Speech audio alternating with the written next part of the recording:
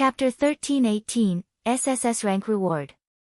When the NPC administrator heard that Shifeng was there to complete his Tier 2 promotion procedures, he retrieved a crystal ball and placed it atop the table.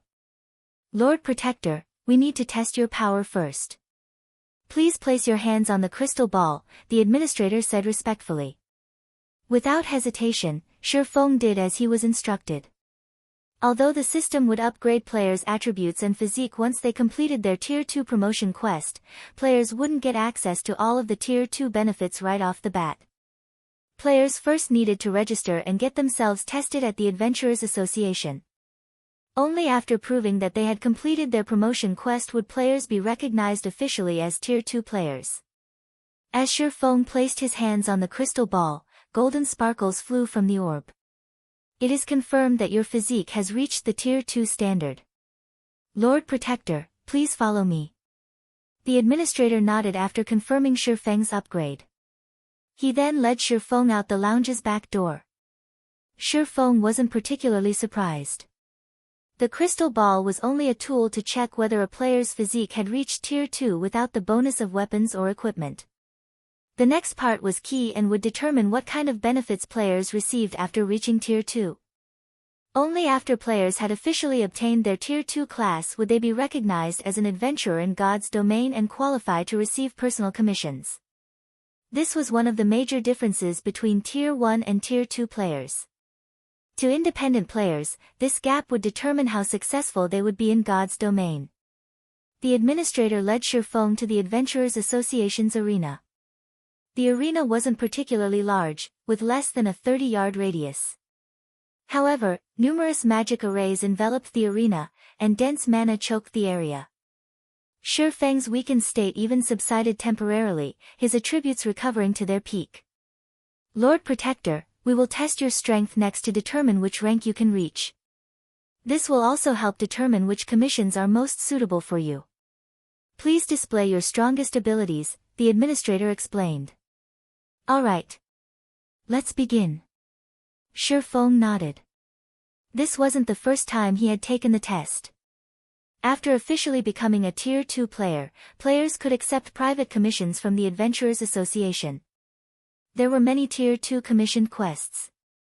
However, players could only accept a limited number of such quests each week. This limit was relative to one's adventurer rank. To put it simply, the stronger one was, the more quests they could accept. They could also accept more difficult quests. The first strength assessment was the most convenient for players when they became high-ranking adventurers.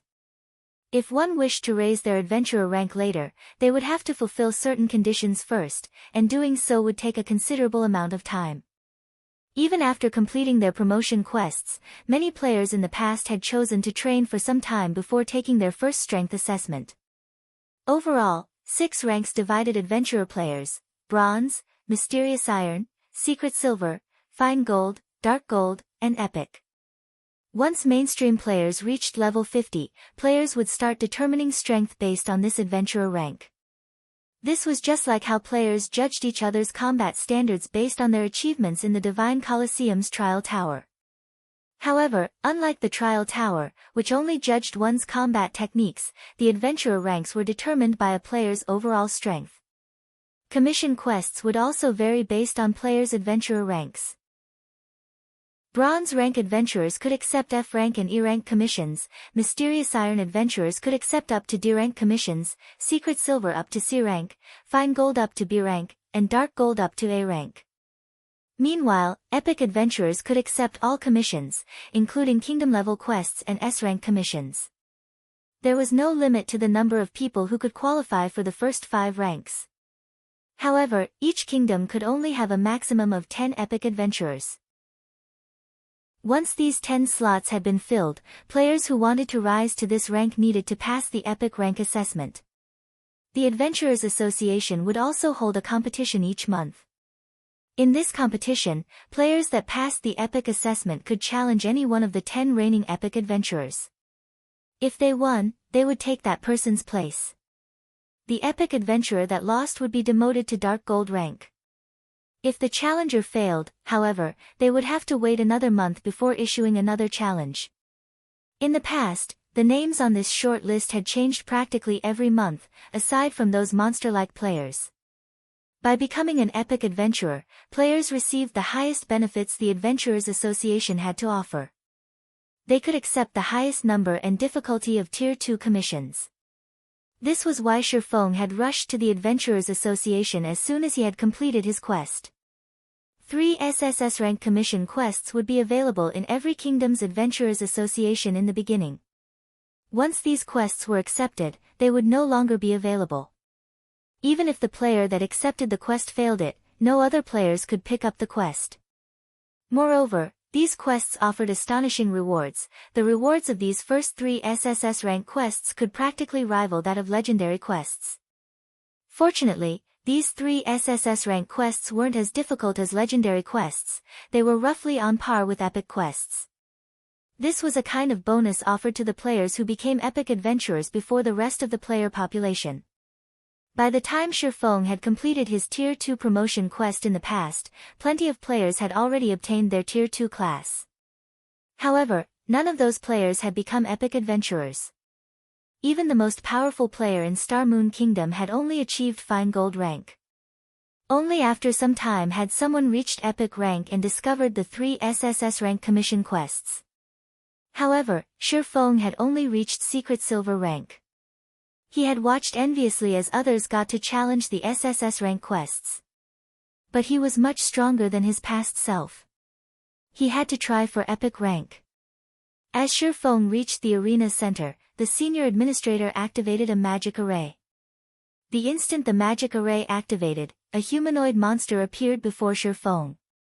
The monster wore pitch-black armor, and through the monster's helmet, Shifeng saw glowing, blood-red eyes staring right at him. Dark Knight, Illusion, Lord. Level 53. HP 2000000/20000000. Lord Protector, you may begin, the administrator said. As a Tier 2 strength assessment, Shifeng needed to be capable of taking down a Tier 2 monster at the very least. If he couldn't even kill a Tier 2 monster, he would not qualify to become a Tier 2 class. As soon as the administrator finished speaking, Shifeng took a step forward and vanished. Void steps. Compared to Shifeng's previous status as a Tier 1 player, his physique was terrifying. In the blink of an eye, he had crossed a distance of 20 yards and appeared beside the Dark Knight, the abyssal blade in his hand lightly slicing at the monster. Shadow Blade. Before the Dark Knight could defend itself, 9 pitch-black sword lights descended on it. Immediately, the Dark Knight's HP fell rapidly. -11,049. -10,918. -21,849. Suddenly, the Dark Knight lost nearly 1/10 of its HP. Only now did the Dark Knight react and brandished its greatsword at Shifeng. Cross slash. 2 slashes crisscrossed as they flew at Shifeng. However, rather than dodge, Shifeng countered the attack with a simple swing with Killing Ray. Boom! Shifeng instantly sliced apart the Dark Knight's cross slash. The swordsman's momentum didn't slow in the slightest as it struck the Dark Knight's helmet. The strike forced the monster to retreat by 3 steps. The difference between the opponent's strength was obvious. There was simply no comparison. In less than 30 seconds, the Dark Knight transformed into particles of black light and disappeared. From beginning to end, it hadn't even been able to counterattack. Congratulations, Lord Protector. You have passed the bronze rank assessment and officially become a Tier 2 sword master. Do you wish to continue the strength assessment? The NPC administrator congratulated. Continue. Shifeng roared. Chapter 1319, Epic Adventurer.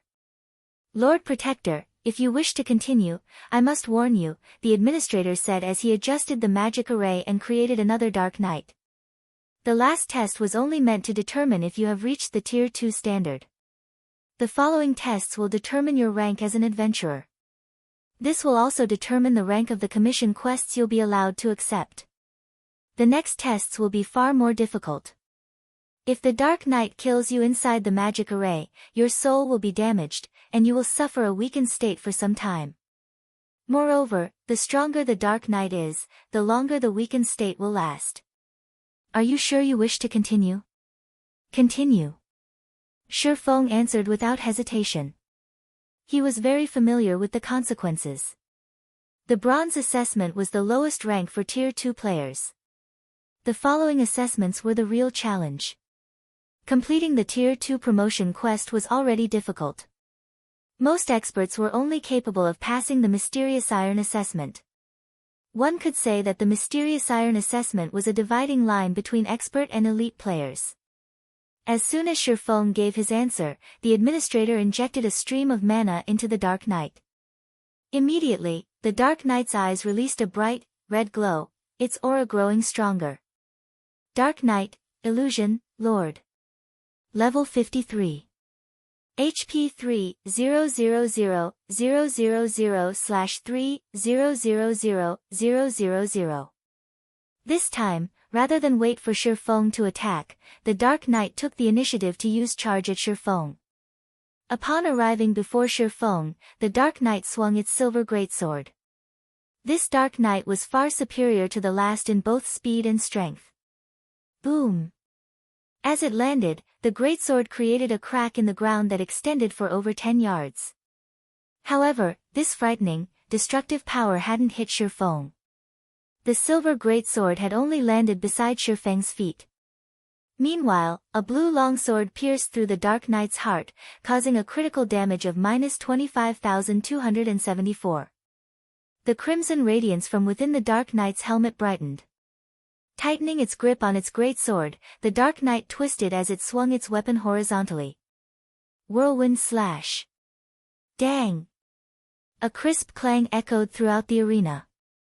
The abyssal blade had stopped the silver greatsword in its tracks, holding it away from Shifeng.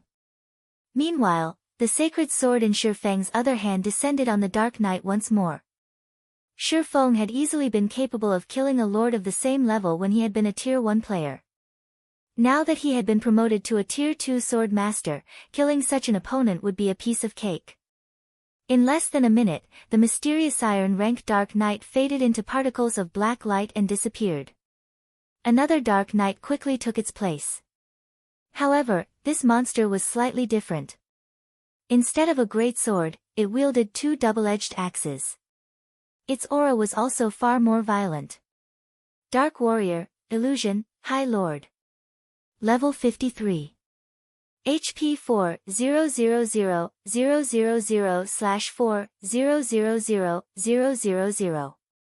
Lord Protector, do you wish to continue? The administrator asked again. Continue. Shifeng nodded. He was very familiar with the Dark Warrior before him. When he had become a Tier 2 player in his previous life, he had faced this Dark Warrior during his first assessment. Afterward, he had spent a lot of time and effort to improve his weapons, equipment, and techniques before he had defeated the Dark Warrior and became a secret silver adventurer. As Shifeng declared his intent, the Dark Warrior roared and dashed towards Shifeng like a wild beast. When only 10 yards separated the two combatants, the Dark Warrior threw one of its axes at Shifeng.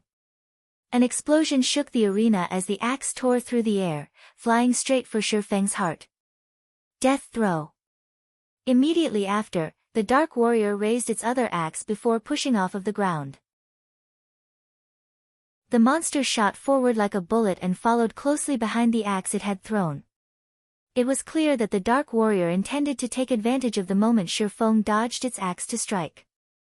In terms of combat techniques, the Dark Warrior was undoubtedly stronger than the prior Dark Knights.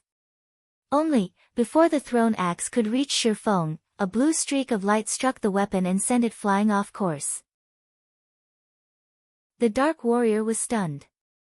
Shifeng then used his abyssal blade to block the Dark Warrior's axe. Meanwhile, with Killing Ray now unoccupied, Shifeng lightly slashed the sacred sword across the monster's massive form, leaving behind one deep furrow after another on the latter's armor. This, the senior administrator, who watched quietly from a safe position, was stunned. He hadn't been surprised to see Shifeng overwhelm the Lord-ranked Dark Knights with his strength. However, Shi Feng achieved the same feat against a High Lord of the same level. To Shi Feng, however, this was only a matter of course.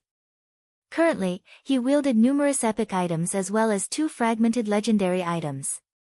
He also had the Blade Saint class, one of the 10 great saint classes.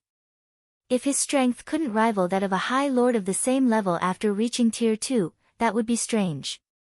According to Shi Feng's estimates, his current strength and speed should be equal, if not close, to a great lord of the same level. Even without using his skills, he could easily deal with a High Lord of the same level. Only, it would take some time to finish off his opponent. After a minute and a half, without suspense, Shi Feng defeated the Dark Warrior. Then, the fine gold-ranked Dark Warrior appeared. It was similarly a High Lord, though it possessed a few more skills than the secret silver-ranked Dark Warrior. Its basic attributes were also slightly superior, and its combat standards could rival a player who had reached the Trial Tower's 5th floor. It also had 5 million HP.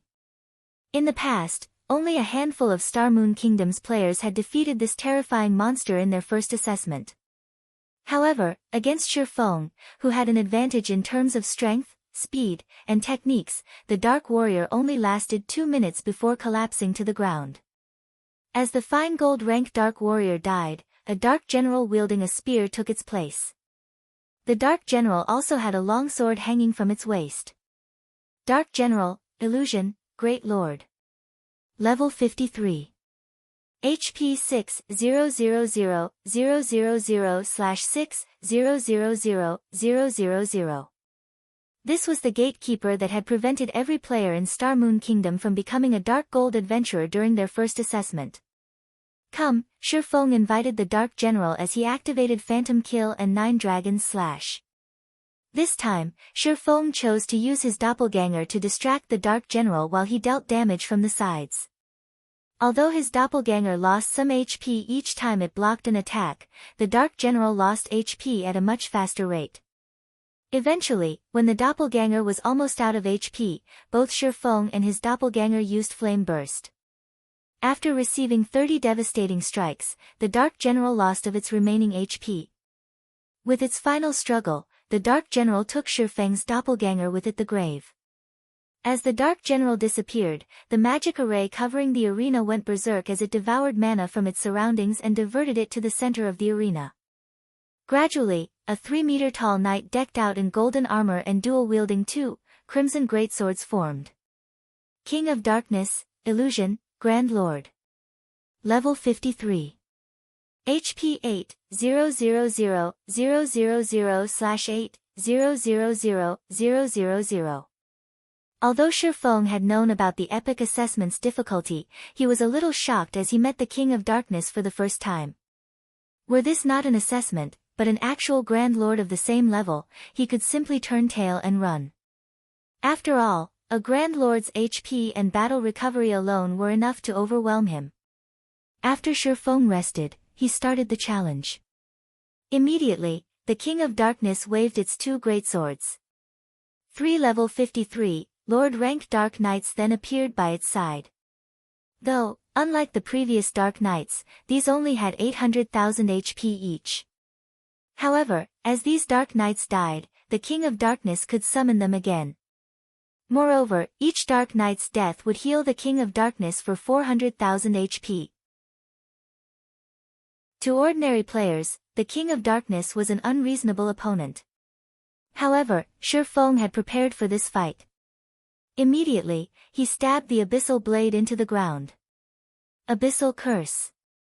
Suddenly, the ground transformed into a dark swamp that trapped the King of Darkness and the Dark Knights. But contrary to Shi Feng's expectation, Abyssal Curse hadn't decreased the King of Darkness's attributes. Shi Feng no longer held back as he activated Heavenly Dragon's power.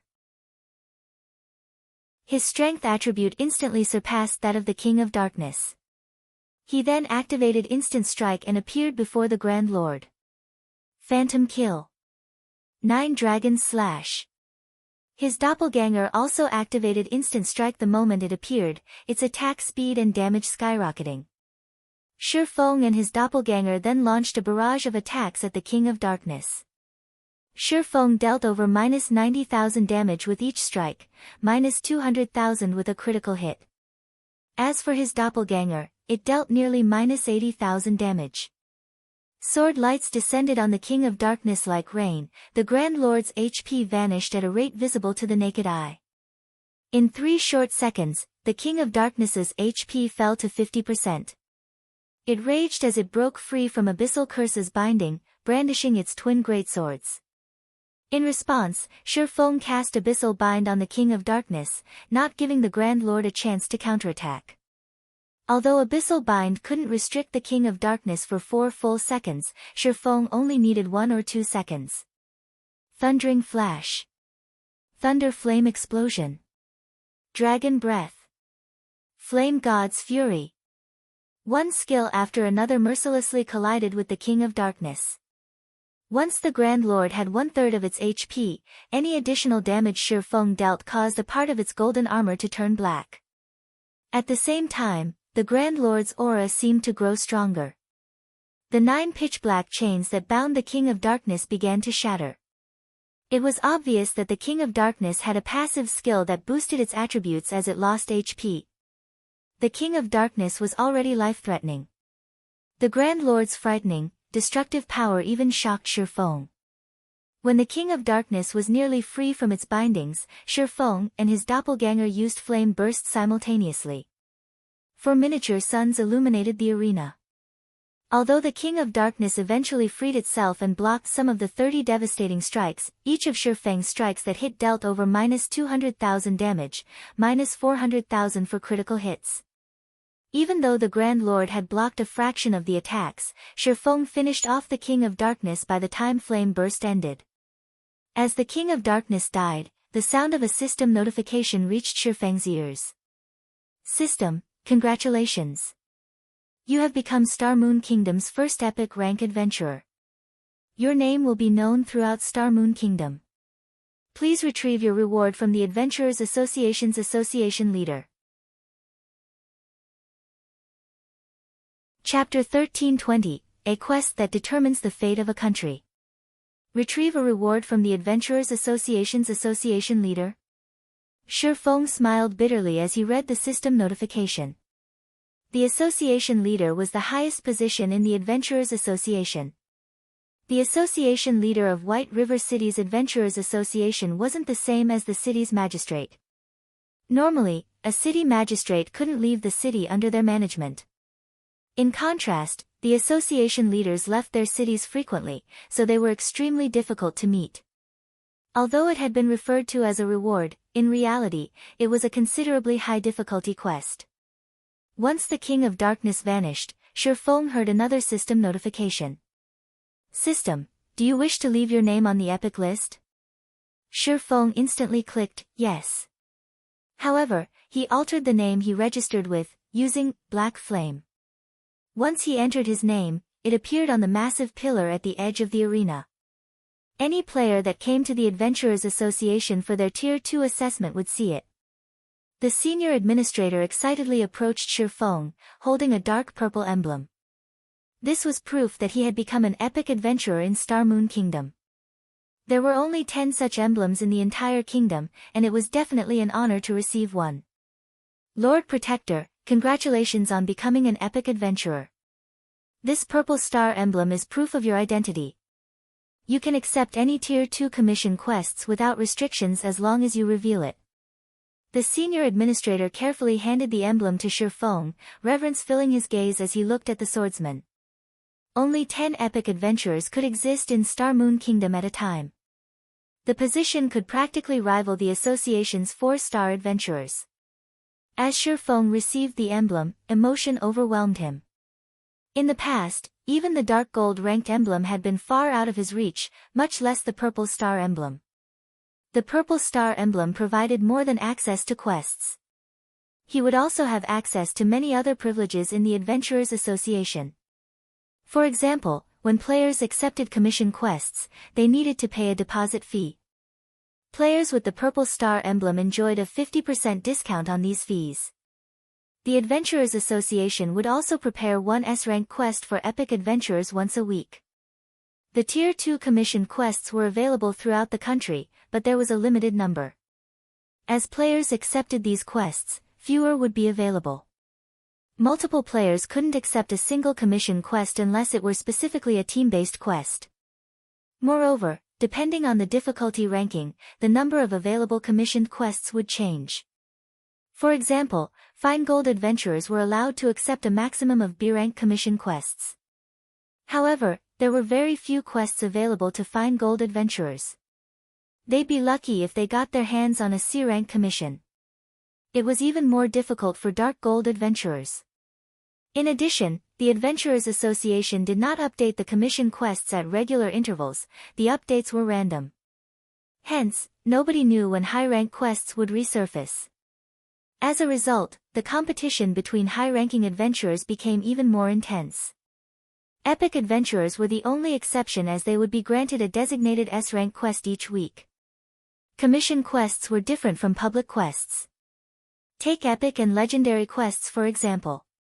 If the players who accepted these quests failed to complete them within the stipulated time frame, they would suffer a severe penalty, but players wouldn't be punished for failing the Adventurers Association's commission quests.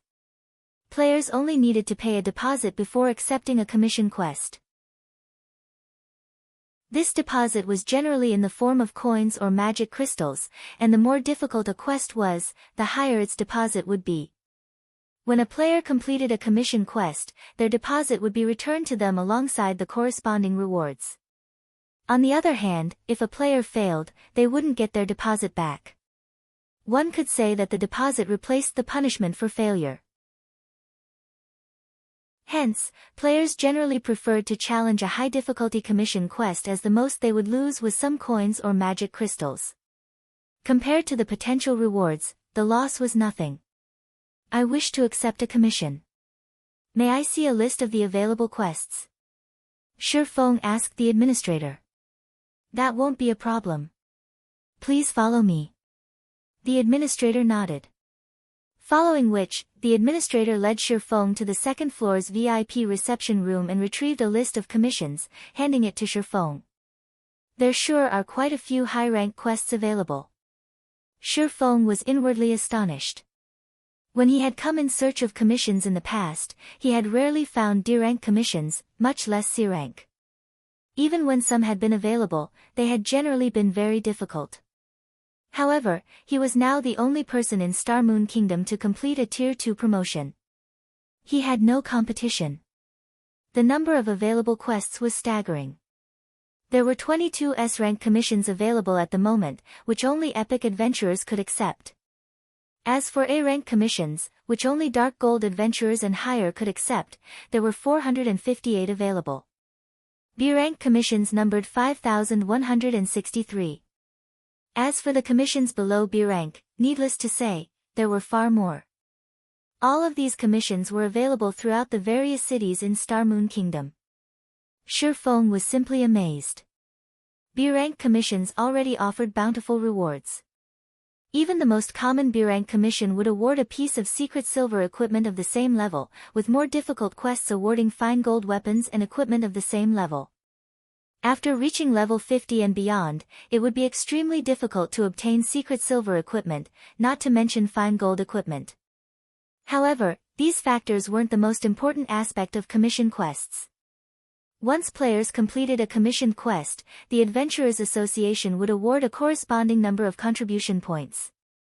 Although players could exchange these points for weapons and equipment, players could also purchase valuable Tier 2 skill books. When players reached Tier 2 in God's domain, they would no longer be able to learn basic Tier 2 skills from their class instructors as they had during Tier 1. Normally, players could only obtain Tier 2 skills by completing quests or from loot and treasure chests. One of the most frequently used methods to obtain Tier 2 skill books was through the Adventurers Association. Tier 2 skills were much stronger than Tier 1 skills. Whenever Tier 2 players obtained a Tier 2 skill or upgrading their Tier 1 skill to Tier 2, their combat power would increase significantly. Many players had rushed to the Adventurers Association to compete for commission quests every day in the past. As the game progressed, the Adventurers Association would become even more popular. Sure enough, these 3 quests are still the available SSS-ranked commissions. Shurfeng quickly located the 3 most difficult quests available throughout Star Moon Kingdom. Normally, S-rank commissions were considered kingdom-level quests. In other words, success and failure could affect an entire kingdom. Needless to say, these were incredibly difficult quests. Only powerful epic adventurers could hope to challenge them. SS-rank quests were obviously more important than S-rank. Normally, these quests could affect 2 or 3 kingdoms or an empire. SSS-rank commissions could determine a country's rise or fall. Normally, encountering such a quest heavily relied on luck. Now, however, 3 of these quests were available, and they were Revenge of the Fallen, Undead Resurrection, and Ancient Orc Empire. These 3 quests had been very well known in Star Moon Kingdom in the past. However, not a single player had completed any of these quests. It had been one of the Star Moon Kingdom's regrets, as any one of these quests could lift the kingdom to prominence. In the past, there had been a country called the Golden Sands Kingdom. Due to the kingdom's epic adventurers completing the first 3 SSS-rank commissions the system offered, the kingdom had grown to become the Golden Sands Empire. Not only had the kingdom annexed its 2 neighbors during its promotion, but it also grew to occupy several massive, neutral maps. This incident had shocked God's domain. Nobody had ever thought that epic adventurers had that kind of ability. Of course, those epic adventurers had only completed the SSS-rank commissions due to them being as difficult as upper-rank epic quests. One of the reasons that Shurfeng wanted to become an epic adventurer so quickly in this life was that he wanted to promote Star Moon Kingdom to Star Moon Empire. Chapter 1321, National Weapon. The 3 SSS-rank commissions were crucial to Star Moon Kingdom's upgrade.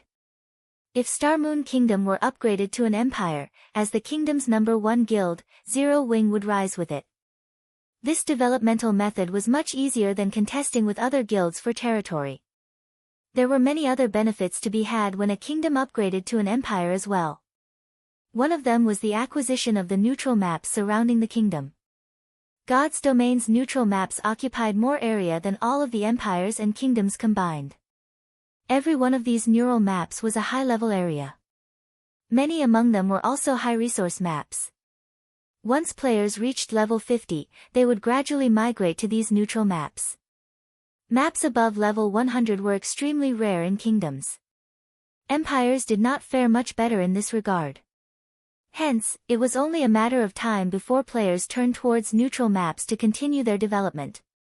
Meanwhile, when a kingdom upgraded, it would annex these maps, and the new empire would claim the areas. It would then become much easier to level in these maps due to the NPC cities that would emerge. In the past, every NPC city constructed in a neutral map had a minimum player population of 3 million. Among them, the NPC city in the Shallow Hills, one of the neutral maps the Golden Sands Empire had claimed, had reached a player population of over 10 million during its peak.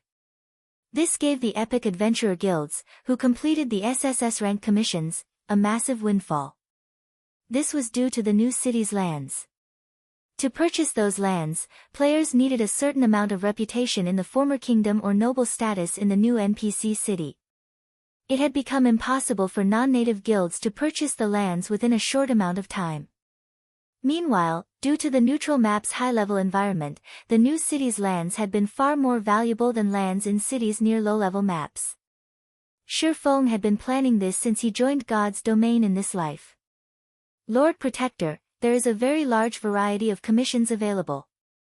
If you are unsure of which to choose, I can offer a recommendation based on your preference and requirements, the senior administrator suggested after Shurfeng's long moment of silence. Thanks for the offer, but I've made my decision. I'll choose the Ancient Orc Empire, Shurfeng said as he pointed to the quest name on the list. Although Star Moon Kingdom's past players had known about the 3 SSS-rank commission quests, no one had known about the quest's contents aside from the player who accepted them. After carefully reading through the quest's contents, Shurfeng concluded that the Ancient Orc Empire was the easiest among the 3. Based on his current abilities, completing the other 2 would be impossible. Revenge of the Fallen required him to kill 5 Fallens that hid within Star Moon Kingdom. The Fallen within Star Moon Kingdom would not be as easy to deal with as Baron Woka. The system wouldn't suppress them. A Fallen at its peak had the strength to destroy an entire city. Moreover, these Fallens hid all over Star Moon Kingdom. Just finding them would be a difficult task. It was no wonder why nobody had completed the commission in the past. Undead resurrection wasn't easy either. He needed to gather 3 extremely rare items, the Book of Undead, the Bone Staff, and the Ancient Contract. Of these items, Shi Feng had only heard of the Book of Undead. However, this item was located in the level 80 neutral map, Slumbering Tomb. It was the gathering place for undead. The Book of the Undead was even guarded by the Tier 4 mythic rank Skeleton King. Shi Feng had no hope of obtaining the book. And he had never heard of the other 2 items before. He did not even know where to start looking for them. That only left the ancient Orc Empire. Once, the powerful Orc Empire had its imperial capital in the level 75 neutral map, Morning Battlefield, which was situated between Star Moon Kingdom and Purple Thorns Kingdom. However, after countless wars, the imperial capital had become a battlefield. Powerful orcs currently gathered in the ruins, hoping to restore the glory they once enjoyed and conquer the several surrounding kingdoms. These orcs had been a thorn in these kingdoms' sides for a long time now. The ancient Orc Empire Commission's task was to destroy the alliance between the various orc tribes. In order to destroy this alliance, Shi Feng was required to locate the Orc Empire's founding emperor's weapon, the Disintegration Axe, and prevent it from falling into orc hands. If the orcs got their hands on this weapon, they would be able to gather the orcs scattered across God's domain. If they succeeded, God's domain's various kingdoms and empires would be in trouble. Fortunately, the Disintegration Axe had been very famous in the past. Shi Feng knew the weapon's whereabouts. Otherwise, he would have been forced to choose the Undead Resurrection Commission instead. Lord Protector, this commission will require a 6,000 gold deposit. However, as you are an epic adventurer, you are only required to pay half. Are you sure you wish to accept this commission? The senior administrator asked. Shi Feng handed 3,000 gold over without hesitation. As a result, however, he was almost broke. Although Stone Forest Town had earned quite a lot of money while he had been busy, most of that money had been reinvested in the town and guild's development. Part of the money had also been used to purchase diamond wood. There wasn't much left. He also needed to save funds for his future city's development and construct the 4 Towers of Elements. After his rampant slaughter of demonic beasts in the moon god space, Shi Feng had a total of 989 7 luminary shards. Although he had wanted to grind a little more, as he obtained more shards, their drop rate decreased. Fortunately, he had enough to synthesize 40 units of 7 luminaries crystals and construct the 4 Towers of Elements. Once the towers had been constructed, his city would be safe from players. However, constructing a high-end building like the 4 Towers of Elements cost an astronomical number of coins. Based on Shi Feng's initial estimates, the other materials alone would cost around 90,000 gold. Once Shi Feng accepted the commission and was about to return to the Candlelight trading firm, Blackie contacted him. Has something happened? Shi Feng asked when he saw Blackie's grim expression. Guild leader, we lost again, Blackie replied quietly. What? Even Aqua and Summer were defeated? Shi Feng was slightly stunned. He had sent Aqua Rose and the others to the battle arena. He had a very clear understanding of Aqua Rose and Alluring Summer's strengths. Both were fully geared in top-tier equipment. In addition, not only were they refinement realm experts, but the 2 women had also grasped a portion of the secret spellcasting technique. With their strength, no one throughout Star Moon Kingdom should be their match. Only the superpowers peak experts should be able to offer a challenge. Restoring Zero Wing's reputation should be a piece of cake for them. Well, no. The other side suddenly asked to change the rules of the competition and is now seeking to melee combat. Skills, spells, and tools are not permitted. So, only Kola, Shadow Sword, and Flying Shadow were able to fight. However, all three were defeated. That evil fire kid still hasn't made a move either, Blackie explained. Currently, the people in the battle arena are starting to badmouth us, saying that Zero Wing doesn't have any capable experts. Many guilds have sent spies to rub salt in our wounds. If we don't stop those guys now, the prestige we've worked so hard to gain will most likely. Guild leader, what I'm trying to say is that we should send in Big Sis Fire. She can definitely defeat those punks. This is interesting. Even Cola and Flying Shadow's techniques were no match for them. Shi Feng's lips curled up, his interest in Evil Fire growing. First, Evil Fire had challenged him, the guild leader of Zero Wing, publicly. He then went to Stone Forest Town a day before the competition to make a name for himself. With this, Shi Feng would have no choice but to accept Evil Fire's challenge. Guild leader, should I ask Big Sis Fire for help? Blackie asked anxiously. Fire Dance had been busy dealing with important guild affairs. Moreover, Shi Feng had already stated that without his permission, nobody was to disturb Fire Dance. However, they had no choice but to involve Fire Dance, the number 2 melee expert in Zero Wing, to teach those challengers a lesson now that trouble was knocking on their door. Unfortunately, involving Shi Feng wasn't an option. If their guild leader fought a bunch of nameless challengers, it would humiliate Zero Wing and its members. After all, Zero Wing was no longer some small, upstart guild. It was Star Moon Kingdom's number 1 guild. No. I'll make a trip myself. Shi Feng smiled as he shook his head. Chapter 1322, Unlocking a New Function. Stone Forest Town. When Shi Feng stepped out of the guild residence, the sight before him was foreign. Rows of 1- and 2-story houses had stood before the guild residence previously. Now, various virtual shops occupied both sides of the street. There were also advanced hotels, restaurants, bars, and other establishments. The street was now as busy as White River City's most popular areas. There was no lack of expert players that had exceeded level 40. Some players even roamed the street atop mounts. Aside from adventurer players, quite a few lifestyle players chatted merrily on the street. Many wandering merchant NPCs hawked their wares from temporary stalls along the main street. The NPC traffic was just as shocking as the number of players. The lively scene made Stone Forest Town look like a city rather than a town. Shi Feng was surprised. After just a few days, Stone Forest Town had undergone such a massive transformation.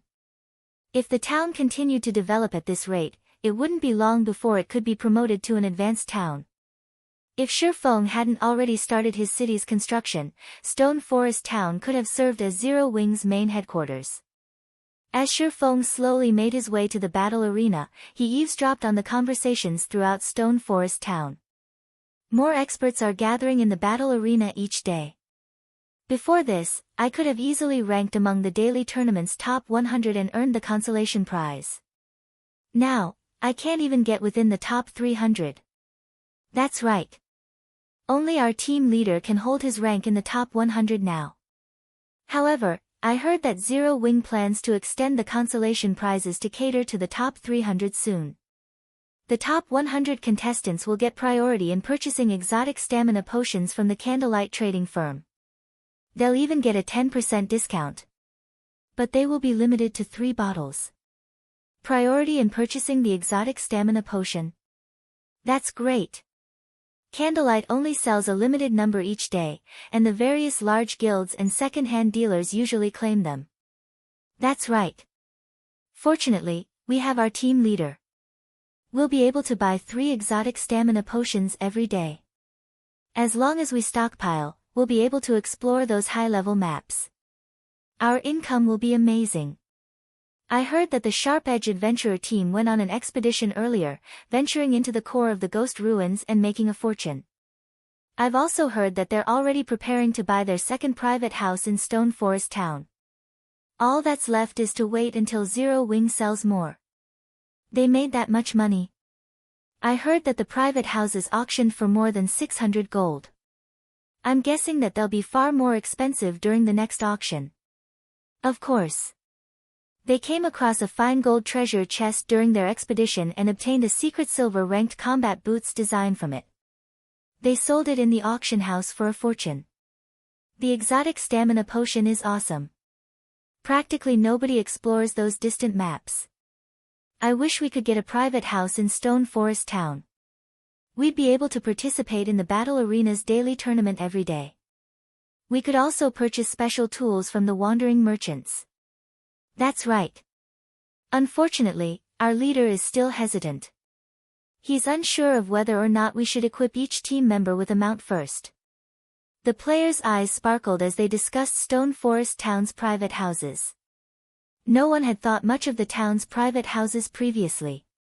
After all, there were transport carriages that traveled to and from other NPC towns, saving them plenty of time. However, these players realized that there was a world of difference between the teams that owned a private house and those that did not. Not only could the teams that owned private houses send their strongest expert to the battle arena, but they could also purchase various items from the wandering merchants when the NPCs restocked. Most importantly, team members could accumulate the double EXP buff. They also had the option of using their private houses as warehouses. It seems people are starting to realize the benefits of private houses. However, this is only the beginning. Shi Feng's confidence in his plans grew as he listened to the public's growing interest in Stone Forest Town's private houses. In reality, private houses offered more than just easy teleportation for their owners. Their companions could also utilize this function. Unfortunately, only a small number of players could teleport at a time. Moreover, the cooldown between each teleport was considerably long. In addition, private houses needed to reach a certain rank before this function would be available. To put it simply, private houses could be upgraded like guild residences, private rooms and shops. In fact, player-constructed private houses were much easier to upgrade. It simply depended on whether or not the house's town had reached the required standard to unlock the group teleportation function. This was also why players preferred to purchase private houses in large guilds, towns and cities. First, it granted them some security. Players wouldn't have to worry about other guilds invading and capturing the town. Second, large guilds' towns tended to develop quickly. This, in turn, meant that the private houses could be upgraded very quickly. Currently, Stone Forest Town was an intermediate town. Owners could already upgrade their private houses. Unfortunately, the town had yet to unlock the group teleportation function. Two conditions needed to be met to unlock this function. The first condition was a player population of over 300,000. For Stone Forest Town, meeting this requirement was a piece of cake. The second condition was the town's security. This condition was a little more complex. The town needed a sufficient number of defensive structures and a certain quality of the NPCs guarding the town. Once these conditions were met, the town would unlock the group teleportation function. Stone Forest Town had already met the requirement for defensive structures. The only problem remaining was the quality of the NPC guards.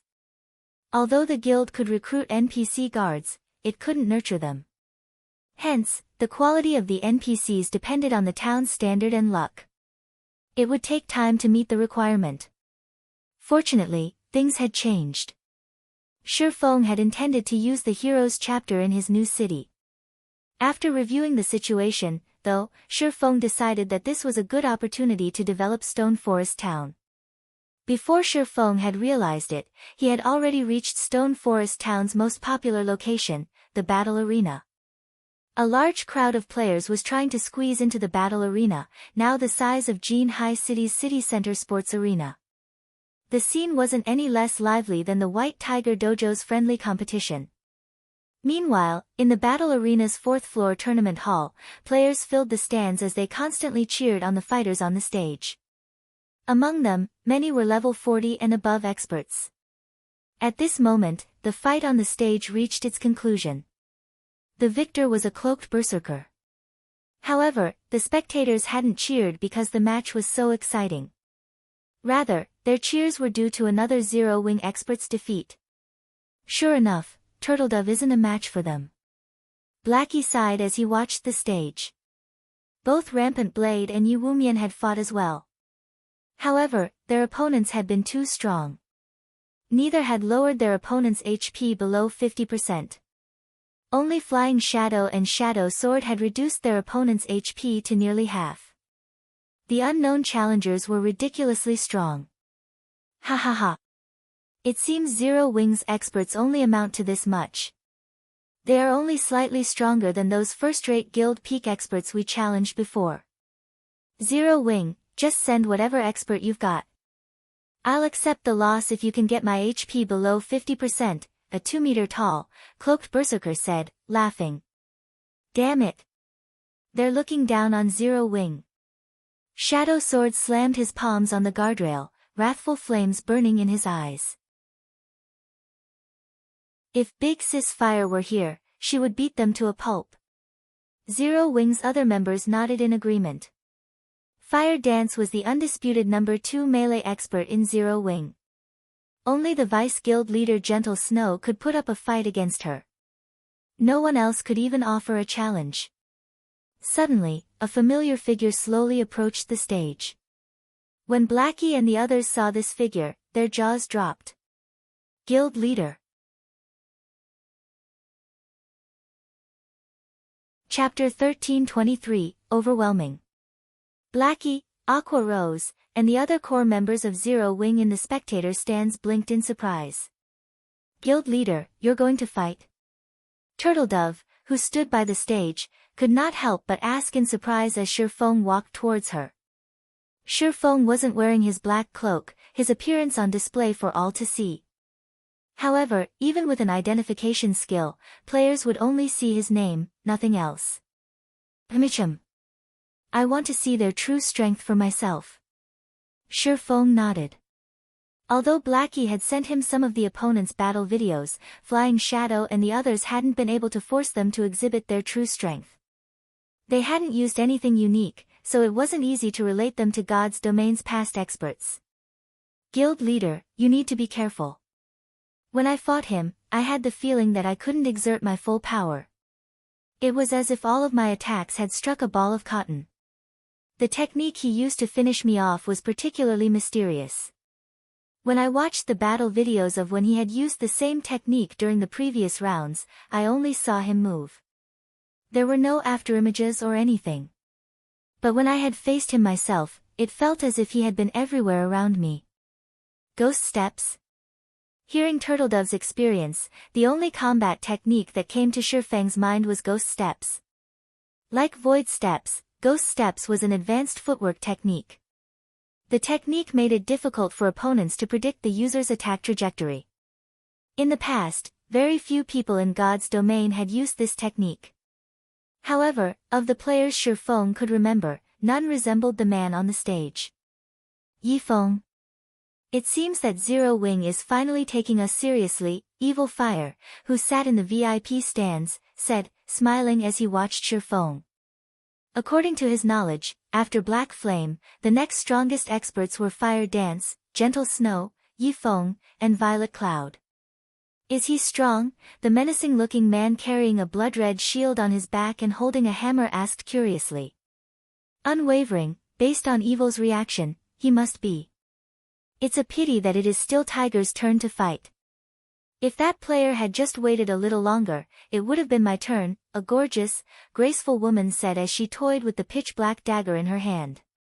The woman wore the Light of Darkness set equipment, a level 45 dark gold set equipment for assassins. Sighing, she continued, watching from the sidelines is really boring. Flowers right. We shouldn't have agreed to such long intervals. Thanks to that, Tiger's getting all the good fights. The other group members nodded in agreement. They were fully aware of how strong the Berserker, Mighty Tiger, was. He was already level 44. He could easily rank among the top 10 on an Empire's ranking list.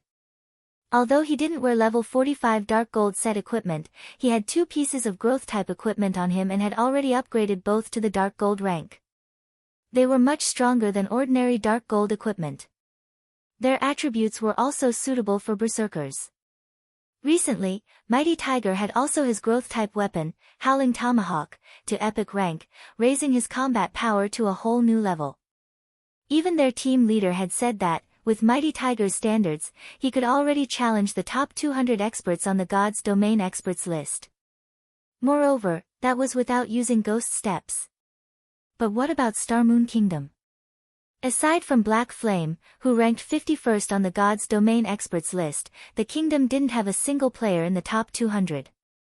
If anything, only Fire Dance, who had risen to the 215th position in the latest update, was worth their attention. As long as Tiger defeats Yifeng, we just need to defeat Fire Dance or Gentle Snow. After that, I doubt that Black Flame will be able to just stand by. He'll be forced to accept your challenge tomorrow, Evil. Unwavering Hand said as he shifted his gaze to Aqua Rose and the other Zero Wing Corps members. Evil, make sure to give it your all. The leader has a very favorable view of you. You will be representing our adventurer team in its debut fight. You can't lose. Big Brother Unwavering, I thought you were aware of my abilities. Just sit back and enjoy the fight tomorrow, Evil Fire said, smiling. He paid no attention whatsoever to Black Flame's title of Sword King. He only had one goal, to rank among the top 10 on the God's Domain experts list. Meanwhile, an uproar shook the spectators' stands. Crap, isn't that Yifeng, Zero Wing's honorary elder? After losing so many matches, it seems Zero Wing had finally decided to get serious. That Berserker's winning streak will come to an end. That's not certain. The previous Zero Wing experts were defeated so easily. Although the rumors about Yifeng's feats are impressive, that doesn't mean he can defeat that Berserker. That's right. None of Zero Wing's experts could reduce the Berserker's HP to below 50%. This is also a melee battle, they can't use any skills, spells, or tools. This shows how high the Berserker's combat standards are. Even if he is going up against Yifeng, I'm willing to bet that he has more than a 60% chance of winning. If anything, I don't think anyone but Black Flame and Fire Dance can put up a fight. I guess that's true. Although the rumors about Yifeng say that he is very powerful, his battle records are old. Now that everyone's been playing God's Domain for so long, their combat standards have improved significantly. I don't think that Yifeng can win that easily. The audience discussed the upcoming fight heatedly. Meanwhile, members of the various large guilds were eager to watch the fight. They hoped to watch Zero Wing humiliate itself. Meanwhile, on the stage, Mighty Tiger glared at Shifeng. He asked, "What? You want to be my opponent?" "That's right," Shifeng answered calmly, nodding. "The previous fights were over before I could even warm up. They were boring. Hopefully, you don't disappoint me as well." Mighty Tiger laughed as he glanced at Flying Shadow and the others, who sat in the spectator stands. He had gained some insight about Shifeng from Evil Fire. Rumored to be as strong as Fire Dance, who was ranked 215th on the God's Domain experts list, he should serve as a decent opponent. Flying Shadow and his companions gritted their teeth when they heard Mighty Tiger's comment. However, they couldn't do anything about it. Despite having the advantage in terms of basic attributes, they had been defeated. This proved that Mighty Tiger's combat techniques were superior to theirs. "How do you want to set the rules of the match?" Shifeng asked calmly, unperturbed by Mighty Tiger's provocation. "Same as before. No spells, skills, or tools are allowed. We'll compete using only our techniques." Mighty Tiger set the duel's rules and sent Shifeng a duel request. "If you're not used to melee battles, I can only use 70% of my HP against you. You'll win if you take me down to 30%. Hearing Mighty Tiger's terms, the spectators gasped. They hadn't expected Mighty Tiger to be so bold. However, Mighty Tiger earned his arrogance. After all, None of Zero Wing's experts had reduced his HP to below 50%. That's fine. Let's begin, Shifeng said nonchalantly. Once both sides had agreed to the duel, a timer appeared above the stage. 5, 4, 3, 2, 1. Start. Let's see how strong you really are. As the duel began, Mighty Tiger retrieved the two axes from his back and dashed towards Shifeng like a tiger pouncing on its prey. Shifeng could feel the berserker's icy killing intent lock onto him. It was clear that the berserker wasn't like the players who only fought in games. When Mighty Tiger was 10 yards away from Shifeng, his footwork changed.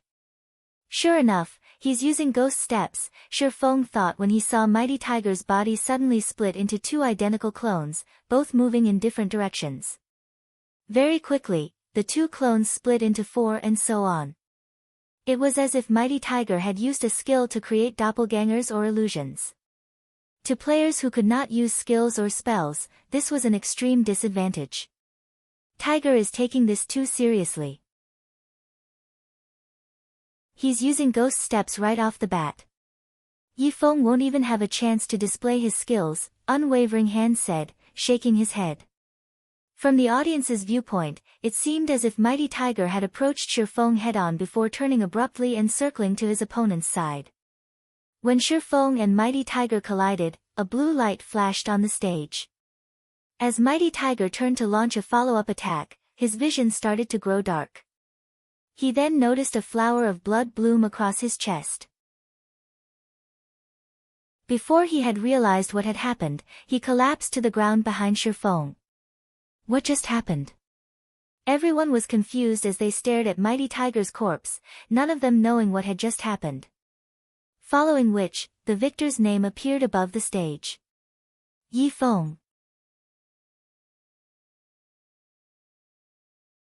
Chapter 1324, Sword God's Weapon. Tiger lost. What just happened? How did Tiger die so quickly? Was Tiger even attacked? He used ghost steps. How could he get hit in a melee battle? Can someone explain to me what just happened? Falling Flower stared at Mighty Tiger's corpse in astonishment from the VIP stands. She was practically shouting as she questioned the companions who sat beside her. From start to end, her eyes hadn't left the stage. She had been focused on the combatants. However, when Mighty Tiger had circled to Shifeng's back and was about to land a blow, he died instead. Just what had Shifeng done during that brief moment? Meanwhile, the players in the spectator stands were even more confused. Mighty Tiger had already been so fast that they couldn't keep up with him. Now, the battle had ended before they could understand what had happened. An act? Is Zero Wing trying to hype up the competition? No, that's not right. Even if this is an act, the system recognized it as an official duel. It won't declare a victor until one of their HPs hits 0. But, how could anyone eliminate over 30,000 of a berserker's HP in an instant? The match confused every spectator, so much so that they had forgotten to cheer. The tournament hall was utterly silent as everyone stared at the stage. What did the guild leader do? Blackie had to ask. With his eyesight, he had barely been able to keep up with Mighty Tiger's movements. He hadn't seen anything when Shifeng had attacked. Is this a Tier 2 class? Aqua Rose was stunned as she looked at Shifeng. Big Sis Aqua, do you know what happened? Flying Shadow asked eagerly. No, I just reacted. When that berserker circled the guild leader, I saw a flash of blue light. The guild leader must have attacked him. It seems that the berserker failed to react in time. After watching the recording in slow motion, I saw guild leader use a standard slash. His attack speed wasn't on par with his instant strike. This speed isn't due to high attack speed. He just used his reaction speed. The guild leader's reaction speed has already surpassed the level that our eyes can keep up with, Aqua Rose explained after giving the matter some thought. The guild leader really is a monster. Realization dawned on Flying Shadow when he heard Aqua Rose's explanation. He had thought that after training arduously for so long, he had shortened the distance between Shifeng and himself. However, the gap had continued to widen. Meanwhile, after the duel, Mighty Tiger resurrected below the stage. When he looked up at Shifeng, fear, respect, and confusion filled his gaze. Rather than bewilderment, he was surprised that Shifeng had seen through his ghost steps. His team leader had told him that even the top 100 experts on the God's Domain experts list wouldn't be able to see through his ghost steps, much less Shifeng, who had never seen the technique before. However, Mighty Tiger couldn't believe that was true. Shifeng must have seen ghost steps many times. Ghost steps was a special technique that combined footwork, killing intent targeting, and aura concealment to create the illusion that enemies surrounded the opponent, while in reality, only one of those enemies was real. It was a combat technique that specialized in dealing with experts. Experts had very sharp senses, and they would often react instinctively. It was an amazing technique. Against an ordinary player, however, the technique's effects would be minimal. Aside from being a peak expert, Shifeng was a Tier 2 sword master. His physique far exceeded Mighty Tiger's. When dealing with abnormal speed, Shifeng only needed to focus, and Mighty Tiger's movements would play in slow motion in his mind. Yet, Mighty Tiger had dared to come within 5 yards of him. The Berserker had been asking for a swift ending. In the end, Shifeng had triggered Killing Ray's lightning effect, which allowed him to kill Mighty Tiger instantly. Who else wants to fight? That boring battle wasn't even a good warm-up, Shifeng quipped, smiling as he glanced at Evil Fire's group. You, Mighty Tiger nearly choked when he heard Shifeng's comment. Unwavering Hand and the others also wore grim expressions, hesitation lingering in their eyes. Shifeng's performance had thoroughly stunned them. Sure enough, the rumors about Yifeng weren't credible in the least. How was this supposed to be an expert on fire dance's level? Yifeng was practically on the same level as Black Flame. He might even be superior to the guild leader. Zero Wing has truly earned its fame. No wonder it became Star Moon Kingdom's mythical guild. Evil Fire's fighting spirit soared as he watched Shifeng. Evil, you need to think this through. If you fight Yifeng, you'll most likely have to expose your trump cards. You'll have a tough time when you head to the Black Dragon Empire to challenge the Dragon Phoenix Pavilion, Unwavering Hand warned his companion. I understand. Don't worry. In any case, I have a match with Black Flame tomorrow. It'll be a fair contest if he knows about my abilities. Evil Fire smiled nonchalantly. He then approached the stage with long strides. Evil Fire wore a suit of black scale armor. He also carried a dark purple greatsword that was as tall as he was. Blue runes decorated the sword's blade. The surrounding mana flowed towards the greatsword automatically, causing arcs of blue electricity to dance around the blade and crackle from time to time. Overall, Evil Fire looked like a demonic beast, his aura pulling an involuntary shiver from the audience. With each step Evil Fire took, his aura grew slightly more intense. The audience felt a heavy pressure weigh down on them. Moreover, he had removed the concealment on his weapon and equipment's glow effect, as well as his level. Level 45? How is this possible? Even the number 1 player on the Black Dragon Empire's ranking list is only level 44 right now. Strong. So strong. No wonder why these people dared to challenge Zero Wing. Zero Wing is in trouble. Why does it feel like I should be running for my life when I look at him? Crap. He has 3 pieces of epic equipment on him. The glow effect on his greatsword looks unique as well. What rank is that weapon? The audience gasped when Evil Fire removed the concealment. Evil Fire's items hadn't only stunned the independent players watching. Blackie and the others from Zero Wing were astonished as well. Evil Fire's equipment could already rival that of Fire Dance and Gentle Snow. Shifeng, however, didn't pay any mind to his opponent's equipment. Rather, the Berserker's dark purple greatsword attracted his attention. Why does he have the Storm Warblade? Shifeng could not help his growing confusion. The Storm Warblade was one of God's domain's 36 famed swords. Moreover, it was a higher rank than the sacred sword, Killing Ray. The two-handed weapon ranked 14th among the 36 famed swords. This great sword had been very famous in the past. The weapon was the reason that the sword god, Celestial Pole, had become so famous. The weapon had made its debut when Celestial Pole had been a Tier 3 player. Celestial Pole had only switched to a different weapon after reaching Tier 6. The fact that Celestial Pole had used the Storm Warblade until Tier 6 showed that the greatsword's attributes were frighteningly high. Yet, now, a player whom Shifeng had never heard of wielded the Storm Warblade. It was baffling. "Do you want a melee battle as well?" Shifeng asked as Evil Fire stepped onto the stage. "No. You are quite strong enough to face me in an official duel," Evil Fire said, shaking his head. Proudly, he continued, "I don't want you to hold back. Otherwise, the battle will end too quickly." Although Shifeng had already displayed overwhelming power, it didn't affect Evil Fire. Evil Fire was still confident that it wasn't possible for him to lose. "Sure." Shifeng then sent Evil Fire a duel request.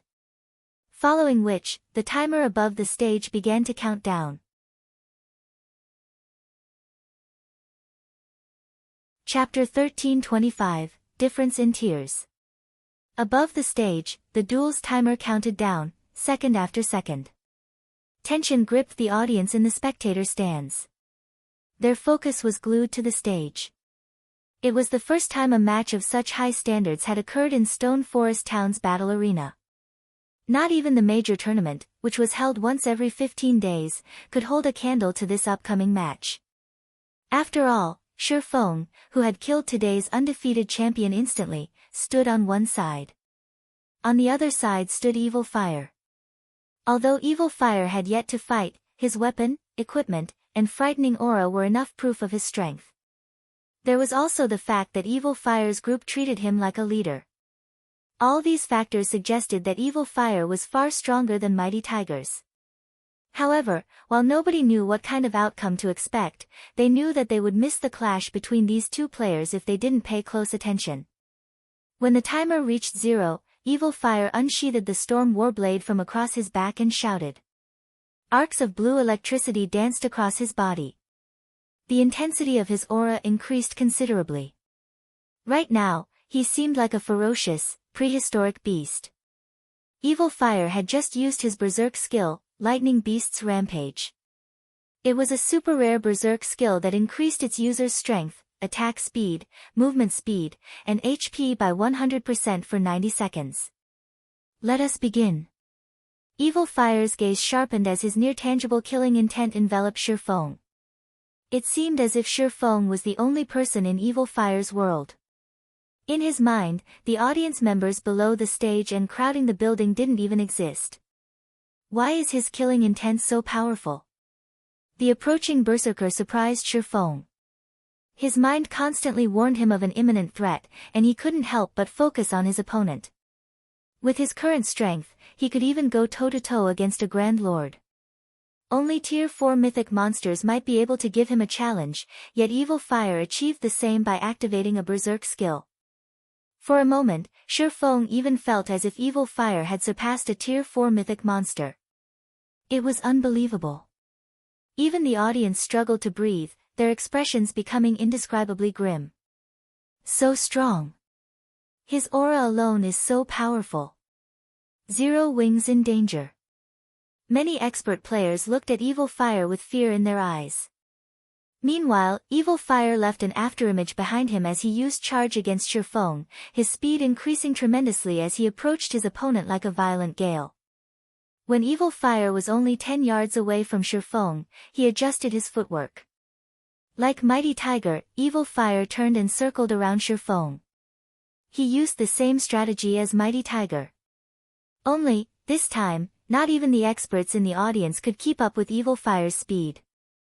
Mighty Tiger, who had returned to the VIP stands, could not help but laugh. Ha ha ha.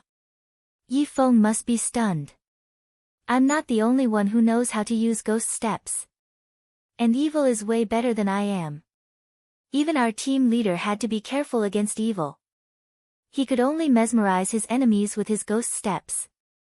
However, Evil Fire's ghost steps could force his opponents to focus on him and nothing else, causing his enemies to make all sorts of mistakes.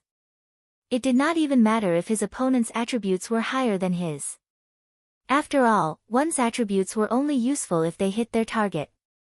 If they couldn't land a hit, all the strength in the world would be useless. Furthermore, Evil Fire had activated his Berserk skill.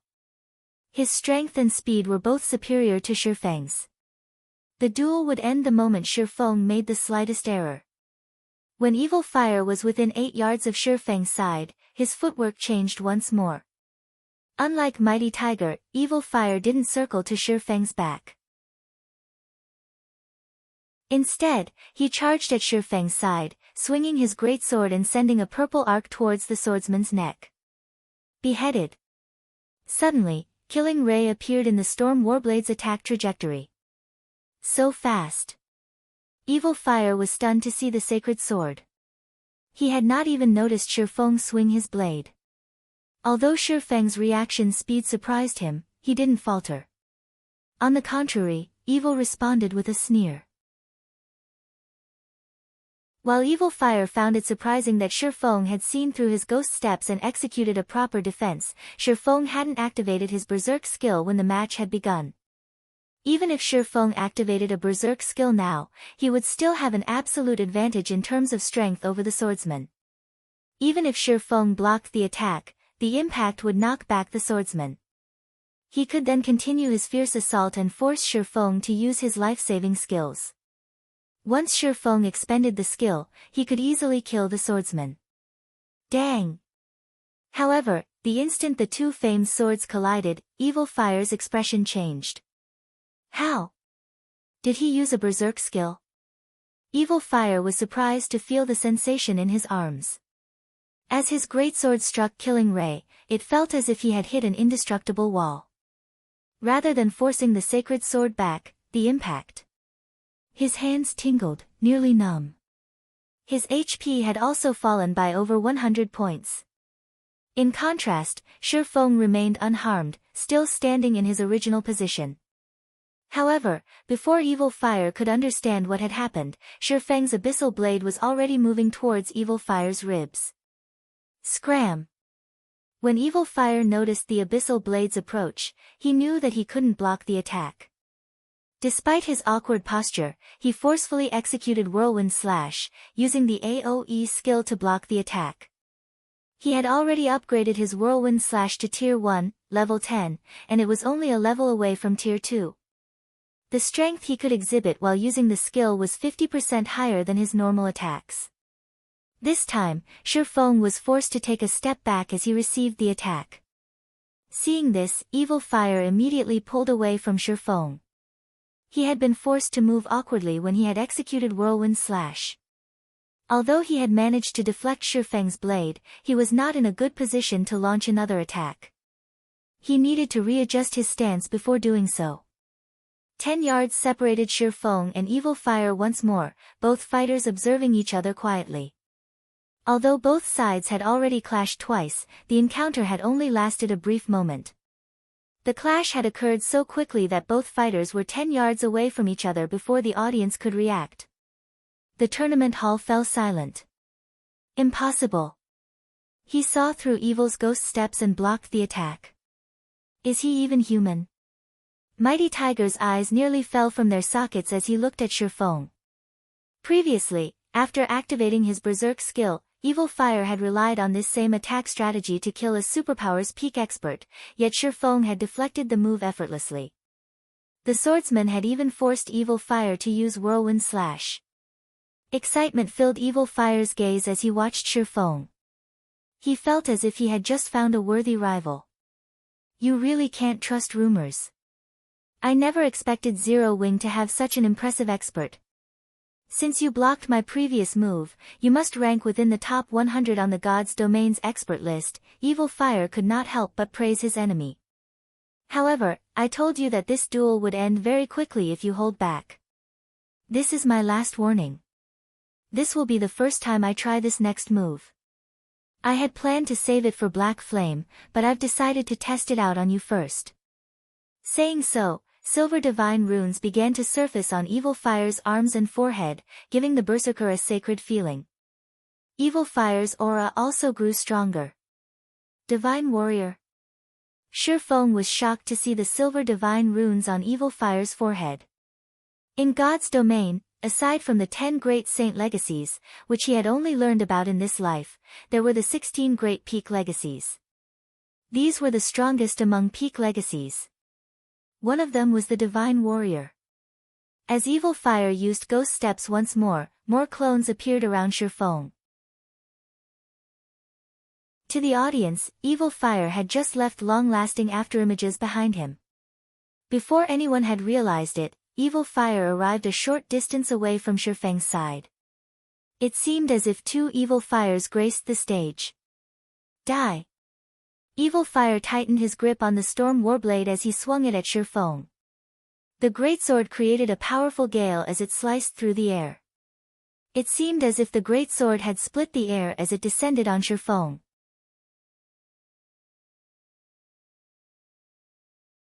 Chapter 1326, A Moment of Splendor. So fast. Although Evil Fire's Ghost Steps hadn't confused Shifeng, Evil Fire moved so fast that he could only catch a glimpse of the berserker's afterimage. In the blink of an eye, Evil Fire had reached his side. While under the effects of twofold berserk, Evil Fire's strength was on par with a great lord. Moreover, he had surpassed an ordinary great lord. As the purple glow descended on him, Shifeng intercepted it with Abyssal Blade. Although Shifeng's attack speed could not outstrip Evil Fire's, his Tier 2 physique gave him godlike reaction speed. Before Evil Fire had begun to swing his greatsword, Shifeng had already started swinging the Abyssal Blade. Parry. When the Storm Warblade collided with the Abyssal Blade, a loud boom shook the tournament hall, the resulting impact scattering the dust on the stage. Suddenly, a figure flew out of the dust cloud and slammed into the ground over 10 yards away. This figure was none other than Shifeng. The Abyssal Blade in Shifeng's hand still vibrated from the impact. Sure enough, he has the strength of a strength-based great lord of the same level, Shifeng thought when he felt his hand numbed. No wonder why he is so confident against me. Meanwhile, the audience members in the spectator stands were stupefied. Is he a monster? What kind of strength is this? Was his strength just as high as Yifeng's? Due to Evil Fire's attack, the air above the stage seemed as if it had split in half. It looked like a cracked mirror. What? He can use twofold berserk as well. Blackie's jaw dropped. Just who are these people? As far as they knew, twofold berserk was Shifeng's trademark move. By activating twofold berserk, he could gain the strength to fight opponents of a higher tier for a short time. Against players without twofold berserk, he had an overwhelming advantage. Throughout Zero Wing, no one, aside from Shifeng and Gentle Snow, could block Evil Fire's attacks. Even Fire Dance was no exception. Blackie found it truly hard to imagine that a group of independent players would not only possess so many skilled fighters, but also have someone in possession of a peak legacy. Not even most first-rate guilds had players with peak legacies. The majority of those guilds' legacies were limited to basic and advanced rank. Yifeng is doomed. Evil's Divine Warrior hidden class is a peak legacy famed for its destructive power. Not only does its legacy berserk skill increase strength, agility, and endurance by 120%, but it also boosts the user's reaction speed and movement speed by 100%. It's one of the strongest berserk skills available. Even if Yifeng has the attributes of a great lord of the same level, this is still a one-sided fight. Falling Flower's words were tinged with admiration as she watched Evil Fire. After their team leader had obtained the Divine Warrior legacy item, everyone in the team had attempted to obtain the legacy. Unfortunately, only Evil Fire had succeeded in the end. As long as players with peak legacies had a little talent, they would qualify to reach the peak of God's domain. Whether or not the player in question succeeded would depend on luck and effort. Once the dust settled on the stage, Evil Fire charged at Shifeng again. However, he didn't use ghost steps this time. Instead, his dash was straightforward, without techniques. He also completely disregarded his defenses. As he reached his opponent, Evil Fire used Cross Slash, which could even injure a Tier 3 Great Lord, against Sure Feng. Against one of the publicly acknowledged strongest peak legacies in God's domain, Sure Feng couldn't be careless. Heavenly Dragon's Power. Suddenly, golden scales covered Sure Feng's body. Dragon's Authority. Suddenly, Sure Feng exuded an aura that froze the space above the stage, creating an eerie silence. The change forced Evil Fire to slow slightly. However, he quickly reacted by activating a control removal skill. Although he couldn't dispel Dragon's Authority suppression, holding it off for 2 or 3 seconds would be enough. With only 8 yards separating the fighters, Evil Fire adjusted his attack method abruptly, changing his Storm Warblade's trajectory. In the next moment, 4 purple arcs flew at Sure Feng. All 4 arches moved at the same pace and targeted Sure Feng's blind spots. This is for extreme slashes. Sure Feng could not help his surprise when he saw this move. The Extreme Slash was Miracle Dragon's trademark move, unavailable to outsiders. Although Evil Fire used the same technique as Miracle Dragon, who could easily execute 6 Extreme Slashes, executing 4 Extreme Slashes was impressive. Sword's Orbit. Dang! Dang! Dang! Sure Feng blocked all 4 slashes perfectly before they were within 5 yards. Stunned, Evil Fire stopped his advance. How is this possible? How is his strength higher than mine? Evil Fire stared at Sure Feng in shock. Not only had his slashes failed to damage Sure Feng, but he had also lost over 800 HP. Although he had more than 150,000 HP in total, the fact that he had lost in a direct confrontation was unbelievable. However, Sure Feng did not intend to give Evil Fire any time to think as the Abyssal Blade soared towards the Berserker's neck. Shadow Blade. Suddenly, 9 shadow weapons appeared around Evil Fire, surrounding him. Each shadow could exert 120% of Sure Feng's strength. The attack was already close to that of a Grand Lord. As Evil Fire realized the precariousness of his situation, his gaze turned serious, and he shouted.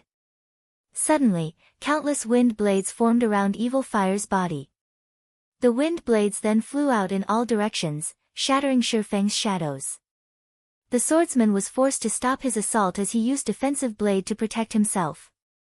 Even so, Defensive Blade's block count was insufficient to stop all of the wind blades. Once the block counts were exhausted, each wind blade dealt around -3,100 damage. In total, Sure Feng had been struck 11 times, his HP decreasing by over 34,000. In the blink of an eye, Sure Feng had lost 1/10 of his HP. Is this the Storm Warblade's Storm Assault?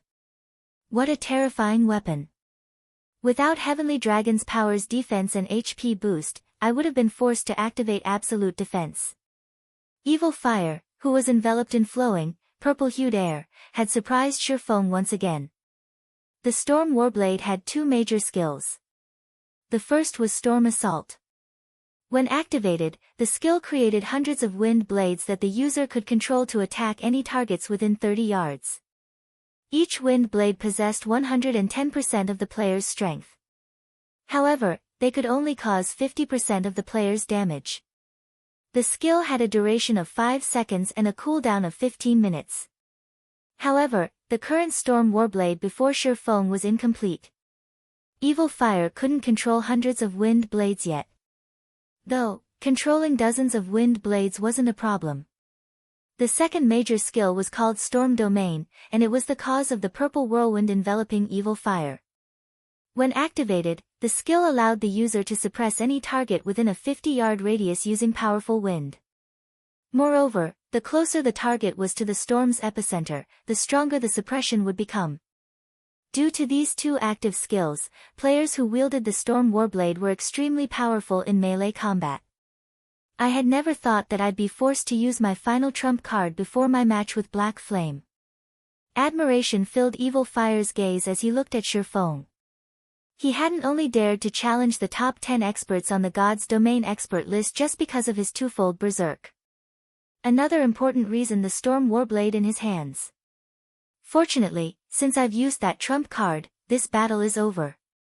Saying so, Evil Fire dashed towards Shifeng and executed 4 extreme slashes yet again. At the same time, over 50 wind blades flew at Shifeng from all directions. However, when Evil Fire was still 12 yards away from Shifeng, the latter vanished and reappeared before Evil Fire. Tier 2 Taboo Skill, Instant Strike. Sword's Orbit. Even with Storm Domain suppression, Shifeng created a beautiful galaxy around him and bombarded Evil Fire with one star after another.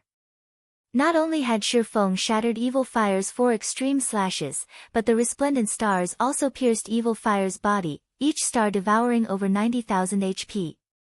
Before Evil Fire could react, his vision darkened and his body collapsed to the ground. The screen above the stage revealed the victor's name. Yifeng.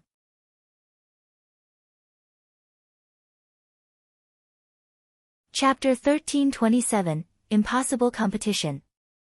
As the system announced the duel's victor, silence fell over the tournament hall, followed by the gasps. What's going on? Hadn't the berserker, Evil Fire, had the advantage? Are those two monsters?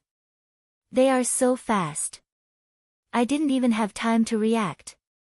Is this a fight between peak experts? The sudden reversal and end of the duel befuddled the ordinary players present. However, some of the experts who had watched the match had a rough understanding of what had happened. Although it was impossible for the naked eye to keep up with Shifeng and Evil Fire's fight, they could watch the recording in slow motion, gaining a clear view of what had occurred. Evil Fire's attributes can definitely rival that of a Tier 3 Great Lord.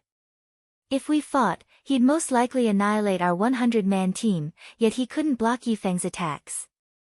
Just how strong is Yifeng? Is Zero Wing a guild of monsters? Unlike ordinary players, expert players could judge a player's strength accurately. Hence, they were aware of how powerful Evil Fire was. The berserker was definitely a peak expert, an existence they looked up to and sought to become. Yet, Yifeng so easily defeated such an expert. The spectating experts even began to wonder if they had made a mistake in their judgment of Evil Fire's strength. Meanwhile, among those present, no one was more excited about the outcome than Zero Wing's members. Zero Wing's members looked at Shifeng with reverence. The guild's many consecutive losses had frustrated them. However, they hadn't been able to do anything about it. After all, the fighters they had dispatched were guild experts. If not even the guild experts were a match for Evil Fire's group, then what hope did the elite and normal members have? However, as soon as Shifeng had ascended to the stage, he had turned the situation around. First, he had killed Mighty Tiger, today's reigning champion, in a single move. Then, he destroyed a monster like Evil Fire in the blink of an eye. Zero Wing's members were both stunned and exhilarated. Meanwhile, the other guild's members, who had bad-mouthed Zero Wing, had fallen mute. Just who is this guy?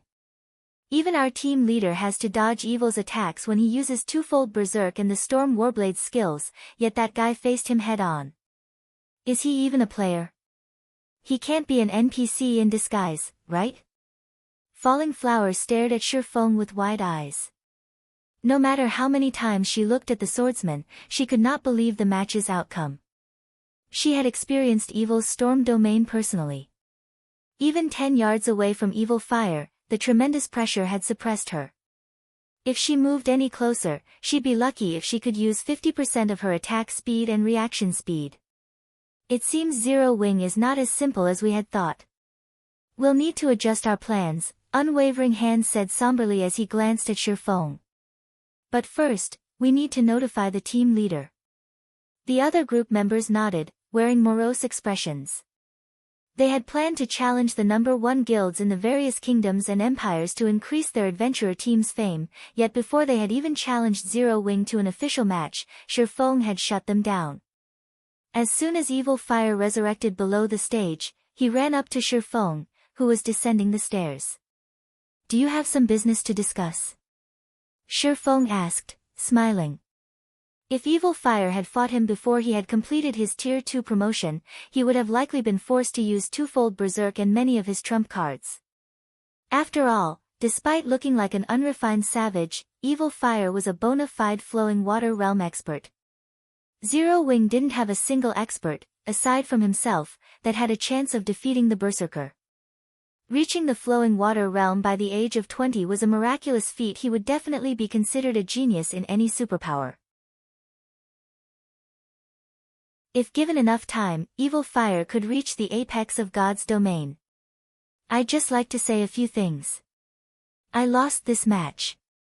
I won't challenge Black Flame until I can defeat you. It won't be long before I issue another challenge. I will win, and then I'll challenge Black Flame to an honorable duel. Confidence shone in Evil Fire's eyes as he spoke with Shi Feng. While he had suffered a miserable loss, he had gained just as much. He had only recently obtained the Storm Warblade. He hadn't had a lot of time to get used to the weapon. Most importantly, he was close to completing the 4th phase of an epic quest. After he visited the secret land and obtained the skill that could counter Shi Feng's godlike speed, he could definitely put up a good fight against the swordsman. Challenge me? Shi Feng could not help but laugh. Allow me to refuse. I don't have that much time on my hands. What? Are you afraid? Evil Fire ridiculed the swordsman. You don't have to provoke me. I really don't have that much time, Shi Feng said, chuckling as he shook his head. If every person were like you and challenged me once every 2 or 3 days after their defeat, I might as well stop playing this game. If you really want to challenge me, I'll make you a deal. Defeat either Flying Shadow or Shadow Sword. If you succeed, I'll accept your challenge. How about it? Are you kidding me? Although they are skilled, they can't even beat Mighty Tiger, who's just at the refinement realm. How could they possibly defeat me? Evil Fire growled angrily. I don't mean right now. 7 days. In 7 days, you can challenge either one of them. As long as you defeat one, I'll accept your challenge, Shi Feng said, laughing. If you don't feel up to it, you can always give up. It'd be easier for me. 7 days? Evil Fire gave Shi Feng a cold look. You think they can grow strong enough to defeat me in just 7 days? What a joke. Since you don't believe me, why don't we make a bet? Shi Feng offered as he turned to the distant Flying Shadow and Shadow Sword. If you defeat either of them in 7 days, you'll win. If not, I will. If you win, you can tell me to do one thing. If I win, you'll have to do something for me. What do you think? If I win, I'll make you leave Zero Wing. Are you willing to do that? Evil Fire said, scoffing. Of course. Shi Feng nodded seriously. Fine. You better not regret this. Evil Fire glanced at Flying Shadow and Shadow Sword. Although he did not know what kind of tricks Shi Feng was trying to play, those two wouldn't be able to defeat him in God's domain even if they had another 10 years to train. As Evil Fire left, Aqua Rose walked over to Shi Feng. Guild leader, have you lost your mind?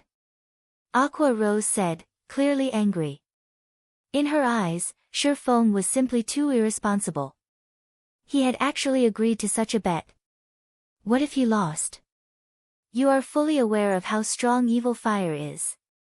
Snow is likely the only one, aside from you, with the strength to fight that man. Even Fire would be forced to run and dodge if he used twofold Berserk. Although Flying Shadow and Shadow Sword have improved very quickly, they are still a long way from reaching the refinement realm. How can they possibly defeat Evil Fire in 7 days? Relax. God created the world in 7 days, I should be able to do this much, Shi Feng said, chuckling at Aqua Rose's wrath. Evil Fire was a bona fide genius. Although he had not heard about the Berserker in the past, with Evil Fire's status as an independent player, it would be a huge waste not to poach such a talent. If you wanted to recruit a prideful expert like Evil Fire, this was the quickest and most effective method. It might have been impossible to train Flying Shadow and Shadow Sword to defeat Evil Fire in just 7 days before, but the situation had changed. Seeing Shifeng's confident smile, Aqua Rose could not help but sigh and give up her attempt to persuade him. All she could do now was assign as many resources as possible to Flying Shadow and Shadow Sword, helping them improve as much as possible. Once the duel had ended and everyone prepared to leave the tournament hall, Shifeng walked onto the stage once more. Immediately, he attracted everyone's attention. What? Is there going to be another match? The money I spent to watch today's fights were worth every coin. Everyone grew excited when they saw Shifeng on the stage. Although the majority of these players couldn't keep up with battles between experts of Shifeng's level, such fights were an eye-opener. Ladies and gentlemen, thank you for coming to watch the competition today. On behalf of Zero Wing, I have 2 announcements. Starting tomorrow, Zero Wing's Candlelight trading firm will sell a limited number of Stone Forest Town's private houses each day. Zero Wing has also activated the private house upgrade system. From now on, owners can upgrade their houses. The players in the venue gasped and cheered like raving lunatics. Many of those present contacted their companions to convey the shocking news. The news spread like the plague, causing a commotion throughout Star Moon Kingdom.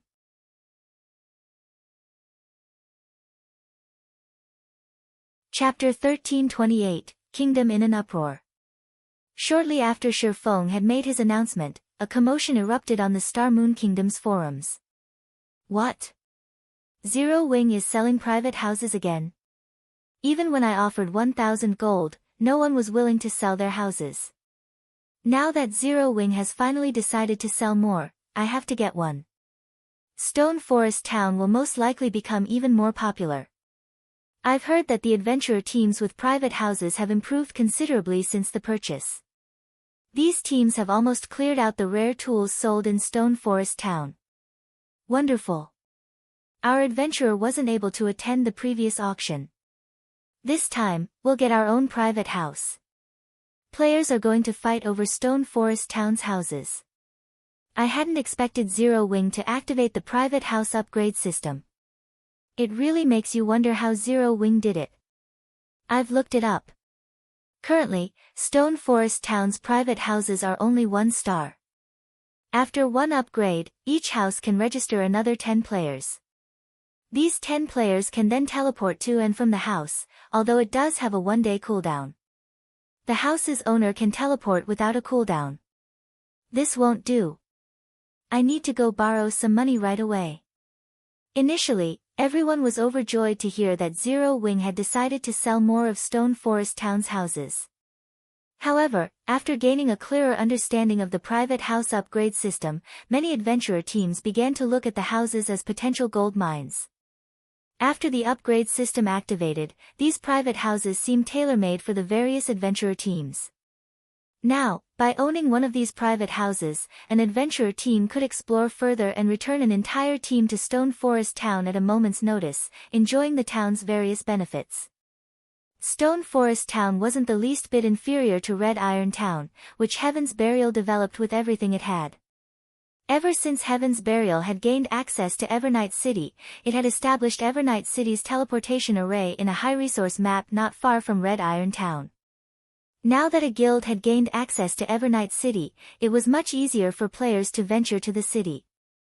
Players only needed to complete some corresponding quests to gain access themselves. Later, they could travel between Red Iron Town and Evernight City easily. Players would be able to reach high-level and high-resource maps relatively quickly. The only downside was that, unless one was a member of Heaven's Burial or owned a private house in Red Iron Town, they could only teleport from Evernight City to Red Iron Town, not the other way around. Even so, Red Iron Town grew steadily. Wandering merchants had already begun to visit the town. Meanwhile, Heaven's Burial's private houses were much cheaper than Stone Forest Town's. This tempted many independent experts and adventurer teams to invest. As long as they bought a house in Red Iron Town, their development would be reliant on Heaven's Burial. Furthermore, Heaven's Burial would undoubtedly construct teleportation arrays connected to Evernight City in other towns in the future. Using Evernight City as a waypoint, players could then freely teleport to any of Heaven's Burial's guild towns. This would be very convenient. Many players considered purchasing a house in Red Iron Town. However, after Zero Wing's announcement, the various adventurer teams in Star Moon Kingdom changed their minds. After all, Stone Forest Town was now far stronger than Red Iron Town. For a time, even adventuring teams in Star Moon Kingdom's neighboring kingdoms and empires were tempted as they secretly collected funds. Only 2 players occupied a secluded bar in the Apocalypse Empire's capital. One was a man, and the other was a woman. The man had a dignified appearance, and although he seemed young and well-groomed, there was a look in his eyes that spoke of a variety of life experiences. He was clearly older than he looked. As for the woman, to put it simply, she was an absolute beauty. She had long, flowing hair that fell to her thin waist, and her every action could easily mesmerize both men and women. 2 glasses of purplish-red wine had been placed before these players. Despite being untouched, mana constantly gathered around the purplish-red liquid. The liquid also gave off a faint red glow, giving it an attractive appearance. Its aroma could make anyone salivate, tempting them to drink it. If Sure Feng were present, he'd be shocked to see this wine. The wine within the 2 glasses was none other than one of the Apocalypse Empire's 5 great wines, Tears of Purgatory. Not just anyone could obtain this beverage. It would only be awarded to those who obtained the key to the Purgatory barrier and cleared it. Although Tears of Purgatory wasn't as effective as Soul Water, it wasn't far off either. In the past, wine-collecting players had even been willing to pay 1,000 gold to purchase a single bottle. However, Sure Feng would be more surprised to see the woman at the bar, the Midnight Tea Party's vice-commander, Endless Scars. "Old Ghost Heartless, why did you come looking for me so suddenly?" Endless Scars asked the man looking to be in his 30s across from her. Smiling faintly, she continued, "Or are you here to tell me that your apprentice has lost? Little girl, why do you insist on calling me Old Ghost? Am I really that old?" Heartless Sword rolled his eyes. "Well, I'm right, aren't I? Zero Wing isn't as simple as you assume." Endless Scars paid no attention to Heartless Sword's grumbling.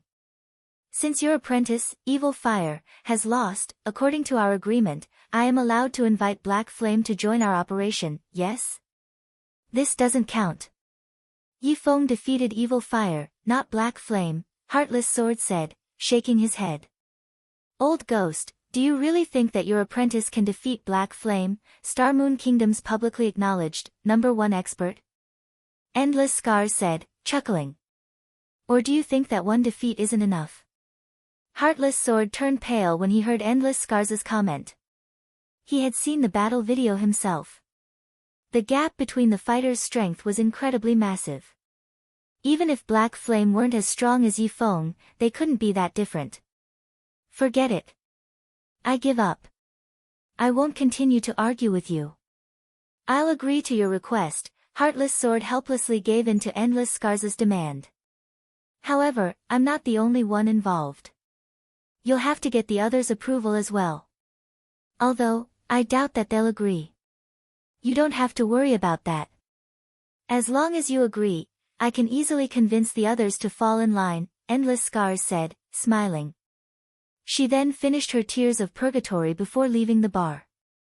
Meanwhile, in Heaven's Burial's residence in Star Moon City, an uproar shook the guild. "Damnable Zero Wing. They dare to ruin my good fortune." Singular Burial cursed as he read the latest statistics report on Red Iron Town. He could have made a fortune by selling Red Iron Town's private houses. He could then use the money to support the guild's development. Now, however, Zero Wing had ruined his plans. Initially, he had over 400 interested buyers. Now, less than half remained. "Guild leader, should we lower the price a little?" Daybreak Fog suggested. Currently, they sold the town's houses for between 300 and 400 gold. If they dropped the price to between 200 and 300 gold, they should attract more buyers. After all, Stone Forest Town's private houses had already climbed to 1,000 gold. No need. I had intended to let Zero Wing survive for a bit longer, but I've changed my mind. Notify Abandoned Wave immediately. We are going to teach Zero Wing who truly owns Star Moon Kingdom.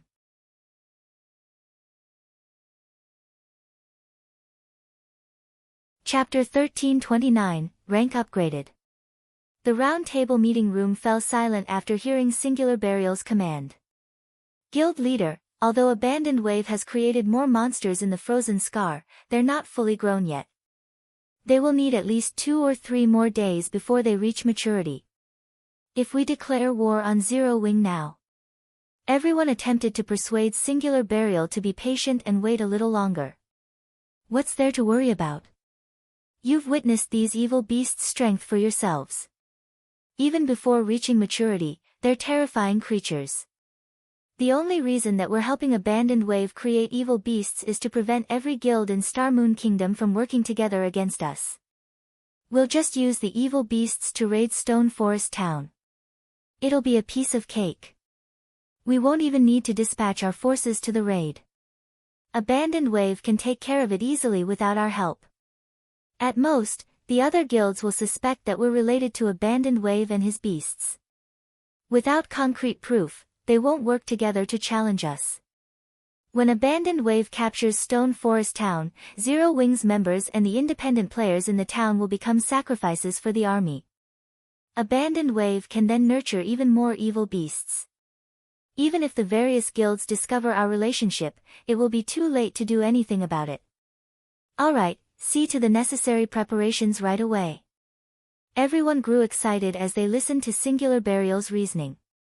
If Heaven's Burial secured Stone Forest Town, the 2 towns would provide a stable source of coins and magic crystals for the guild. With the help of the monster army, it would only be a matter of time before they took control of Star Moon Kingdom. At that point, only God's domain's various superpowers would pose any threat. Heaven's Burial's upper echelons exploded into action. Meanwhile, in Stone Forest Town, Shifeng discreetly returned to Zero Wing's residence after the competition in the battle arena. In the guild hall's basement, Shifeng carefully took the hero's chapter from his bag. He placed it on the magic array in the center of the hall and began to chant an incantation. As the hero's chapter sat within the array, the hall's mana surged towards it. Suddenly, balls of light appeared in the center of the array. These balls of light began to gather and form a humanoid shape as if they were constructing a body. Once the shape was complete, the hero's chapter transformed into divine runes that entered the body. Hopefully, the hero isn't too weak, Shifeng silently prayed as he watched the body gradually take shape inside the magic array. The heroes summoned with the hero's chapter shared the same starting point. However, their growth potential varied like personal guards. Only, heroes typically had very high growth potential. Even the weakest among them could reach level 180, tier 5, while some could climb as high as level 200, tier 5. Even in the past, Shifeng had never heard of a hero reaching tier 6 god rank. However, it was rumored that if one gathered a sufficient number of heroes' chapters, they could summon a tier 6 hero to defend their town or city. Unfortunately, nobody had succeeded, so Shifeng did not know if the rumor were true. Time passed quickly. After the balls of light vanished, a robust man in black robes and wielding a blood-red greatsword appeared before Shifeng. It seems my luck is still quite good. At least I didn't summon the weakest kind of hero. Shifeng could not help but breathe a sigh of relief after he checked the hero's attribute panel. There was a 60% chance to summon the most common hero when using the hero's chapter. Such hero's growth was limited to level 180, tier 4. There was a 30% chance to summon a hero with good potential. The combat power of such heroes could reach the peak of tier 4. They could also reach level 200. Only 10% of the heroes summoned could reach tier 5. The hero standing before Shifeng was among the 30% with good potential. It also had the Barbarian hidden class. The Barbarian was an advanced class. Its strength was even higher than Berserkers. Amongst the many advanced classes, its strength ranked among the top 3. Gilbert, Hero, Great Lord, Barbarian. Level 63. HP 40,000/40,000,000. Growth potential, 84. In God's domain, heroes were not actually considered human, although they were. They had human parents but had received the gods' blessings, which increased their life ratings. Hence, they were far more powerful than ordinary human NPCs. They could even rival archaic species of the same tier. Every large guild that had obtained a hero's chapter in the past hadn't hesitated to summon one to protect their guild cities. After summoning Gilbert, Shifeng designated him as the commander of Stone Forest Town's army, giving him control of the 2,000 NPC guards the town employed. Aside from their personal strength, heroes were powerful managers. One hero was more than enough to manage every NPC guard in an advanced town, not to mention an intermediate town like Stone Forest Town. With this, players wouldn't have to be responsible for the town's security. Shortly after summoning Gilbert, Shifeng heard the sound of a system notification. System, congratulations. Stone Forest Town, which is under your management, has achieved SSS-Rank security. Activating private space upgrade system. Once a private space has been upgraded, players can enjoy even more benefits.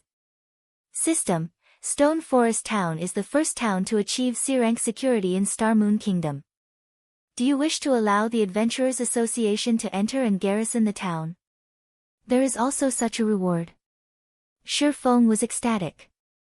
Players couldn't construct the Adventurers Association, Lifestyle Association, War God's Temple, Library, or the bank. Similarly, there were no designs for these establishments. Only after a player town reached a certain rank would these establishments occupy the town. Practically every player in the game visited the Adventurers Association, for example. Normally, the Adventurers and Lifestyle Associations would only occupy a town after it upgraded to advanced rank and B-rank security.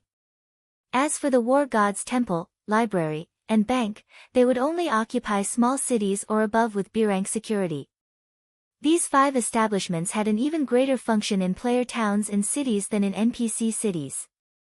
Take the Adventurers Association for example. As long as the establishment occupied a player town, players would be able to accept commission quests unique to the kingdom and commission and rare quests unique to the town. As the town flourished, more quests would become available. The chance of high-ranking commissions appearing would also increase. Some players had even received SSS-Rank commissions in a particular player city in the past. However, that player city hadn't been just any city.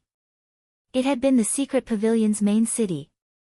If Stone Forest Town could attract the Adventurers Association now, it would become far more popular with players. Independent players would no longer have to return to NPC cities to turn in their quests. They could simply do so in Stone Forest Town. Following which, Shifeng agreed to allow the Adventurers Association to occupy Stone Forest Town. He only needed to choose a location for the building. As for the construction fees, the system covered it fully, he didn't have to pay a single coin. Without hesitation, Shifeng placed the Adventurers Association near both the Candlelight trading firm and the private housing area. The players that had purchased private houses in Stone Forest Town also received a corresponding system notification. Suddenly, a 3-story building rose in Stone Forest Town's crowded central district. The building took shape as players watched. What is Zero Wing constructing this time? That can't be it. If it were a player-constructed building, it wouldn't complete so fast. The system must be generating this. Could it be a shop for wandering merchants? That might be the case. Based on my research, once a town reaches a certain point in its development, it'll gain a mysterious shop. I hear that it offers plenty of valuable items. Isn't that just another benefit for the players who own houses in Stone Forest Town? How are we supposed to compete with them now?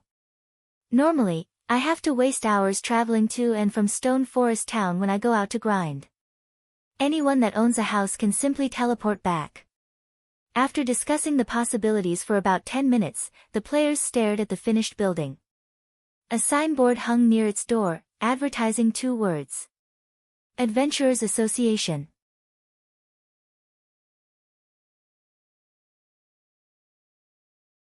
Chapter 1330, Number 1 Town. The construction of the Adventurers Association, which had 3 floors and took up the area of a large football field, stunned players in the Central District. The Adventurers Association? Why would the Adventurers Association be here? I'm not seeing things, right? Everyone shuddered when they saw the Adventurers Association. None of them were able to believe what their eyes were seeing was true. The Adventurers Association was becoming more important to God's Domain's players. The association's daily quests were many players' main source of income. This was the main reason that players couldn't venture too far from NPC towns and cities. Now that an Adventurers Association occupied Stone Forest Town, many of these players could break free from this restriction. They could now level up and earn money far more conveniently. Thinking up to this point, many players curiously entered Stone Forest Town's Adventurers Association. Crap! It's real. As the crowd entered the first-floor hall, they discovered that the hall's furnishings were exactly the same as the Adventurers Association in NPC towns and cities. Many NPCs were busy, publishing new quests on the quest board. The only difference was the number of quests available. There were far more quests available here than in other towns and cities' Adventurers Associations. Quick, look! There are daily town quests and several high-ranking quests, a player that had immediately checked the quest area exclaimed.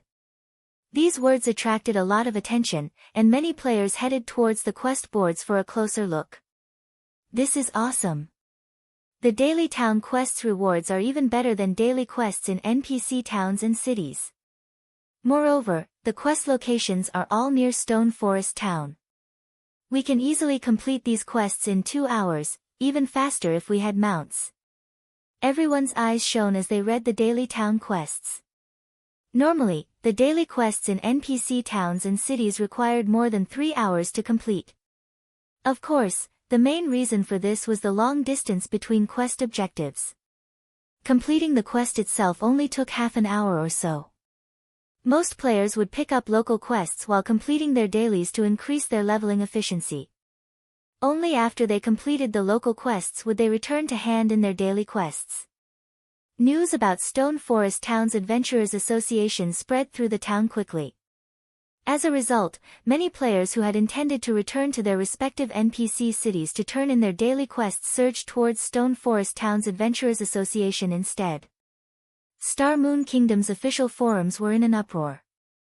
Players with houses in Stone Forest Town are going to have an even easier time. With the Adventurers Association located beside the residential district, they can pick up and turn in quests easily. Hopefully, when the private houses go up for sale tomorrow, the price won't be too high. Our team has only managed to gather 1,000 gold after much difficulty. That can't be certain. The private houses in Stone Forest Town were already quite valuable thanks to the town's high mana density. Even while resting in a private house, players can accumulate the double EXP buff faster than in 1-star guild residents' private rooms. Now, not only can Stone Forest Town's private houses be upgraded, but there is also the Adventurers Association nearby. Don't forget about Stone Forest Town's current development speed either. With the Adventurers Association, it won't be long before Stone Forest Town becomes an advanced town. At that point, the town's private houses may cost as much as those in major NPC cities. Indeed. If we fail to get a house now, by the time Stone Forest Town becomes an advanced town, purchasing one will be even harder. Due to the Adventurers Association, many adventurer teams that originally held a wait-and-see stance promptly sold off all their unnecessary rare materials, weapons, and equipment to collect money. Some teams even purchased coins in bulk with credits, deeply afraid that they wouldn't have enough money to buy Stone Forest Town's private houses when they became available. At the same time, many of the hesitant adventurer teams in the neighboring kingdoms began to take action, swarming towards Stone Forest Town. After all, Stone Forest Town had massive advantages over other player towns. It could definitely be considered the #1 town in Star Moon Kingdom and the several neighboring countries. If they could enjoy the benefits Stone Forest Town had to offer, migrating across counties would be worthwhile. Meanwhile, back in Zero Wing's residence in Stone Forest Town, Shifeng charged Gilbert to manage the town's NPC guards after summoning him. He then used a return scroll and returned to White River City's Candlelight trading firm. Every intermediate and above alchemist in the Candlelight trading firm had gathered in the top floor's special alchemy room. In any of Star Moon Kingdom's large guilds, even the guild's upper echelons would treat these alchemists like VIPs. Meanwhile, 150 such players had gathered. Among them, more than half of the advanced alchemists in the kingdom were present. These alchemists had already waited for over 20 minutes, but they didn't show the slightest sign of anger or resentment. In fact, they brimmed with excitement and joy. Ha ha ha! This is wonderful.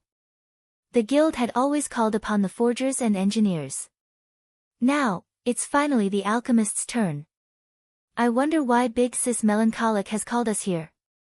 Does the trading firm plan to select alchemists for Titan City? That's possible. The last group that entered Titan City should return soon. This gathering might be to select the candidates for the next batch. Based on what I've heard from those that entered the holy city of Titan, it is a holy land for experience. You can gain tons of knowledge in Titan City. There are even tutorial videos and instructions from masters and grandmasters. One round trip can almost guarantee a promotion from intermediate rank to advanced rank. The insight that advanced lifestyle players gain in the holy city can also help one reach master rank. It's that amazing.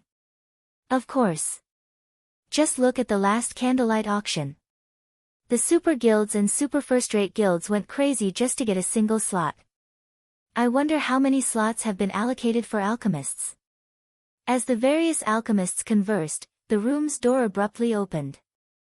A man and a woman then walked into the room. Immediately, everyone in the alchemy room snapped to attention, anxiety and reverence filling their gaze as they looked at the man who had just entered. What's going on? Guild leader Black Flame is here in person. Is Candlelight searching for alchemists to cultivate? Everyone was astonished to see the cloaked man.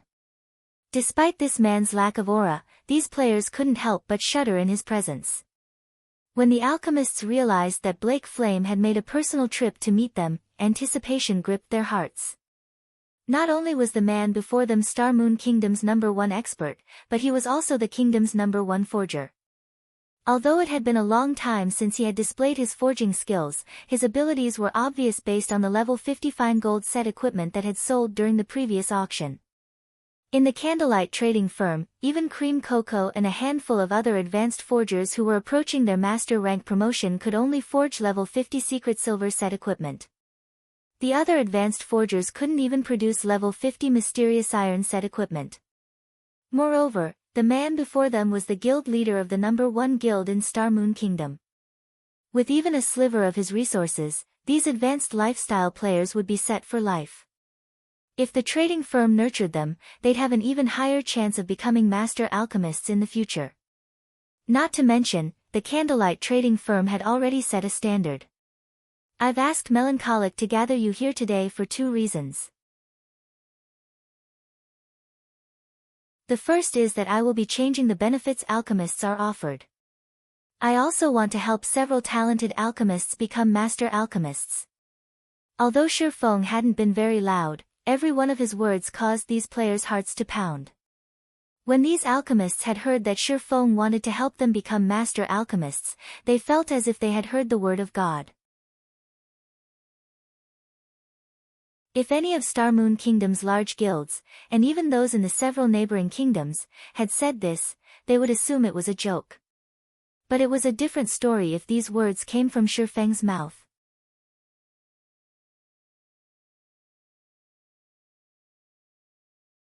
Chapter 1331, Frightening Candlelight Trading Firm.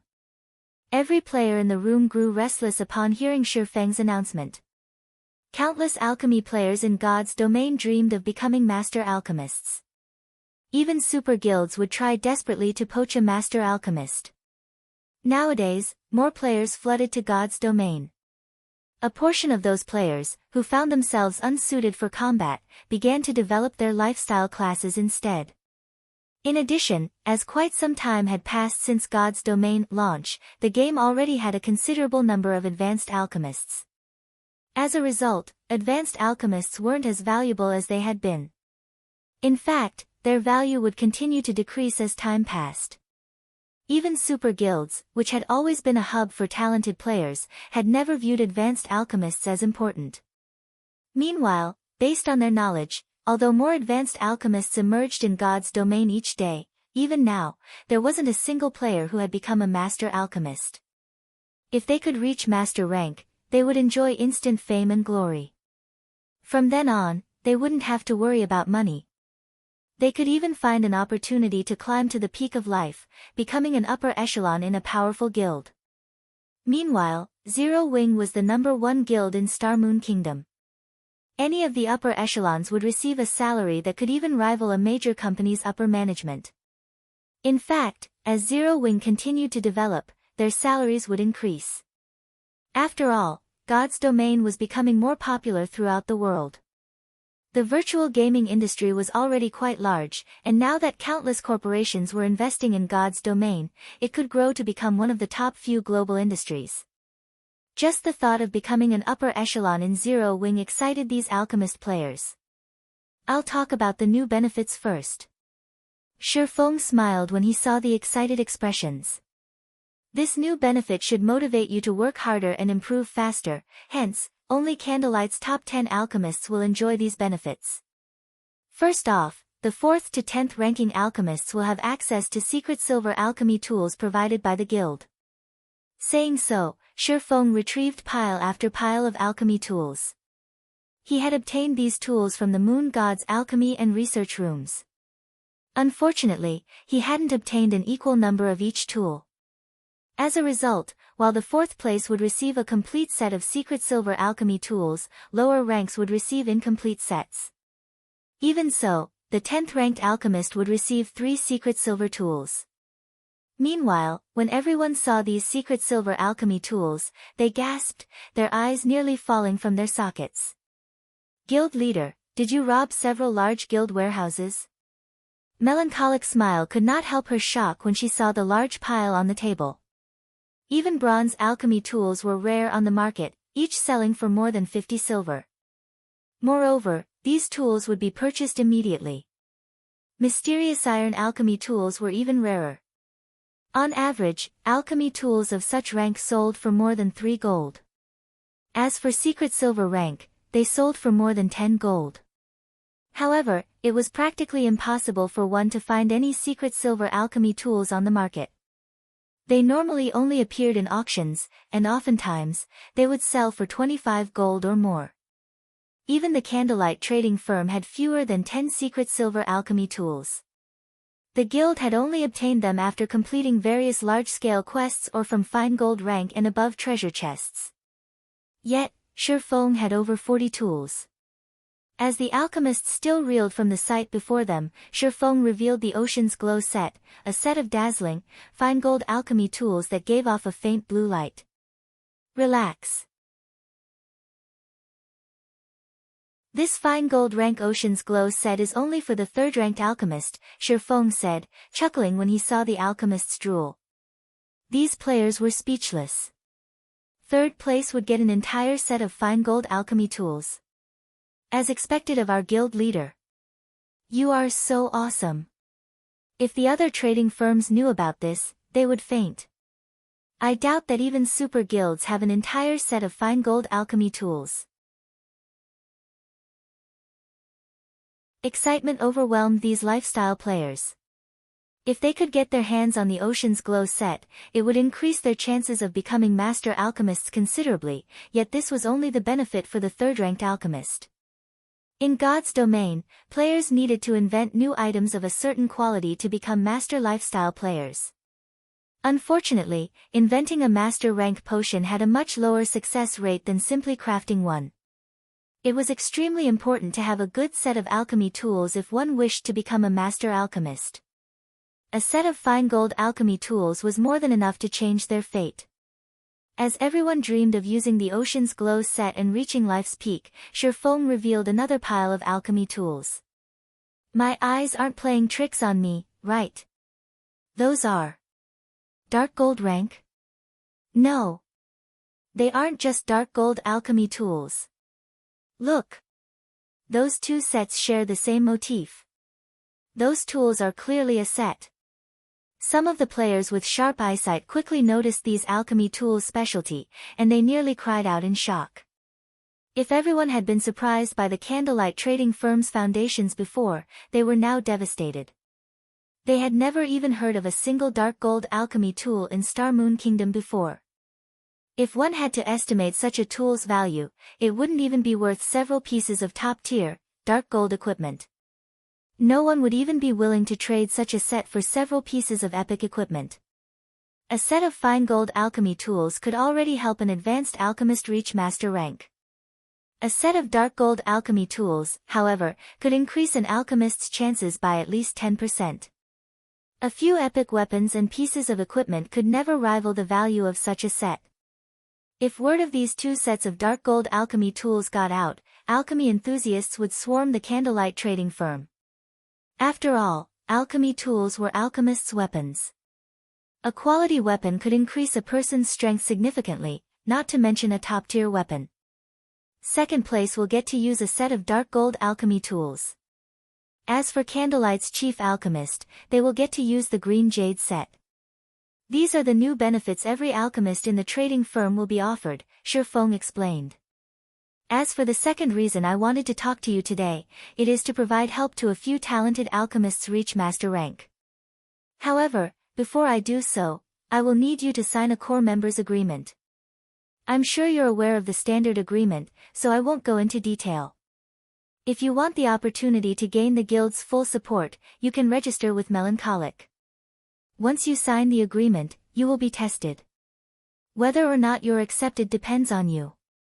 As soon as Shifeng finished speaking, dozens of alchemists crowded around Melancholic's Smile to register for the test without hesitation. As these alchemists fought over the core member contracts, a woman, who had listened from a corner, approached Shifeng. The woman was a classical beauty and gave off a serious vibe. She also wore the golden, five-leaf-shaped Advanced Alchemist's insignia. This classical beauty was none other than Silent Wonder. Melancholic Smile had already told Shifeng that Silent Wonder's standards could rank among the top 3 in Candlelight. Not only was she fast, but her success rate was also quite high. The girl had a very high chance of becoming a master alchemist in the future. If not for Silent Wonder's insistence on retaining her freedom and retaining her official member status, Shifeng would have sent her to Titan City with the last batch of lifestyle players. Guild leader Black Flame, can I ask you a question? Silent Wonder asked. Of course. Shifeng nodded. Are official members eligible for the top 10 spots as well? When Silent Wonder posed this question, anxiety was clear in her eyes. She had already realized how extraordinary Candlelight's foundations were. However, she had never imagined that they were quite this frightening. Even super guilds trading firms couldn't compete with Candlelight. Both the dark gold tools and the fine gold set tempted her. With access to one of those sets, she was confident that becoming a master alchemist was only a matter of time. However, not even a super guild would share such treasures with an official member, much less Zero Wing. But she had to ask. If she really had no hope, she was prepared to trade one of the treasures she had obtained from a secret land.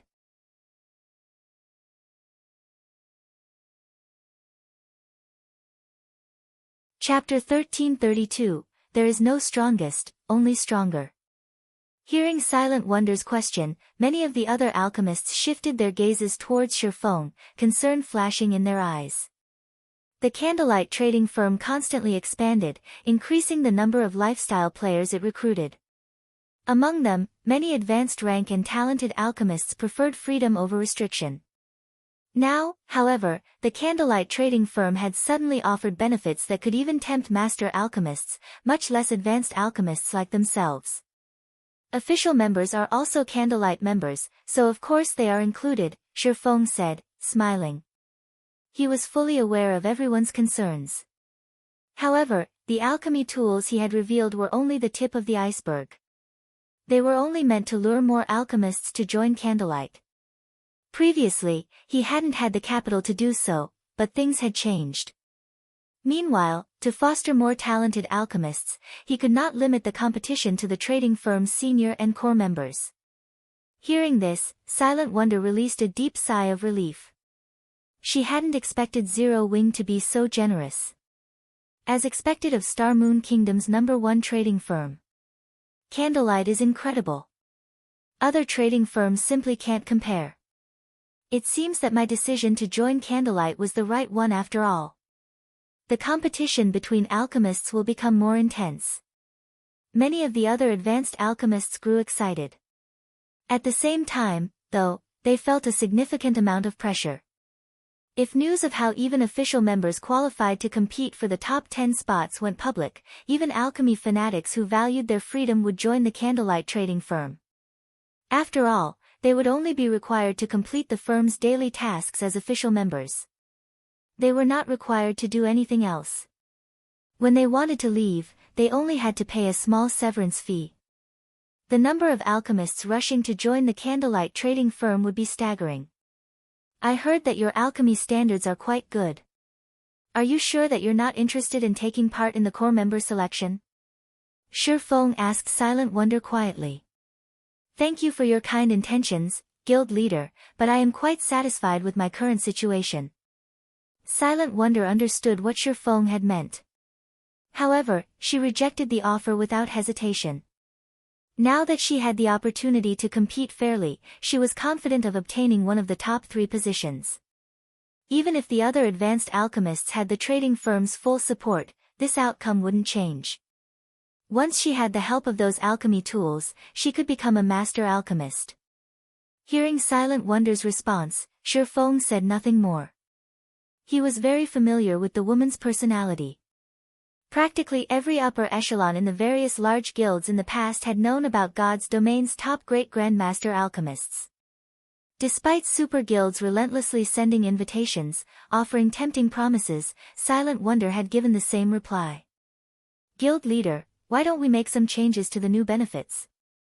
When Melancholic Smile saw Silent Wonder and several other advanced alchemists' lack of interest in becoming core members, she had a suggestion. Let's only offer the Green Jade set as a benefit for core members. This way, we should be able to convince more advanced alchemists to truly join Candlelight. Although giving every one of Candlelight's alchemists a chance to compete for a set of dark gold alchemy tools was effective in attracting capable alchemists to join the firm, it wasn't an incentive to become a core member. Melancholic Smile's suggestion was a wise one. If they tweaked the new benefits now, it would encourage the previously hesitant alchemists to sign the core member contract. After all, even a master alchemist would be hard-pressed to refuse access to a set of dark gold alchemy tools. Relax. Do you think the benefits I've set will be easy for official members to obtain? Shifeng responded, chuckling. If they can get their hands on the set, it'll be my loss. They can't obtain them. Melancholic Smile was confused.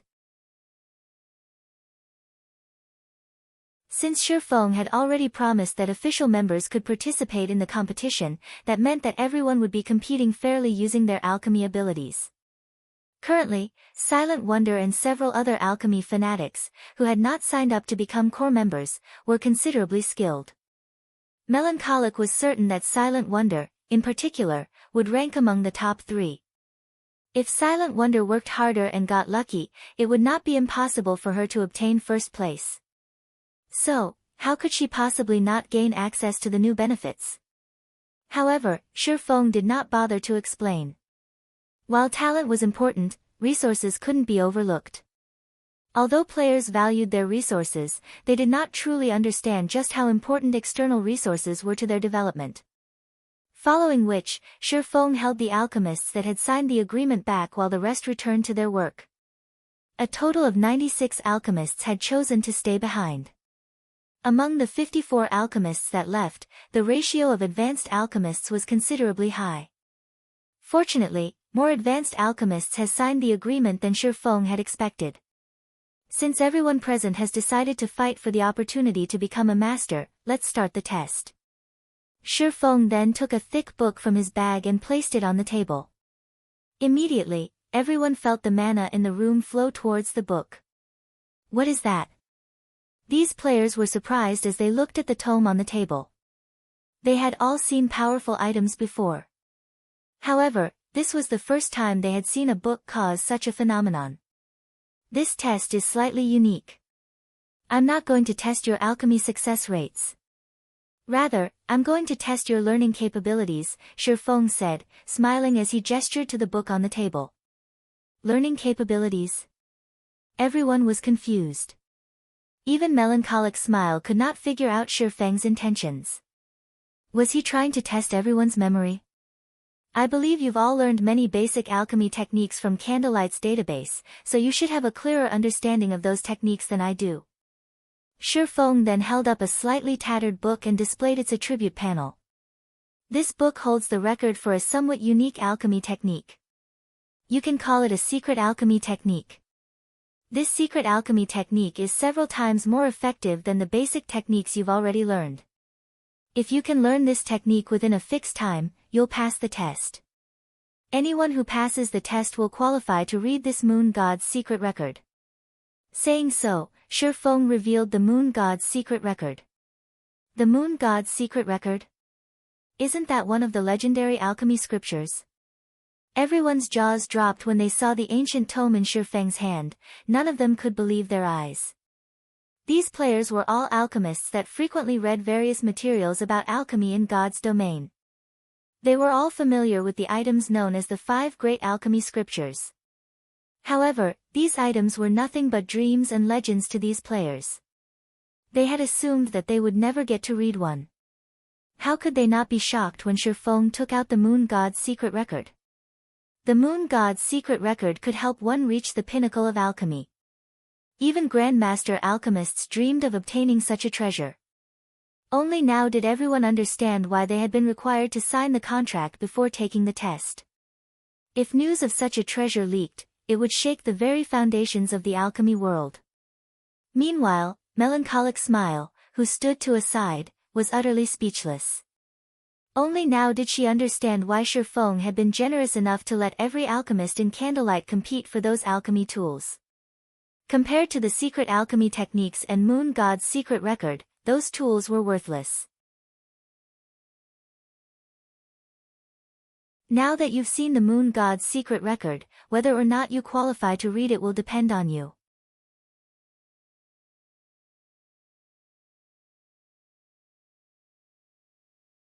Chapter 1333, Appearance of Guild Mount.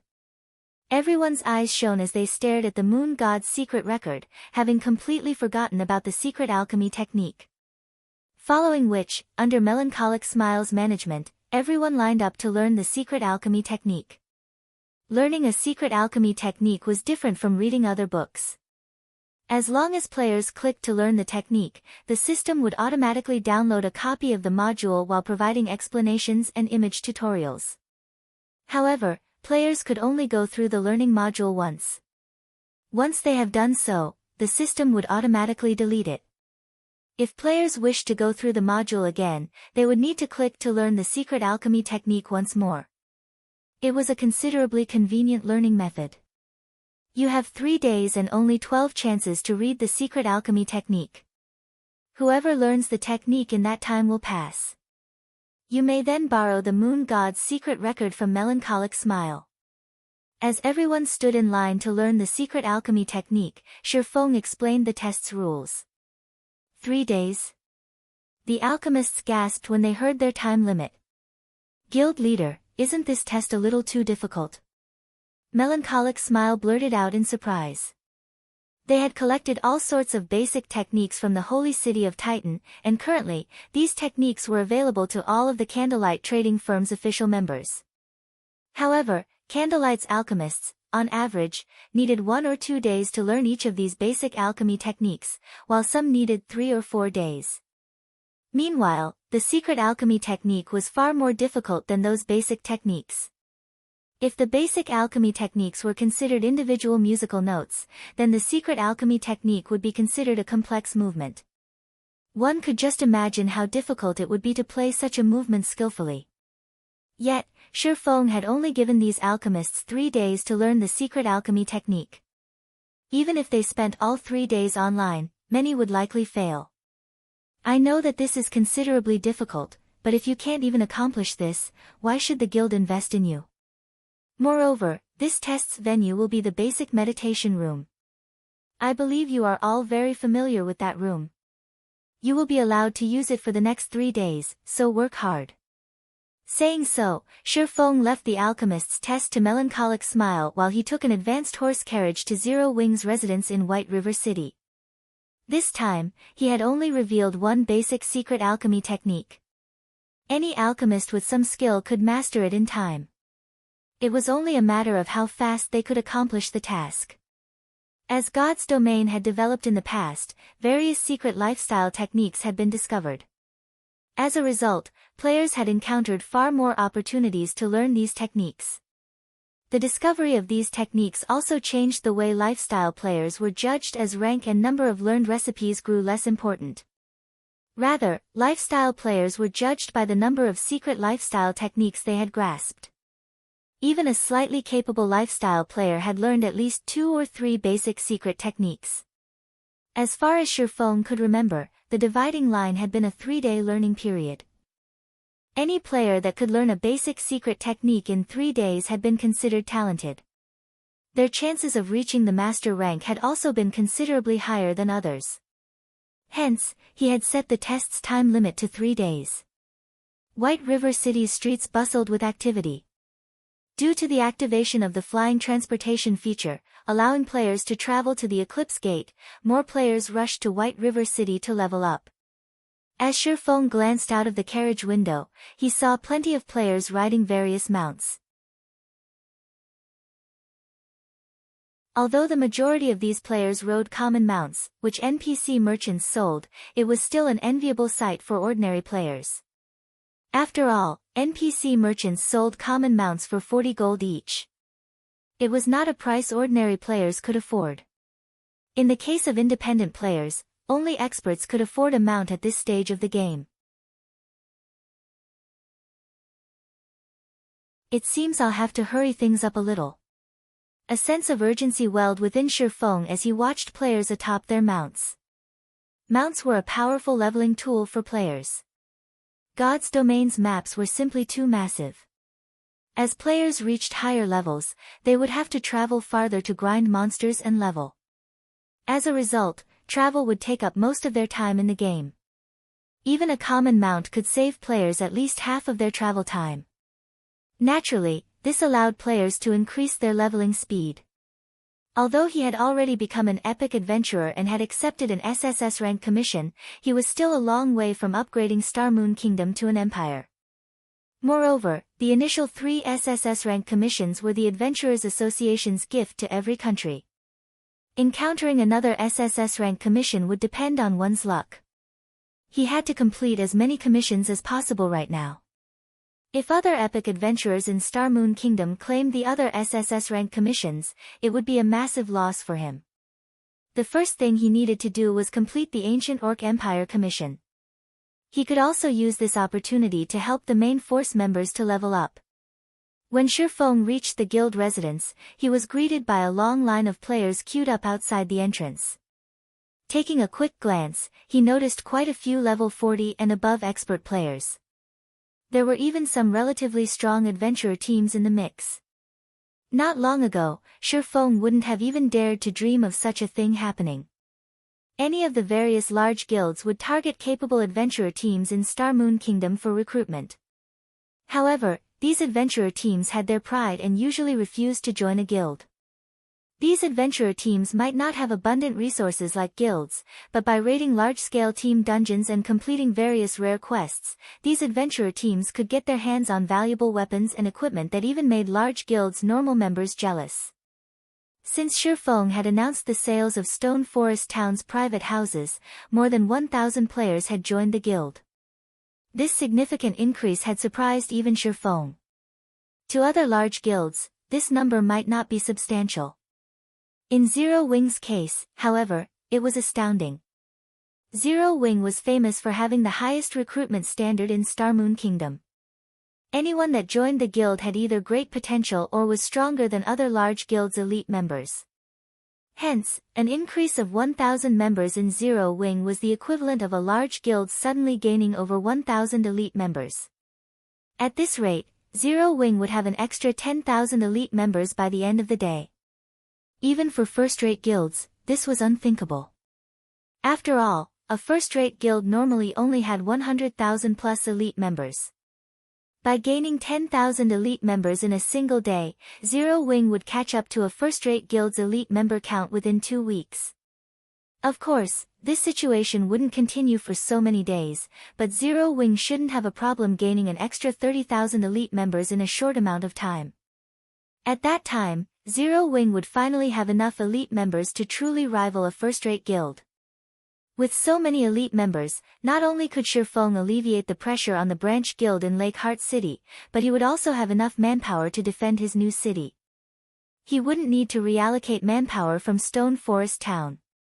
As Shifeng was about to enter the guild's warehouse to clear out his bag and prepare the necessary items for his trip to the morning battlefield, he received 2 system notifications. System, congratulations. You have finished taming the 5-star mount, Thunder Wolf.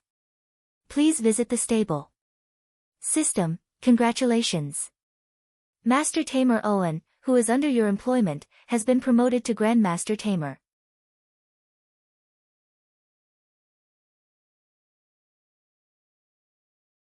Chapter 1334, Flocking to Zero Wing. The 2 system notifications momentarily stunned Shifeng. The taming's done already? Shifeng was confused. A 5-star mount was not easy to tame. Even Owen had estimated that he would require 25 days to complete the task. However, the mount had been tamed much sooner than expected.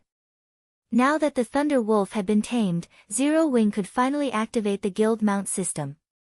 Guild members could start purchasing the Thunder Wolf from the guild stable. Unlike the mounts NPCs sold, guild members only needed to pay 25 gold for a guild mount. With the price difference of 15 gold, not only could guild members obtain their mounts sooner, but the Thunder Wolf's movement speed also rivaled that of bronze mounts. Zero Wing's development speed would even surpass first-rate guilds with abundant funding. The most surprising news, however, was Owen's promotion to Grandmaster Tamer. Although the Tamer class was not a particularly popular one, even Starmoon Kingdom's king would have to treat a Grandmaster Tamer with respect. Grandmaster Tamers would also become targets for countless guilds seeking their employment. Unlike Master Tamers, Grandmaster Tamers could strengthen the wild beasts they tamed, and they required far less time to complete the task. At the same time, they could help players upgrade their guild mounts much more easily. If a Master Tamer had a 15% chance of upgrading a guild's common mounts to bronze rank, a Grandmaster Tamer's success rate was at least 30%. Immediately, Shifeng hurried to the guild stable. The guild stable hadn't changed. As Shifeng hadn't activated the guild mount system yet, guild members had no reason to approach the stable. There were only a dozen or so NPCs managing the place. The only difference was that right now, Owen stood guard before a large cage, inside of which obediently lay the Thunder Wolf. However, the Thunder Wolf was much smaller than when Shifeng had captured it. But this wasn't unexpected. After all, the Thunder Wolf had been a lord, while the current Thunder Wolf was a common monster. Now, it was only a means of transportation. Lord Count, I have tamed the Thunder Wolf as you requested. The process also gave me a lot of experience and insight, so I wish to return and examine what I've learned. I hope that Lord Count will allow this. Owen was extremely excited. He was clearly ecstatic over his promotion to Grandmaster Tamer. He wanted to return to his workshop immediately and take note of his experiences and insight. Of course. Grandmaster Owen, if you need any help in the future, just say the word, Shifeng said, nodding.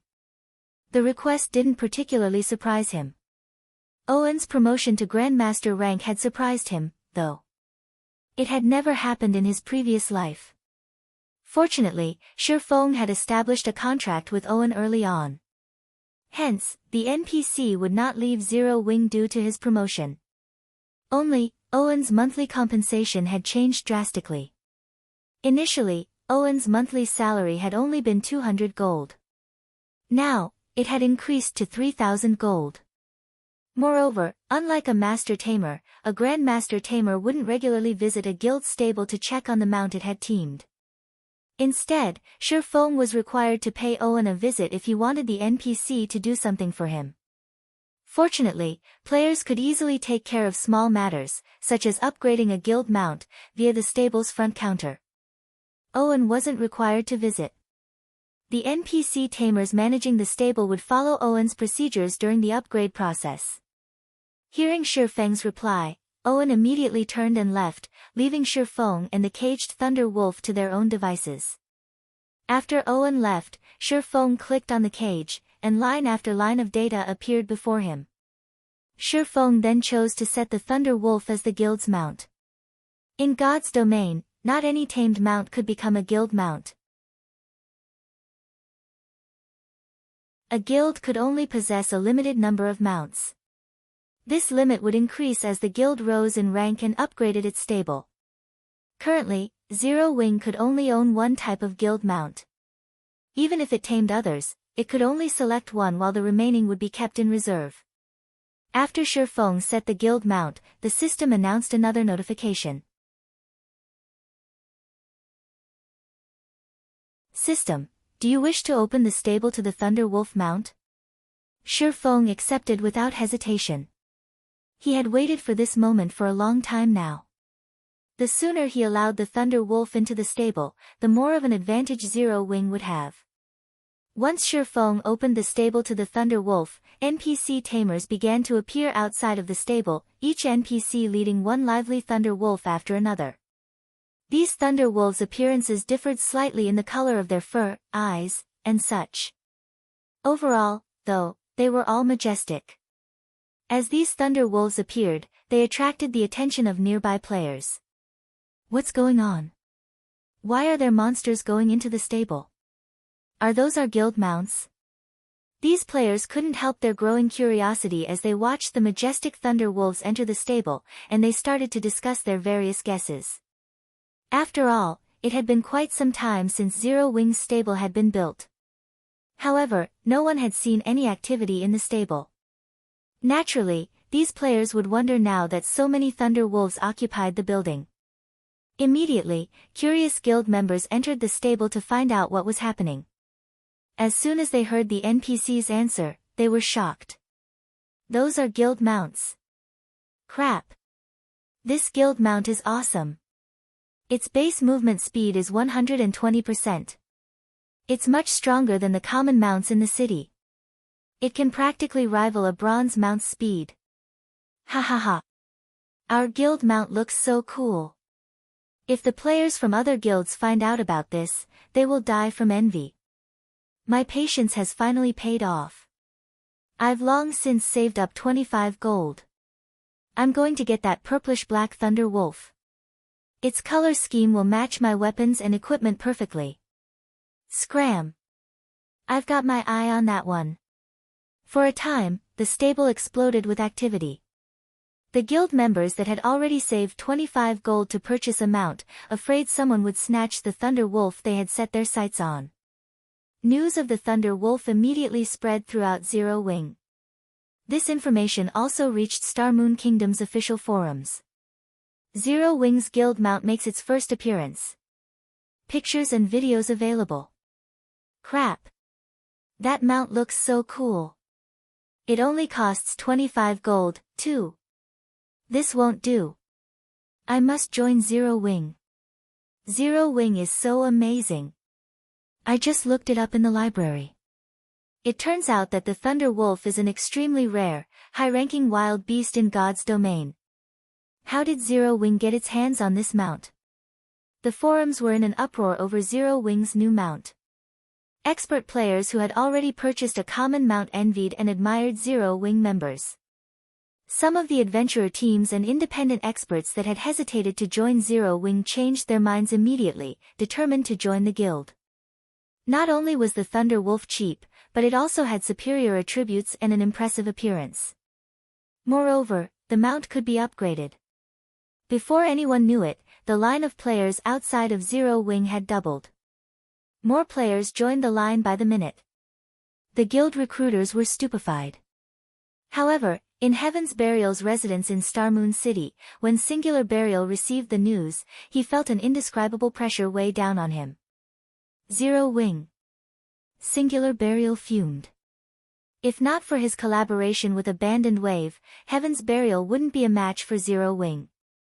What a pity. Even if you release your guild mounts now, it is too late to change anything. Relay my commands.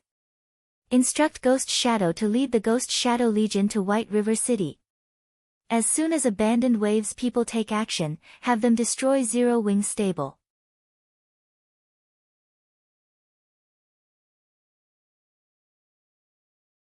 Chapter 1335, Darkness Strikes. Inside the guild leader's office. Daybreak Fog and Heaven's Burial's several other upper echelons were stunned by Singular Burial's command. They hadn't expected Zero Wing's guild mounts to inspire such a firm decision. In God's domain, the guild structures inside NPC cities could be destroyed. If one wished to rebuild a structure, they would require a new design to do so. However, these structures were generally protected by defensive magic arrays. They weren't easy to destroy. Normally, a guild structure's defensive magic array could absorb up to 15 million damage. As for a crucial structure like the stable, the guild would employ a far more powerful magic array to protect it. Inside a 2-star guild residence, the strongest magic array one could establish to protect its stable could absorb up to 30 million damage, while the weakest magic array in a 3-star guild residence could absorb up to 40 million damage. Taking into account the stable's own durability and defense, it would take a considerable amount of time to destroy the building. In addition, White River City was a major NPC city. An attack at night might have a chance of success, but now, they had been ordered to attack the stable during the day. The NPC guards patrolling the city were incredibly diligent. Even the slightest disturbance would attract a large number of these NPC guards. White River City was also Zero Wing's main headquarters. There were now fewer than 3,000 or 4,000 members stationed in Zero Wing's residence at a time. The guild had also hired tons of NPC guards to defend the residence. If they attacked, these players and NPCs would respond immediately. Unless they invested several times the number of players Zero Wing had, it would be impossible to destroy the stable under such tight security. The Ghost Shadow Legion only had 2,000 members. Although these players were all elites or experts, there were plenty of elites and experts defending Zero Wing's residence. Guild Leader, although Zero Wing's guild mount poses a threat, we're talking about an assault in White River City. Even if we dispatch the entire Ghost Shadow Legion, it won't even be enough to get through Zero Wing's main entrance, Daybreak Fog persuaded. I suggest that we follow the original plan and take things one step at a time. First, we'll secure Stone Forest Town. Then, we'll kill the Frost King. Even with their guild mounts, we can whittle Zero Wing down. Such a forceful assault isn't necessary. The other upper echelons expressed their agreement. Zero Wing had a massive advantage over the other large guilds, which did not possess guild mounts. As time passed, this gap between Zero Wing and its competitors would only widen. It was wise to deal with this situation as quickly as possible. However, Heaven's Burial was an exception. With the Evil Beast army, Heaven's Burial could flatten any guild town it wanted. To a large guild like Zero Wing, losing a town meant losing an important income source. It would impact the guild's development. If Zero Wing lost its guild town, how could it possibly compete with Heaven's Burial? I understand your concern. Singular Burial could not help but laugh. Sending the Ghost Shadow Legion into action isn't profitable, but aren't you jealous of Zero Wing's stable? Of course, we are, guild leader, but so what?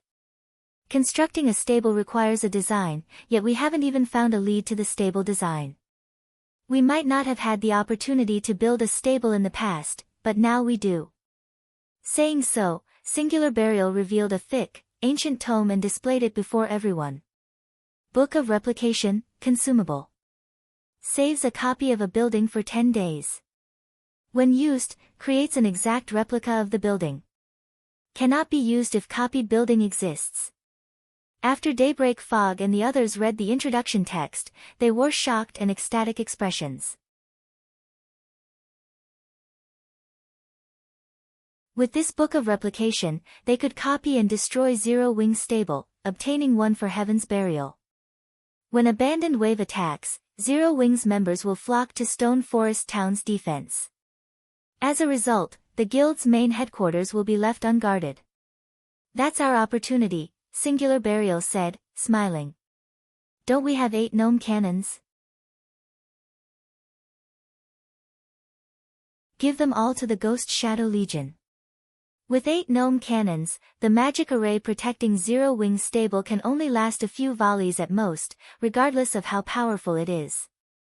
Hearing this, the upper echelon's eyes shone with excitement. It wasn't possible for the Ghost Shadow Legion to destroy the stable by itself. However, employing the gnome cannons against Zero Wing's defenses wouldn't be a problem. Although they would undoubtedly lose all 8 cannons and many members of the Ghost Shadow Legion, the losses would be worth stealing Zero Wing's stable. However, as a preventive measure, lead the 3rd Legion to White River City, Fog. You can hand the 8 gnome cannons over to Ghost Shadow while you're at it. Destroy Zero Wing's stable once Ghost Shadow copies it. I want to see how Zero Wing intends to hold its position as Star Moon Kingdom's #1 guild after losing both Stone Forest Town and its stable.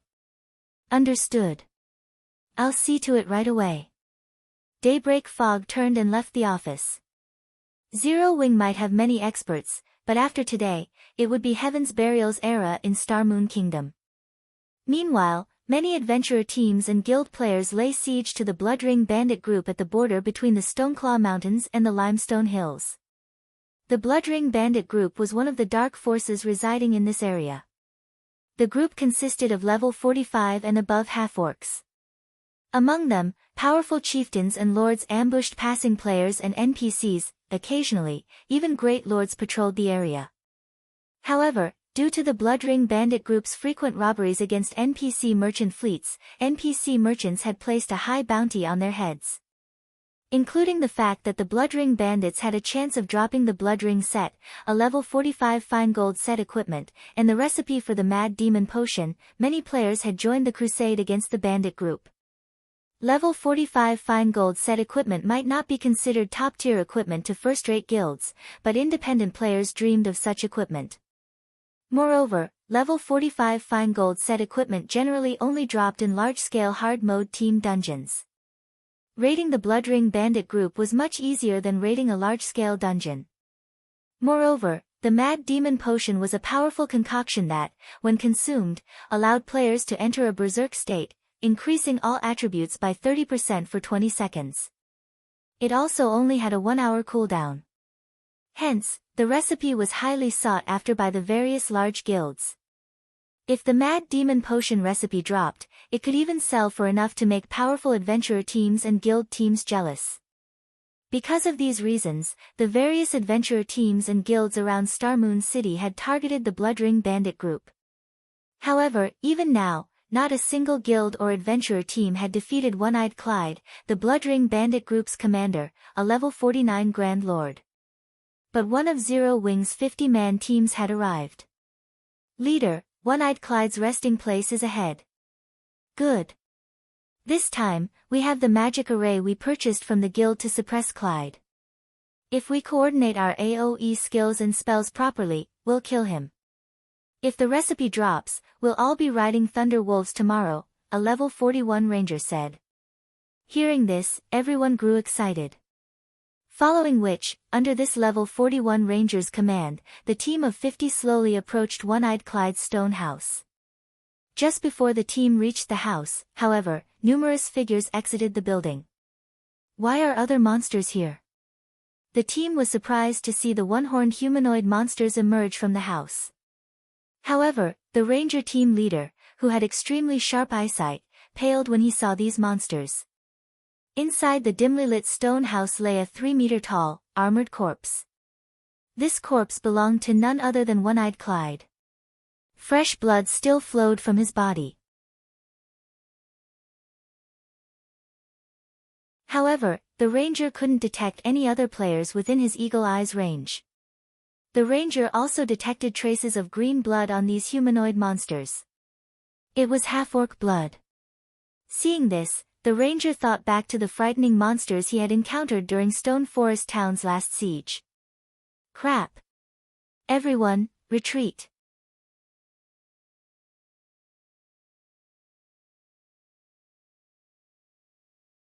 Chapter 1336, Stormy Stone Forest Town.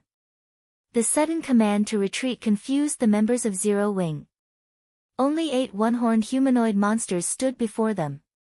Although their levels were a little high, all above level 50, even the strongest among them was only a lord. They also had less HP than monsters of the same rank and level. Taking these monsters on wouldn't be impossible for this team from Zero Wing. Even so, everyone listened to their team leader and immediately retreated. Do you actually think you can escape? A cloaked figure suddenly emerged from the stone house. This cloaked man's entire body had been wrapped in bandages. Sneering, the man said, "Just stay here and sacrifice yourselves." Although the cloaked man hadn't been particularly loud, everyone had heard him clearly, and they shuddered involuntarily. The team's rangers were more shocked than their companions. They had kept eagle eyes active, which allowed them to perceive all players and monsters within a certain range, yet they had failed to detect the one-horned monsters and the cloaked man even as he stood before them. Before the team could put some distance between themselves and these new enemies, the humanoid monsters smiled sinisterly as they dashed forward. They were so fast that they left afterimages in their wake. With just a few steps, the evil beasts had crossed 30 yards and caught up with the retreating Zero Wing members. So fast. Do you really think we're afraid of you? Realizing that they couldn't outrun these evil beasts, 3 level 40 shield warriors and 1 level 41 guardian knight turned to stop the monster's approach. Voice of anger. Justice roar. With their AoE taunt skills activate, the 8 evil beasts couldn't attack other players for a short time. Foolish, the cloaked man sneered. In the next moment, the evil beast's claws emitted a faint, gray fog. The evil beasts then launched a barrage of attacks against the shield warriors and guardian knight. The instant the evil beast's claws collided with the 4 MT's shields, the sharp claws passed through them as if they didn't exist and slashed the MT's helmets. These MTs instantly lost over 13,000 HP, a large fraction of their totals, after a single attack. Before the healers in the rear could react, these MTs took several more hits. In the blink of an eye, 4 MTs, each with nearly 40,000 HP, died.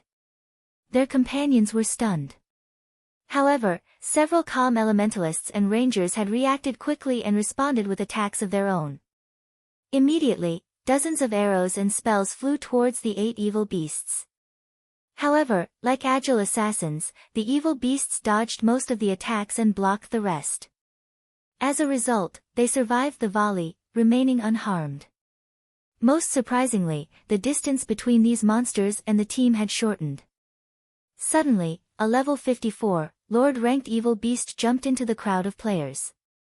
It brandished its claws at the nearby healers, the gray fog extending and transforming into sharp blades. A gray arch, extending to 15 yards, tore through Zero Wing's rear line.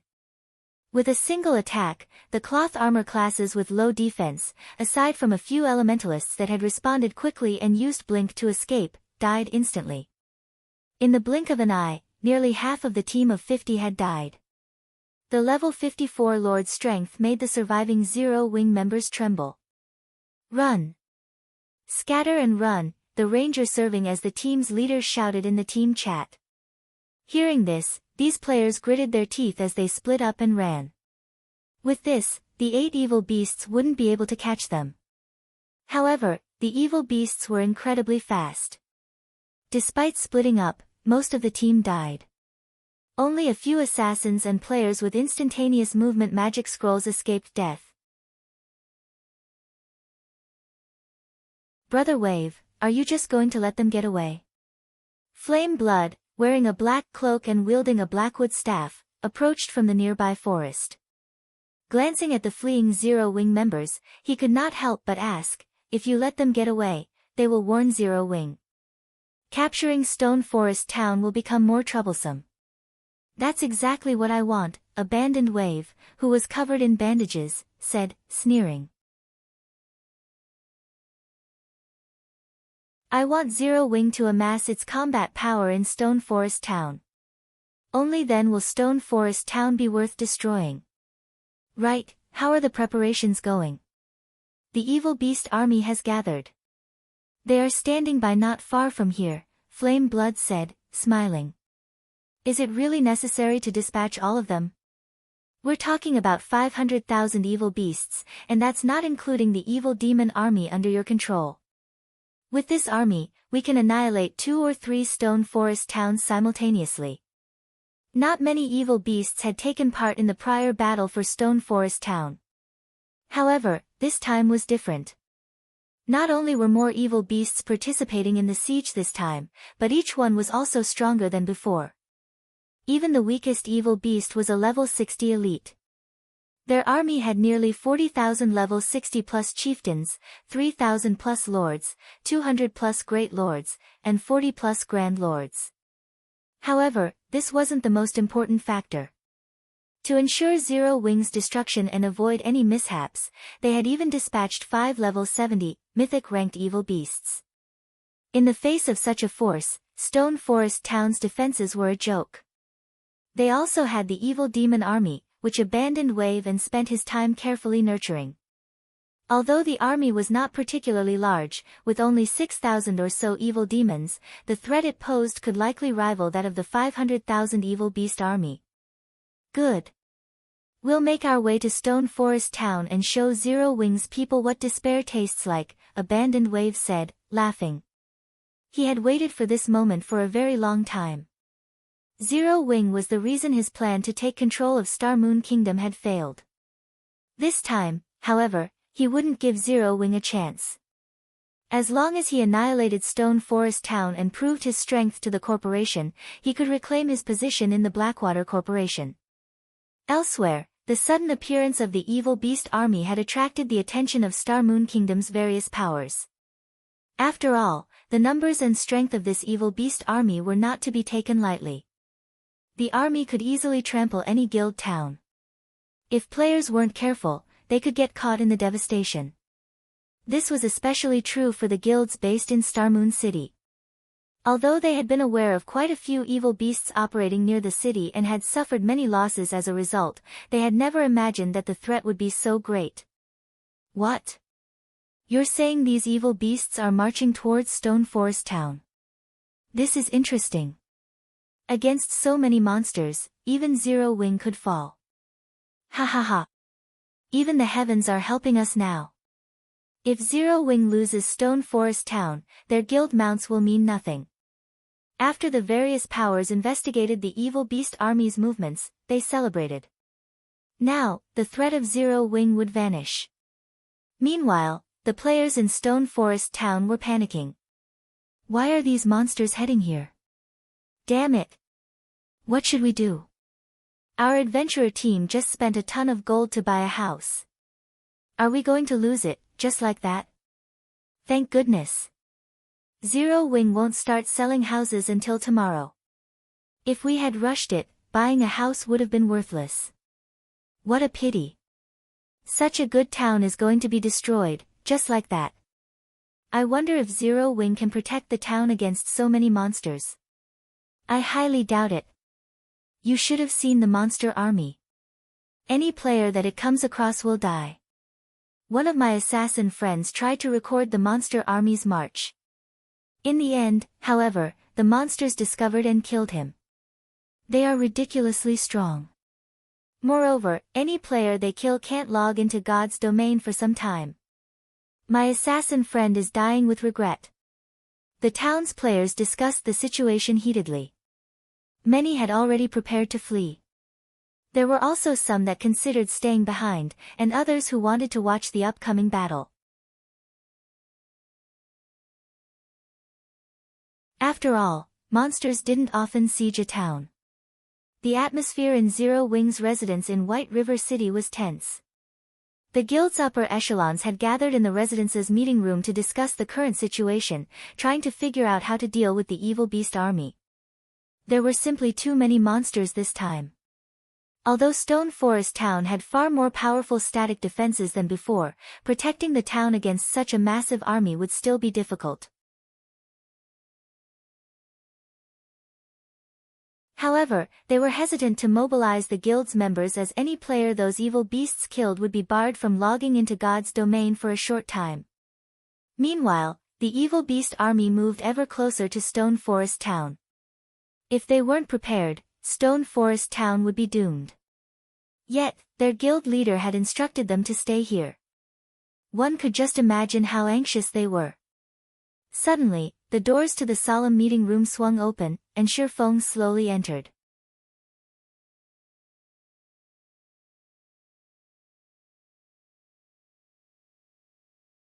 Chapter 1337, Unfathomable Guild. Noticing Shifeng's entrance, the players in the meeting room began to calm down. Shifeng was followed by a man and a woman. This situation confused everyone present. Most of the people in the room were unfamiliar with the man behind Shifeng. They could tell he was a lifestyle player of high standards based on his attire. As for the woman, they knew her well as she was none other than the Candlelight trading firm's manager, Melancholic Smile. Thus far, Shifeng hadn't invited Candlelight's people to take part in any of Zero Wing's meetings. Hence, everyone was surprised to see these representatives. However, with the situation as it was, they weren't in the mood to welcome these two to Zero Wing's upper echelon meeting. Instead, they focused on Shifeng, who sat in the guild leader's seat. Guild leader, the situation in Stone Forest Town is quite dire. Based on our investigation, we are likely facing more than 500,000 monsters. Many of which are chieftains and lords. Even if we dispatch all of our guild's forces, the likelihood of fending off these monsters is slim. I suggest that we offer a reward to the town's adventurer teams and independent players and request their help. This way, we can make up for the numbers we lack. Our chances of winning will also increase considerably. Aqua Rose's suggestion earned the approval of many of her comrades. Stone Forest Town's player population far exceeded 500,000. Moreover, the average standard of the players in the town was considerably high. If Zero Wing offered an appropriate reward and offered players a small discount on the town's houses in exchange for their help, they would likely tempt many players into action. With so many players in addition to Stone Forest Town's defenses, they may be able to protect the town. At most, they would have to pay a huge price to do so. It was likely that the guild's development would stagnate for a considerable amount of time. However, paying such a price was better than losing Stone Forest Town entirely. After all, Zero Wing had invested too much into the town to lose it now. Suddenly, Gentle Snow spoke up, "Guild leader, we've discovered some hidden ruins in the Black Dragon Empire and obtained over 600 intermediate thunder bombs. Although they are not as powerful as the Mana Pulse bombs, they can rival Tier 3 spells. They have an effective radius of 20 yards and can paralyze the targets they hit for a short time. They can also amplify the effects of the defense turrets. Aside from these thunder bombs, we have also obtained 2 advanced gnome cannons that are roughly equal to the defense turret's firepower. Originally, I had planned to use these items to capture a town, but defending Stone Forest Town must be our priority." The other upper echelons were astonished to hear Gentle Snow's report. Tools of war were extremely useful and highly sought after by the various large guilds. However, they were also extremely rare, and very few guilds actually got their hands on them. They had never imagined that Gentle Snow would secure so many of these items. They had assumed that Gentle Snow had been struggling in Lakeheart City. After all, there were plenty of first- and second-rate guilds in the Black Dragon Empire. It was even the Dragon Phoenix Pavilion's territory. Without the home ground advantage, stabilizing a branch guild in the Empire would be miraculous. However, it seemed that they had severely underestimated Gentle Snow. Shi Feng was similarly surprised. He hadn't expected Gentle Snow to be capable of capturing a town in the Black Dragon Empire so soon. Moreover, based on her expression, it would seem that she was very confident in succeeding. Guild leader, give us the command. We can't stand to just sit still. We're all determined to stop these monsters from stepping foot into Stone Forest Town, even we're slaughtered. Many of the other upper echelons voiced their desire to join the fight. At this point, requests to take part in the upcoming war flooded the guild chat. Even the guild's normal members, who were not required to take part, wanted to defend the town, with some already forming their own teams. Zero Wing had defeated many guilds to become Star Moon Kingdom's #1 guild.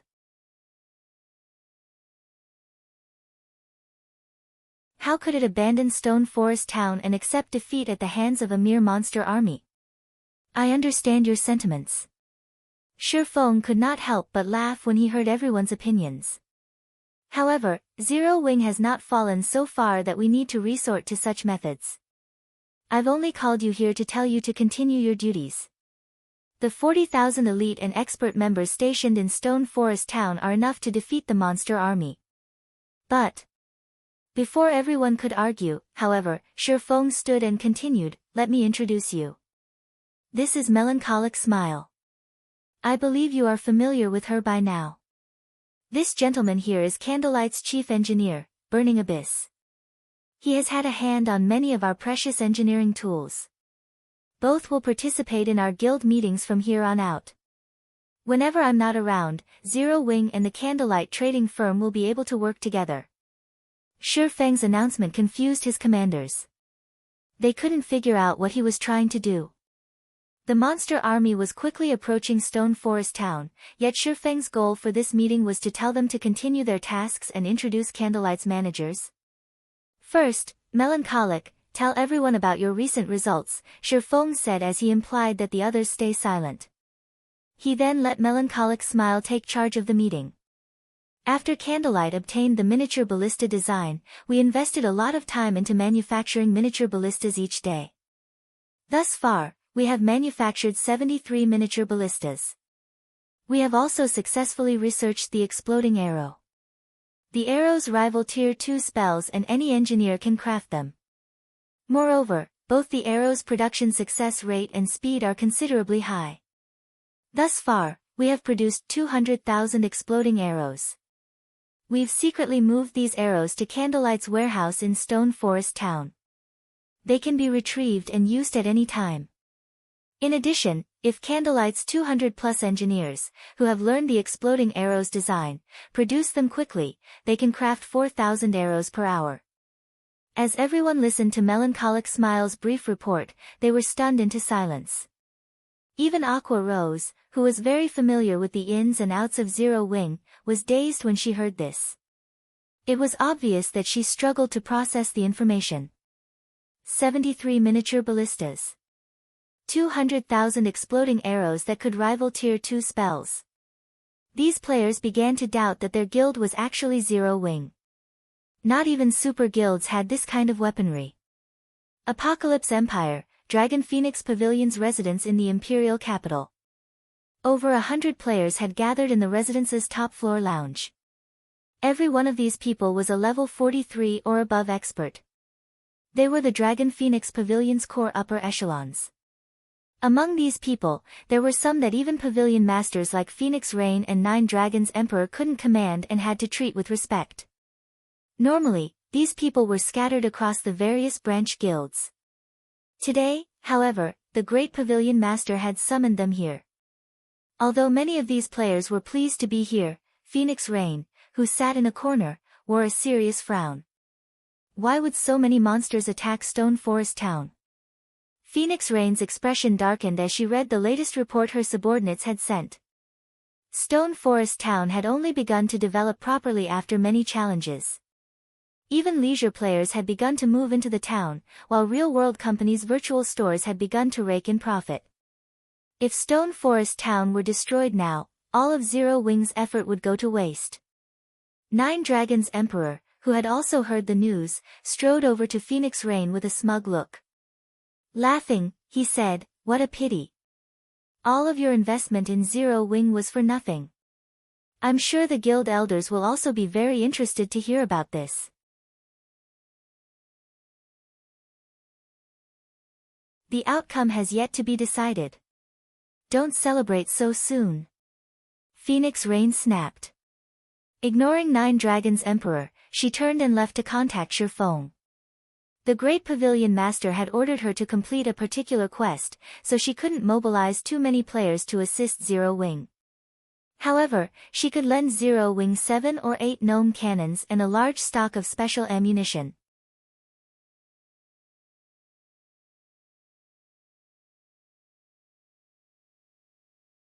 Chapter 1338, Defensive Siege Battle. After Phoenix Rain left, Nine Dragons' Emperor returned to quietly sipping wine from his glass. Martial Dragon, the burly man exuding chilling aura from behind Nine Dragons' Emperor, asked quietly, "Pavilion Master, should I use this opportunity to send some people to destroy Zero Wing's residence in Lakeheart City? The quest is about to start. There's no need to waste the manpower. In any case, it is only a matter of time before Zero Wing crumbles," Nine Dragons' Emperor replied, smiling faintly as he watched Phoenix Rain's departing figure. With so many monsters assaulting Stone Forest Town, he wasn't even certain that the Dragon Phoenix Pavilion's full force could protect the town, much less Zero Wing's. Without Stone Forest Town, Zero Wing wouldn't be able to help Phoenix Rain. Meanwhile, standing in another corner in the lounge, Phoenix Rain waited a while before contacting Shifeng. "Phoenix Pavilion Master, to what do I owe this pleasure?" Shifeng asked. He could not help but poke fun at Phoenix Rain when he saw the woman's anxious expression. Due to Phoenix Rain's sudden call, he had been forced to end the meeting early and find a reception room to remove his black flame disguise. Only then did he accept the call. "Do you really have to ask?" Phoenix Rain rolled her eyes. Getting straight to the point, she retorted, "Who doesn't know about Stone Forest Town's situation right now? Although I can't supply any manpower, I can lend you a few war weapons." War weapons? Shifeng hadn't expected Phoenix Rain to be so generous. All of the large guilds treated war weapons like priceless treasure. They wouldn't even think of using these items if they could avoid it, much less lending them to someone else. They only put these items to use during crucial moments. Let's forget about the weapons. How many magic crystals do you have on hand? You don't need the weapons. Phoenix Rain was slightly surprised. She couldn't understand what Shifeng was thinking. War weapons could be a saving grace during a monster siege, yet based on Shifeng's reaction, it was obvious that he wasn't interested. "I've already spent most of the magic crystals that I borrowed from Zero Wing. Right now, I only have around 50,000 or so left. If you need them, I can have Blue send them over right away. But that's all I have." 50,000? After pondering for a brief moment, Shifeng said, "That should be barely enough. Thank you for the help, Phoenix Pavilion Master. Regarding the 300,000 magic crystals that you've borrowed, we'll write off the interest." Phoenix Rain had wanted to respond, but as soon as Shifeng finished speaking, he disconnected the call. Blue Phoenix walked over and asked, "Big Sis Rain, how did it go? Should I send some people to retrieve the gnome cannons from the guild warehouse?" "No.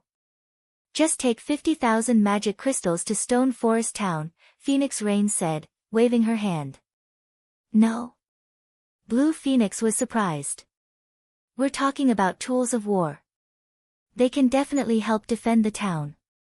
Is Zero Wing really so confident of protecting Stone Forest Town against so many monsters?"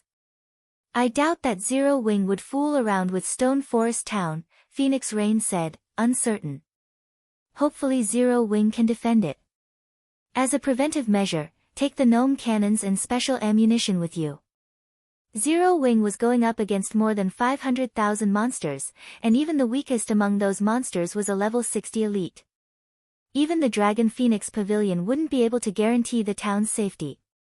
She found it truly hard to believe that all Zero Wing needed was a few magic crystals. Understood. Blue Phoenix nodded before leaving the lounge. A horde of evil beasts had surrounded Stone Forest Town. Looking at these monsters, the Zero Wing members stationed atop the town's ramparts felt their knees grow weak. The players that had come to watch the battle were just as shocked. There was a great discrepancy between the information they had received and what lay before them. While the reports had stated that the weakest monsters within the monster army were level 60 elites was true, these level 60 elites did not make up the majority of the army. They weren't even a quarter of the enemy's forces.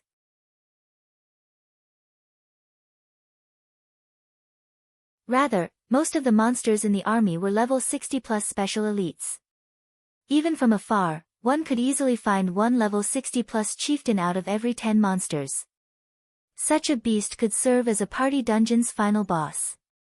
As for the number of tier 2 lords in the army, that was even more frightening. The enemy also had hill-sized great and grand lords. It's over. Stone Forest Town is beyond salvation now. Even from here, I can count more than 200 great lords. The great lords are nothing. They can be defeated. You should be worried about the level 65 plus grand lords and mythic monsters. I'm pretty sure those monsters can obliterate Stone Forest Town without help. How does such a powerful monster army exist? Even if every player in the town joins the fight, we can't stop these monsters. Upon seeing the enemy's forces, some players who had intended to stay to watch the war dismissed the notion. With such a massive gap in strength, this was no longer a war. It would simply be a one-sided slaughter. If they didn't leave now, they wouldn't even get the opportunity to flee once the battle began. Ha ha ha. Abandoned Wave's army is truly impressive. Even if Zero Wing sends in every member, its struggle will be futile. Singular Burial was elated as he watched the live stream a subordinate had sent from inside Stone Forest Town. With such power, they could proceed to take control of the Star Alliance's towns once they finished with Stone Forest Town. After that, Heaven's Burial wouldn't have any competition in Star Moon Kingdom. Guild Leader, I just received news that Zero Wing isn't taking any action against the monster army. The elite members that were already in the town are the only ones stationed there. There are only 40,000 players, the subordinate recording the live stream reported. He then shifted the camera angle towards Stone Forest Town's interior. Zero Wing's members crowded Adam Stone Forest Town's ramparts. However, there weren't many. No matter how one looked at it, they didn't even have nearly 100,000 players. They're giving up. Singular Burial roared with laughter when he saw this. What a pity. I had hoped to use this opportunity to deal a blow to Zero Wing. As expected, Black Flame's decision is a bold one. It's no wonder how he developed Zero Wing to its current glory. If it were up to him, he would defend his town with everything he had. However, from a logical viewpoint, giving up the town was the best decision. Otherwise, the guild would suffer additional losses while reaching the same outcome. Meanwhile, Stone Forest players realized that Zero Wing intended to give up on the town. No one dared to linger as they used their return scrolls to flee. How boring. So Zero Wing doesn't even have the courage to put up a fight. Abandoned Wave clicked his tongue when he saw the lack of reaction in Stone Forest Town. He had really wanted to watch Zero Wing's final struggle. Since that's the case, let's end this. Following which, Abandoned Wave swung his hand forward. Immediately, the evil beast army surrounding Stone Forest Town began their assault as they surged towards the town. Seeing the evil beast army approach, the Zero Wing members on the ramparts grew nervous. With just 40,000 elite players, just how were they supposed to face an army of 500,000 monsters? However, Just as the evil beast army was 3,000 yards away from Stone Forest Town's walls, one miniature ballista after another appeared on the ramparts, 3 players controlling each weapon. Atop the magic tower, Shifeng smiled as he looked at Stone Forest Town's defenses. Following which, he commanded, "Let's kick their asses."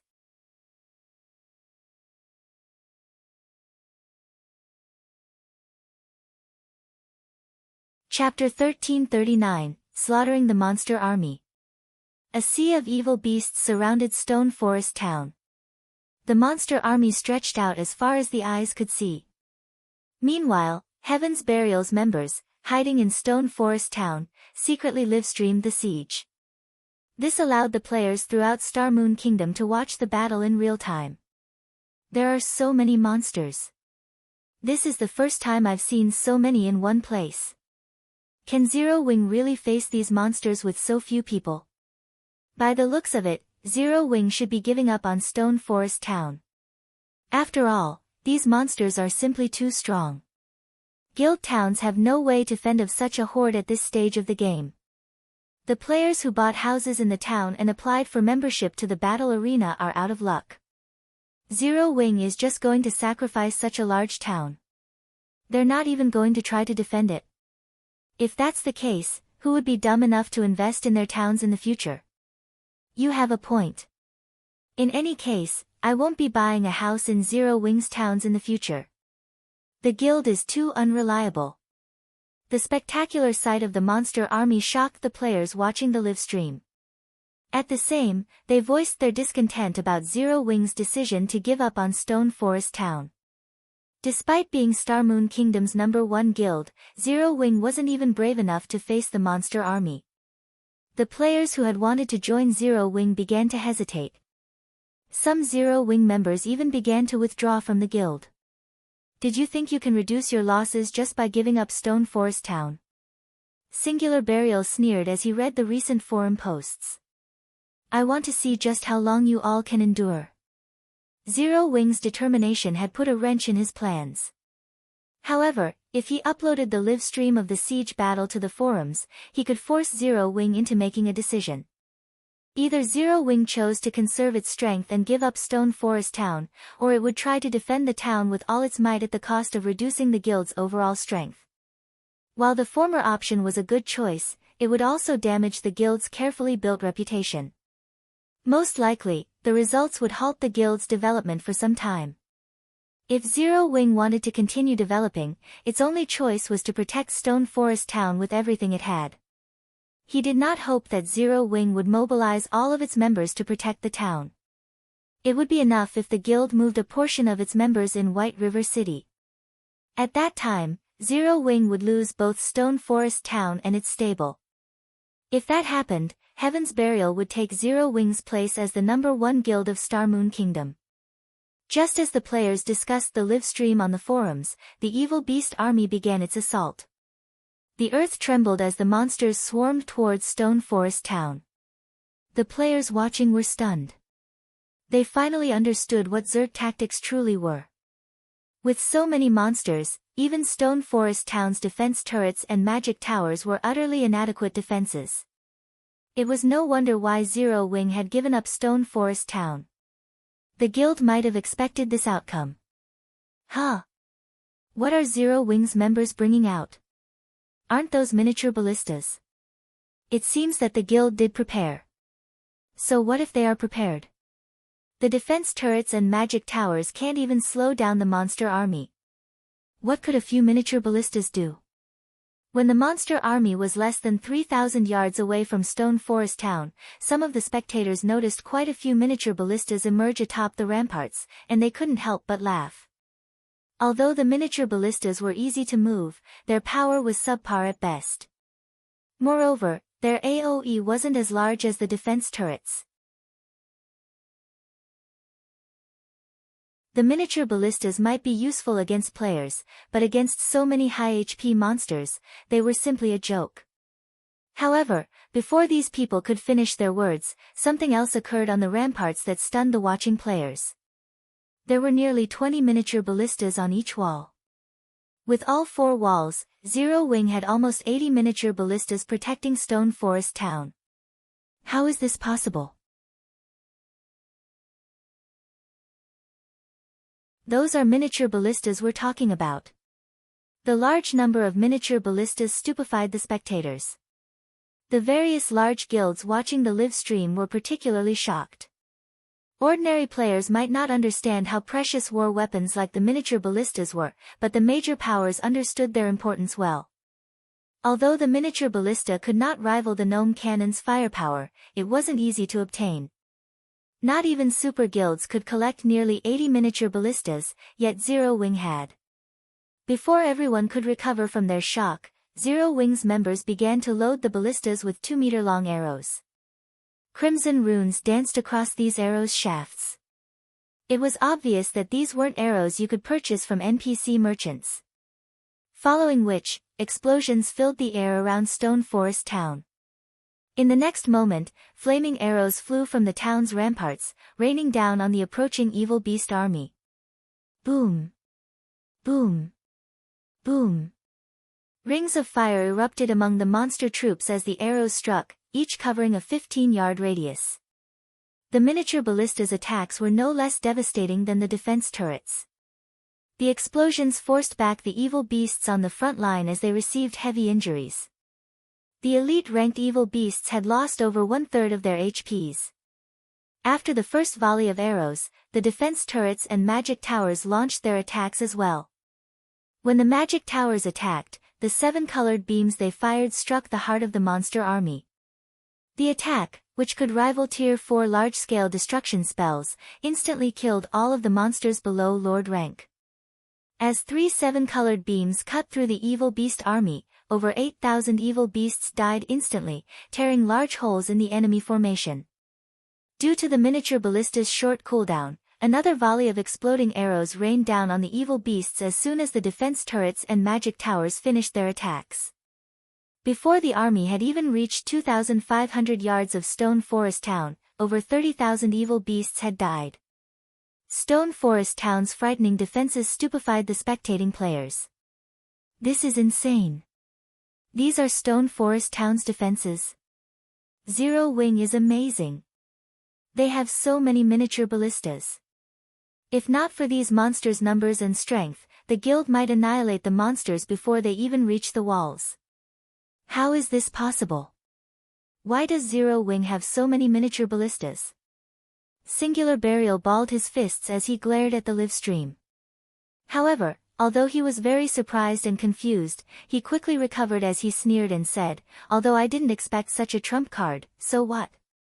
This army isn't like the last one you faced."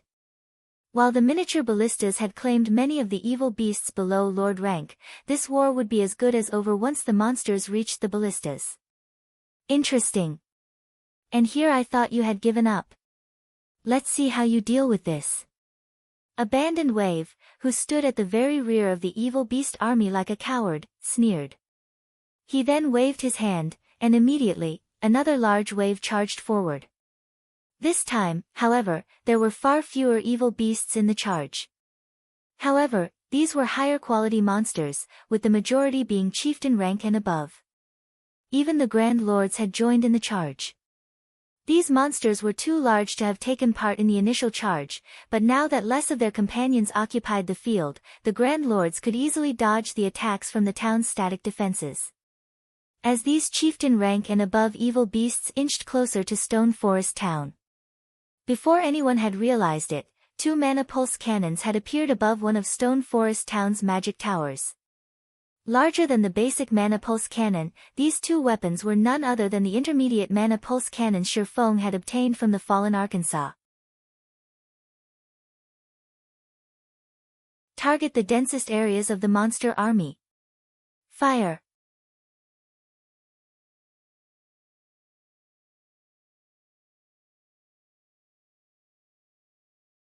Chapter 1340, The Intermediate Mana Pulse Cannon's Might. The instant the intermediate mana pulse cannons activated, 2 pitch-black, magic arrays formed above the magic tower as they absorbed the surrounding mana. The intense mana fluctuation immediately attracted attention. What's that? What an intense feeling. What's Zero Wing trying to do? Players in town were shocked by the pressure they felt from the magic tower. This was especially true for magical class players, who were far more sensitive towards elemental mana. Currently, the magic arrays above the tower felt like black holes as they devoured a massive amount of mana. Is this another attack from the magic tower? Abandoned Wave was not particularly surprised to see this. In response, he gestured with a hand. Immediately, the evil beast army charging forward began to spread out. He had long since familiarized himself with the magic tower's attacks. After all, these defensive structures were the reason he had suffered in the previous war. However, he had full control of the evil beast army this time. Although the magic tower's AoE was vast, if the monsters spread out, the magic towers wouldn't be as much of a threat. As the players on the ramparts watched, they shook their heads and sighed. These monsters' reaction time is too fast. Although the magic tower's attacks are powerful, they won't be very effective with how spread out the monsters are. As the players discussed their thoughts, the two intermediate mana pulse cannons finished their channeling time. In the next moment, the cannons fired two black beams, reaching the center of the evil beast army in the blink of an eye. As the beams struck the ground, two pillars of black light shot into the sky, piercing the clouds. This phenomenon was nothing like the magic tower's prior attacks. As the black pillars rose, they expanded. Radius of 100 yards. 200 yards. 300 yards. The pillars of light devoured more evil beasts as it spread. The pillars only stopped after achieving a 500-yard radius. Any monster below chieftain rank was turned into ash instantly. Although the chieftain-ranked evil beasts survived initial contact with the pillars, the attacks that eventually claimed their lives as well. Only Lord-ranked evil beasts and above survived the attacks. What were those attacks? They even killed chieftains in one move. This is insane. So, this is Zero Wing's foundation. Everyone's jaws dropped as they stared at the Armageddon before them. Shocked by the black pillar's destructive power, even the evil beast army had halted its advance. Just what did Zero Wing do? How did the AoE grow so large? Abandoned Wave stared at the pillars of black light, which had yet to fade, with wide eyes. Despite having spread out, the two attacks had killed over 15,000 evil beasts. Among them, over 2,000 chieftains had died, while the lords had less than half of their HP remaining. Although the higher-rank evil beasts hadn't lost a significant amount of HP, they were severely injured, reducing their combat power drastically. Such frightening, destructive power was simply unheard of. Such attacks could deal a devastating blow to his evil beast army. If he allowed several more of those attacks to land, the consequences would be unimaginable. Singular Burial wasn't the only one shocked. Every major power witnessing this was astonished. With such frightening war weapons, who would dare attack Stone Forest Town in the future? Fortunately, the town's current enemy was a monster army. No amount of players would be enough to capture Stone Forest Town. This won't do. I won't be able to sustain the losses if this continues. Abandoned Wave had lost his complacent attitude. Immediately, he took a dark gray crystal ball from his bag and started chanting. Go! Destroy the magic towers. In the next moment, the 5 level 70, mythic-ranked evil earth dragon's crimson eyes began to glow. With large strides, they approached Stone Forest Town rapidly. Although the evil beast army was relatively easy to create, chieftain-ranked evil beasts and above were difficult to produce. Not only did their creation depend on luck, but he also needed to sacrifice monsters of a sufficiently high rank and level.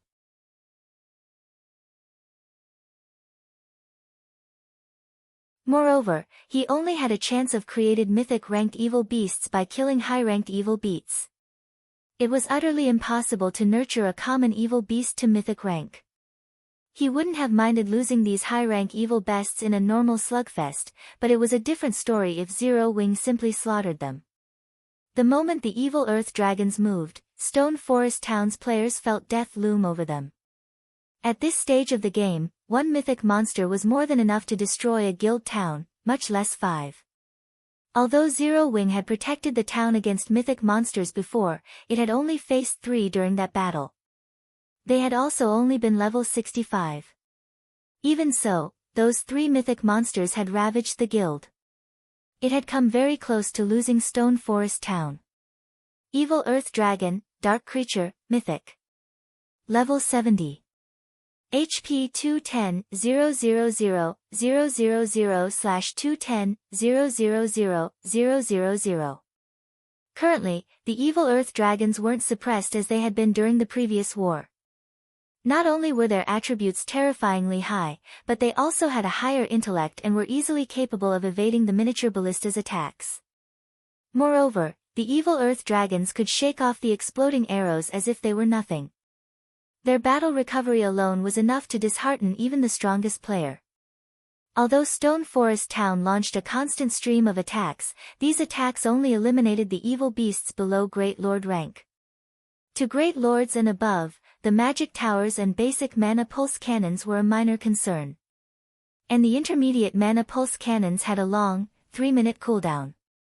3 minutes might not be long in a player-fought war, but it was more than enough time for Great Lords and above to end this battle. In the end, before the intermediate mana pulse cannon's cooldown ended, the 200-plus Great Lords, 40-plus Grand Lords, and 5 Evil Earth Dragons stood before Stone Forest Town's walls. Although Stone Forest Town had already upgraded to intermediate rank and was protected by very tall walls, these walls weren't half as tall as the Evil Earth Dragons. Before the mythic monsters, Stone Forest Town's ramparts were easily crossed hurdles. It seems Zero Wing is truly finished. There are so many powerful monsters. This is insane. Even a 500-man elite team is unlikely to stop a level 65 Great Lord. If those 200-plus Great Lords work together, Zero Wing's 40,000 members won't even serve as a warm-up. When the spectators had watched Zero Wing reveal so many powerful war weapons, they had held on to some hope of success. However, they realized how futile Zero Wing's attempts were as the evil beast stood before the town's walls. Ha ha ha. Go, my servants. Sacrifice every life form in the town for the almighty evil god. Abandoned Wave commanded, laughing. He had been worried about the intermediate mana pulse cannons, but now that the monster stood before the ramparts, the war was as good as over. Roar.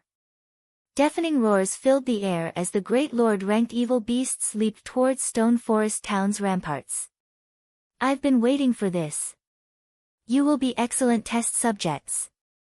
Standing atop the magic tower, Shurfeng casually retrieved the movement-type, defensive magic array he had obtained from the fallen Arkansas.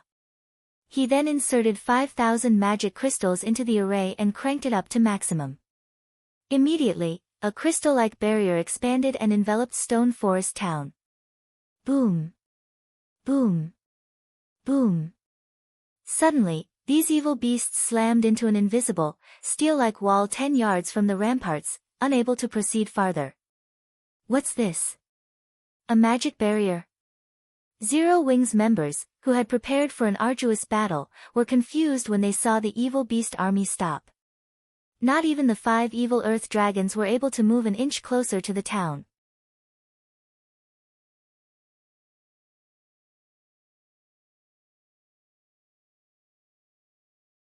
Chapter 1341, Trump Card Appears. The barrier managed to block mythic monsters. Impossible. What kind of barrier is this? How much strength has Zero Wing kept hidden? Everyone's jaws dropped when they saw the beasts halted. Every large guild in Star Moon Kingdom had a few trump cards. They obviously had something as important as a defensive magic array. However, it was unheard of for a player-owned magic array to stop a mythic monster attack. The combined attacks of all 5 Evil Earth Dragons' claws barely shook the crystal-like barrier. There wasn't a single crack on the barrier. The array's strength rivaled those used in NPC cities. In God's domain, even the most ordinary NPC city had a magic array that could stop Tier 4 monsters. Every major NPC city like White River City had a defensive magic array that could even hold off Tier 5 monsters. This was also the reason that, aside from special circumstances, monster sieges against the NPC cities were almost certain to fail. Monsters could only successfully siege NPC towns. Why wouldn't they be surprised to see that Stone Forest Town had an array that could rival an NPC cities? The Zero Wing members breathed a sigh of relief when the magic barrier appeared. If they faced these evil beasts head-on, they would die instantly.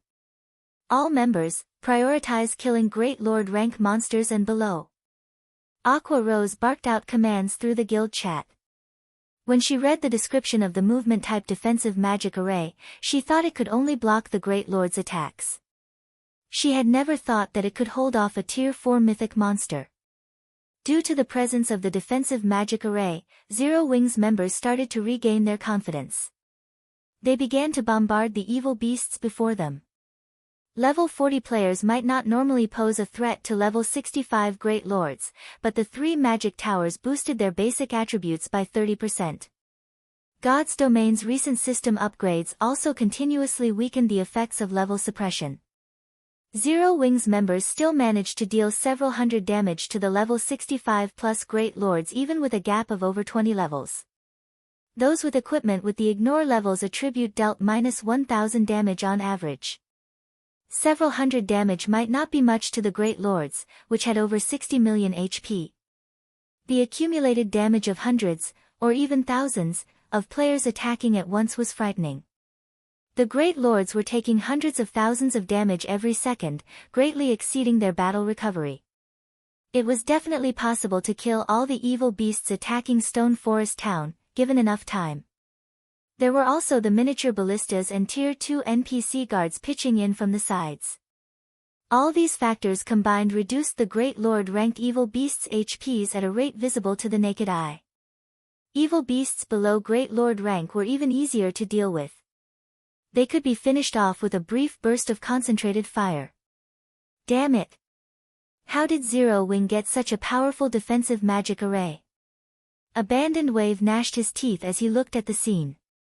The magic barrier remained completely intact even after numerous attacks from so many evil beasts. At this rate, the evil beasts he nurtured were simply EXP for Zero Wing. He reluctantly manipulated the dark gray crystal ball in his hands once again. You might be able to block normal Tier 4 attacks, but what about Tier 4 destructive spells? The 5 evil earth dragons abruptly stopped attacking the magic barrier as the crystal ball glowed. Then they widened their mouths.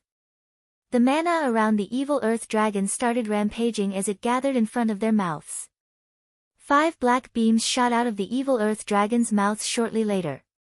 Tier 4 spell, Evil Energy Roar.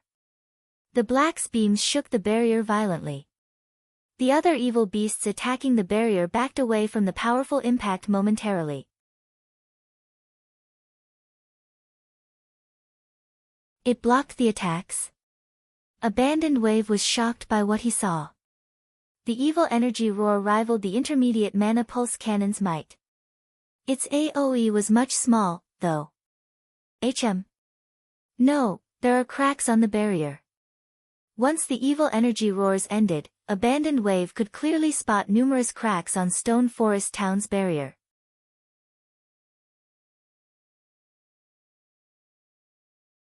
But the cracks were being repaired quickly enough to see with the naked eye. As expected of a Tier 4 spell. Its might is truly frightening. Shurfeng took a look at the movement-type defensive magic array beside him. The 5 evil energy roars had depleted its energy by more than half. That was only one wave of attacks. All defensive magic arrays needed to be supplied energy. The more damage the magic array absorbed, the more energy it consumed. The magic array's endurance limit was the other important factor affecting the energy depletion rate. The movement-type defensive magic array he had obtained from the Fallen Ark had a Tier 3 endurance limit. As long as an attack standard exceeded Tier 3, the energy depleted from such an attack would increase exponentially. Each of the evil earth dragon's normal attacks had already depleted the magic array's energy by a frightening rate of 1%. This 1% was enough to hold off the combined attacks of the 200-plus Great Lords for a considerable amount of time. After the evil energy roars, the magic array's energy had decreased by nearly 70%. Restoring the magic array's energy cost 5,000 magic crystals each time. Currently, he only had around 60,000 crystals on hand, and that was including the 50,000 crystals Phoenix Rain had returned. In addition, firing the intermediate mana pulse cannons cost 2,000 magic crystals per shot, while the basic mana pulse cannons cost 1,000 crystals per shot. He could only restore the magic array's energy a limited number of times. Sure enough, it isn't invincible. I want to see just how long you last. Seeing the cracks on the magic barrier, a sinister smile appeared on Abandoned Wave's face. He then controlled the Grand Lords to assault the magic barrier with their most powerful skills. Although he did not have a good understanding of Stone Forest Town's magic barrier, he could guess the barrier's limit based on the cracks. Normally, a barrier would only show signs of damage when an attack exceeded its limit. When that happened, the defensive magic array would lose a significant amount of energy. Once the magic barrier's energy had been depleted, his evil beast army would storm Stone Forest Town and slaughter the players in it. As Abandoned Wave controlled his Grand Lords, they rampaged, hurling one high-tiered skill after another at the barrier before them. The magic array lost energy with each hit. For a moment, it even began to show signs of shattering. Seeing this, the Zero Wing members on the ramparts grew increasingly nervous. Once the magic barrier broke, their lives would be on the line. Sure enough, using such a method to fight mythic monsters is a little far-fetched. Sure Feng sighed when he saw the magic array's energy levels fall below 10%. He then contacted Blackie and asked, "Blackie, how are the preparations on your side?" "We're ready. We're just waiting for your command," Blackie said, grinning. "Although it is a little wasteful to use them here, it's about time we show our enemy that they aren't the only ones with Tier 4 forces." Shi Feng then commanded, "Summon the divine beasts. It's about time we refresh their memory." Following Shi Feng's command, 3 massive, golden magic arrays appeared above Zero Wing's residence, each array enveloping nearly half of the town. Immediately, 3 golden dragons that were over 100 meters tall emerged from these magic arrays. The divine dragons hovered in the sky as they flapped their massive wings. They released deafening roars that echoed throughout Stone Forest Town and its surrounding area as they overlooked all lifeforms like kings.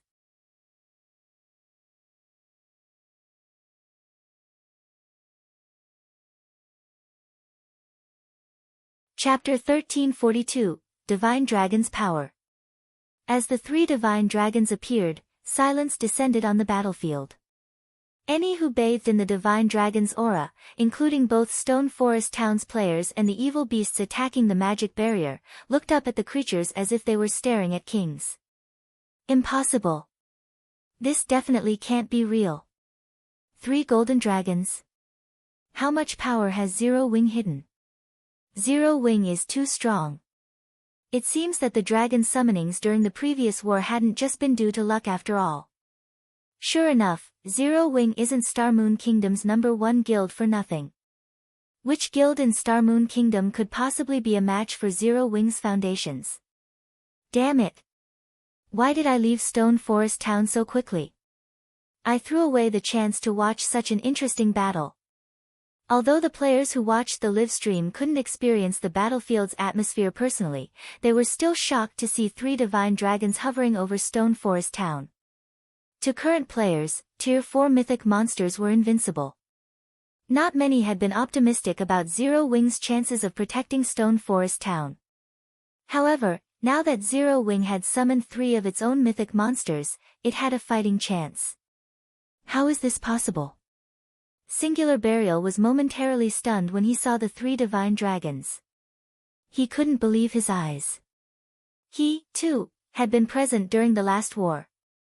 During that battle, he had assumed that Zero Wing had obtained a summoning scroll for the divine dragon by chance, only allowing the guild to summon it once.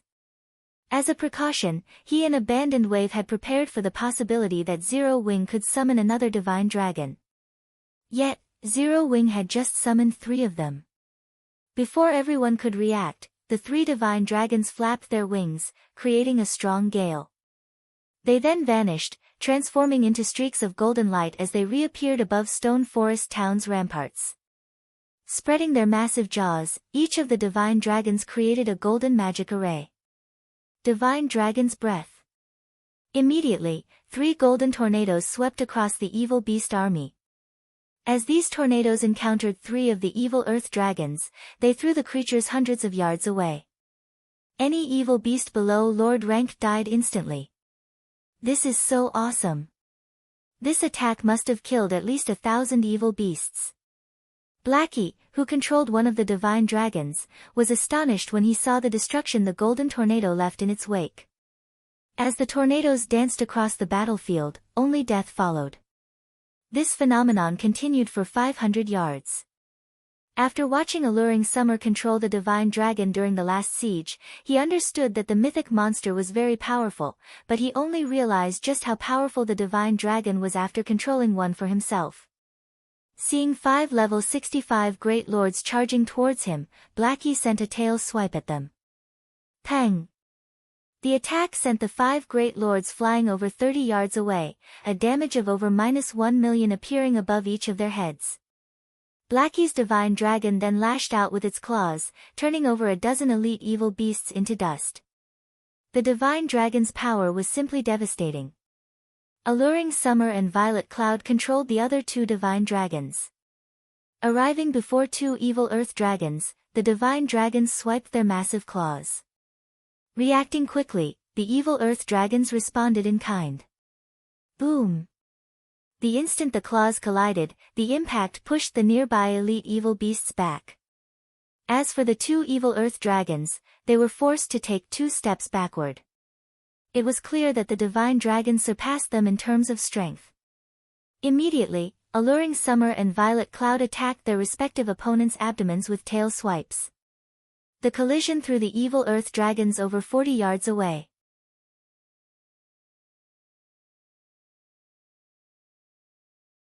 Although Blackie, Alluring Summer, and Violet Cloud couldn't control the divine dragons as they did their own bodies, their combat techniques and experience far surpassed the evil earth dragons.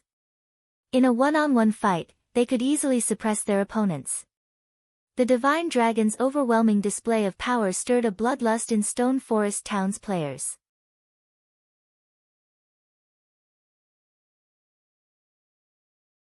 Every one of the mythic monster's actions could destroy the surrounding terrain. Monsters below Lord Rank couldn't even approach to the divine dragons. Although the divine dragons' combat standards were not high, they caused a much larger common than a player-fought battle. If not for the defensive barrier protecting them, no one doubted that the resulting shockwaves would be more than enough to destroy the town. By summoning the 3 divine dragons, Zero Wing had turned the tide of war. Is this our guild's power? This is too amazing. All hail Boss Blackie. Victory will be ours. Every Zero Wing member was ecstatic. They had never realized how powerful their guild was. Seeing this, the players that had chosen to withdraw from the guild turned pale. Use this opportunity to kill the great lord monsters and above. Don't let any of them get away. Shurfeng commanded. Although the divine dragons were very powerful, each one cost 88 magic array scrolls to summon. The materials required to create the divine beast's descent magic array scrolls were also extremely precious. Each scroll cost over 10 gold to produce. However, the production cost was secondary. To produce the divine beast's descent magic array scrolls, On needed a special material called mana essence. It only dropped from 50-man or more team dungeons. It was a precious item to every large guild, and creating a set of divine beast's descent magic array scrolls required 88 mana essences. Even though Zero Wing now had a lot of members, it had barely collected enough mana essence for 3 sets. Zero Wing had invested everything in this war. Hence, it was of utmost importance that they recuperate some of their losses through these evil beasts' deaths.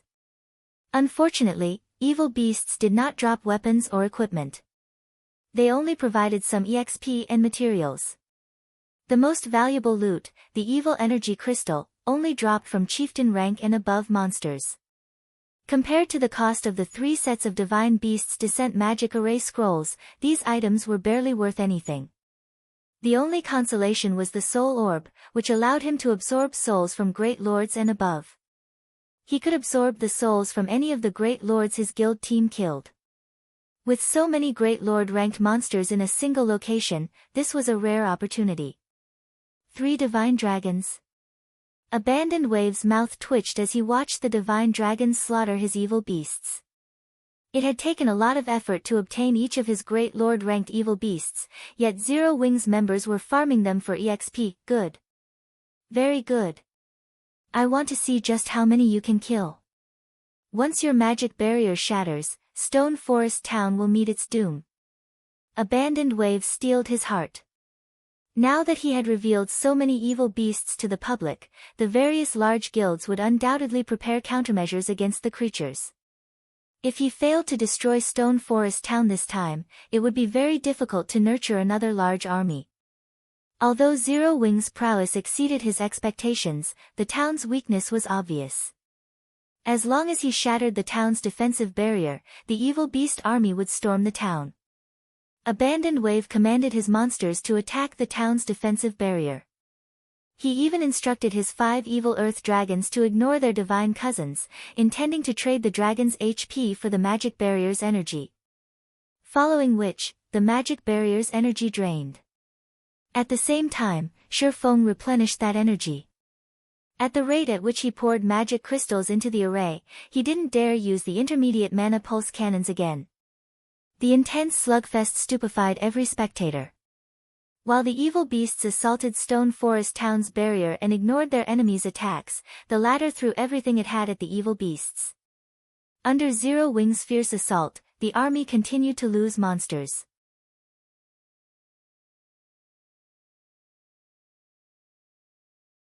The initial 500,000 decreased to 400,000, and then to 200,000.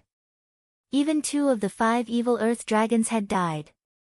When the evil beast army had less than 100,000 monsters remaining, Stone Forest Town's magic barrier shattered under 3 remaining evil earth dragons' evil energy roars.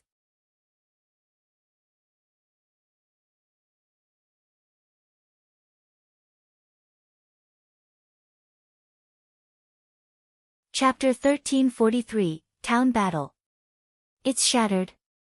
Abandoned Wave released a sigh of relief when he saw the magic barrier disappear.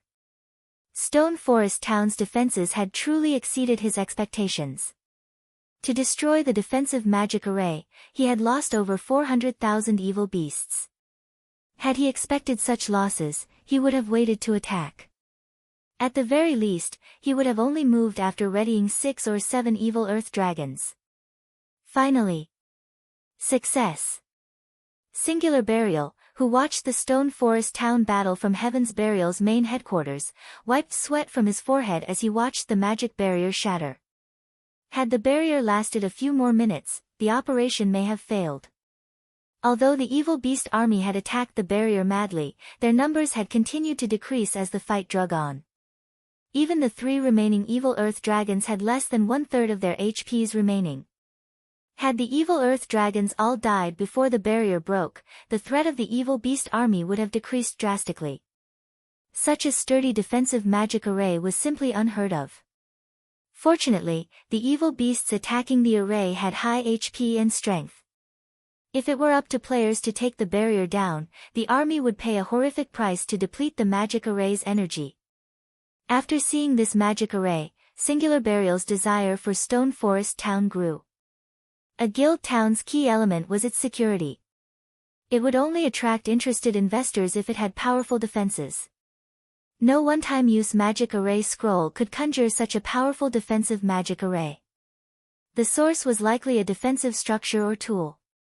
Based on the images he had received from his subordinates in Stone Forest Town, it was obvious that this defensive magic array had originated from the massive machine atop one of the magic towers. Letting a guild like Zero Wing hold on to such a tool is too much of a waste. Singular Burial turned to Broken Flow, the level 43 berserker in dark purple armor beside him, and said, "Teleport to Stone Forest Town's private house with your men." I don't care what it takes, steal that tool. If necessary, I'll permit you to expose the dark contract. Zero Wing was Heaven's Burial's greatest competitor in Star Moon Kingdom. Naturally, Heaven's Burial had planted plenty of spies in the guild. They had even purchased 2 private houses in Stone Forest Town as a preventive measure. This was the perfect moment to put those houses to good use. With the magic barrier shattered, Zero Wing would try to hold back the evil beast invasion. Meanwhile, Heaven's Burial could use the opportunity to strike. The evil beasts might be a threat to other players, but Heaven's Burial had special tools that prevented evil beasts and evil demons from actively attacking them. I can use the dark contract. Excitement flashed in Broken Flow's eyes. He glanced at the movement-type defensive magic array atop the magic tower and said, Guild leader, destroying that magic tower shouldn't be a problem, right? If it's necessary, then fine. But only as a last resort. Singular Burial nodded. Understood. Guild leader, wait for my good news. Broken Flow chuckled before leaving the guild leader's office. Meanwhile, every Zero Wing player on the ramparts wore a solemn expression. In the end, they had failed to kill all the evil beasts before the magic array had run out of energy. Although there were less than 100,000 evil beasts remaining, the leftover monsters were mainly the stronger ones. Weaker monsters such as the elite evil beasts had long since been wiped out. The weakest remaining were special elite rank, while over 70 great lords and nearly half of the grand lords remained. There were plenty of high lords left as well.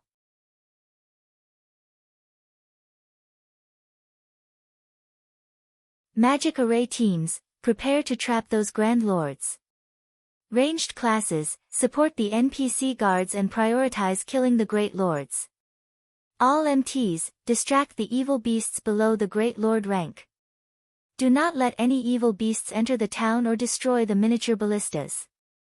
Aqua Rose commanded.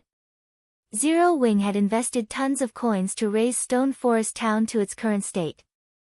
If they let the evil beasts invade and destroy it, the consequences would be unimaginable. If these monsters captured the guild residents, in particular, Zero Wing would lose Stone Forest Town.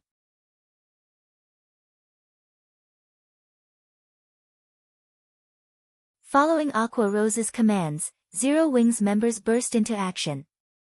The numerous magic array teams promptly activated the 9-star polar domain magic array scrolls they had been given, trapping the Grand Lords that rushed into the town. At the same time, the level 75, Tier 2 NPC guards charged towards the Great Lords. Meanwhile, due to the Magic Tower's buff, Zero Wing's level 40+ MTs were more than capable of blocking the evil beasts below the Great Lord rank. Although the battle was intense, it was not beyond salvation. Moreover, Zero Wing had the strongest combatants with its 3 divine dragons. These creatures suppressed the evil earth dragons, preventing them from truly entering the town. Despite having no financial support, Zero Wing sure has hidden a lot of tricks up its sleeves. But it's too late. Despite watching both sides sustain casualties and Zero Wing having the upper hand, Abandoned Wave was very calm. He raised the dark gray orb in his hand and began to chant an incantation. In his opinion, this war had been over the moment the magic barrier had shattered. As Abandoned Wave chanted, a massive, pitch-black, twofold magic array appeared above him. When Abandoned Wave finished his chant, evil demons began to descend from the sky. In total, more than 3,000 evil demons had appeared. The weakest among these evil demons was a level 50 special elite, with the stronger being level 61 Great Lords. A total of 19 Great Lords had joined the battle. These evil demons were the result of his merciless hunt of guild and independent teams. Although there were very few demons, they radiated an intensely terrifying aura. These evil demons' aura resembled that of high-tiered NPCs, wisdom and intelligence were evident in their blood-red eyes. Why are there so many Great Lords?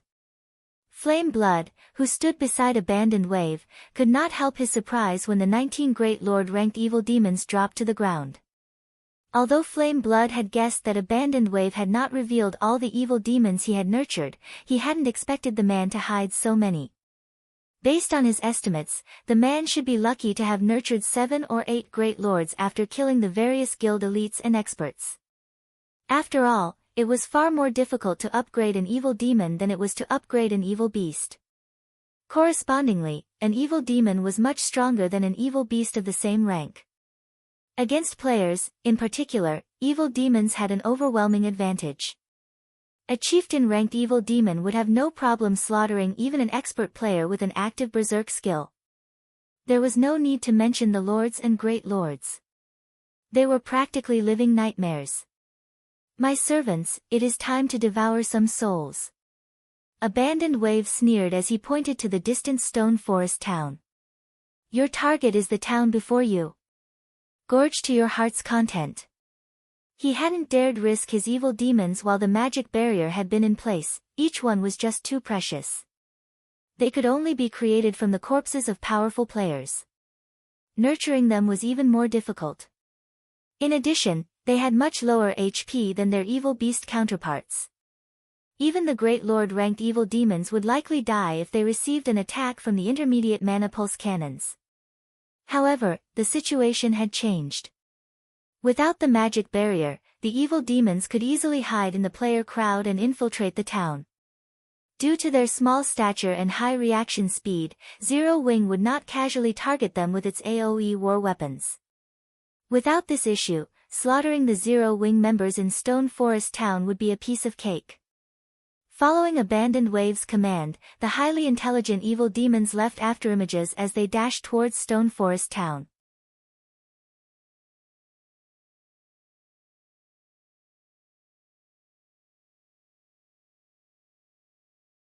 Chapter 1344, One-Star Adventurers Association. As the large group of evil demons descended, they attracted the attention of Stone Forest Town's players. Why are there still monsters? There doesn't seem to be a lot of time. Stopping them shouldn't be a problem. Why do these monsters feel even more dangerous than the evil beasts? When the Zero Wing members, who were busy fending off the evil beast army, noticed another group of monsters approaching the town, they promptly turned to look at the new arrivals. Although fear gripped their hearts for a moment, they relaxed and returned their attention to the evil beasts before them when they realized how small the approaching group was. However, Aqua Rose's expression darkened when she noticed the approaching evil demons. Hurriedly, she commanded, "Miniature ballistas, prioritize the approaching monsters. Do not let them get close to the town." They had seen evil demons during the previous siege war as well. Although there had been very few, their combat power had been incredibly frightening. They had also been far more intelligent than ordinary monsters. There were more of these monsters this time. If these evil demons infiltrated Stone Forest Town, the consequences would be unimaginable. Although the players controlling the miniature ballistas did not understand, they followed Aqua Rose's command. Fortunately, these evil demons were within range. Immediately, dozens of arrows flew towards the approaching evil demons. Boom! Boom! Boom! A series of explosions shook the battlefield. What? The players controlling the miniature ballistas were stupefied by the results of their assault. The evil demons had dodged the dozens of exploding arrows they had fired. Although they were firing at near maximum range, not even elite players could dodge the arrows at that distance. In addition, the exploding arrows were AoE attacks. The Zero Wing members manning the miniature ballistas weren't the only ones stunned. Many of Stone Forest Town's players were also astonished. A meaningless struggle. Abandoned Wave wasn't surprised in the last. Even the special elite evil demons had a higher reaction speed than elite players. Furthermore, these demons' attributes were much higher than players of the same level. Dodging the small AoE attacks was a piece of cake for these monsters. The evil demons would only be at risk against large AoE attacks like those from the Magic Tower. Moreover, these evil demons possessed considerably high intellect. After learning about the town's defensive and offensive capabilities, they spread out as they advanced. Even if the Magic Towers attacked, the damage would be minimal. They're sending so many evil demons at is. The evil god's temple sure is determined. Feng was also astonished when he saw the evil demons surge towards Stone Forest Town. Although he did not know much about the evil god's temple, he knew that these evil demons weren't easy to create. Every evil demon required blood and sweat from evil god players. Whoever was attacking Stone Forest Town must be very determined to send over 3,000 evil demons against the town. Guild leader, those evil demons are extraordinarily strong. If they enter the town, the situation will take a turn for the worst. Should we have Snow send 20,000 elites from headquarters? Aqua Rose suggested anxiously as she watched the evil demons grow closer to the town. Have everyone retreat to the town, and let as many of those evil beasts and evil demons enter, Feng instructed. Let them enter the town. Aqua Rose's jaws dropped. She had no idea of what Feng was thinking.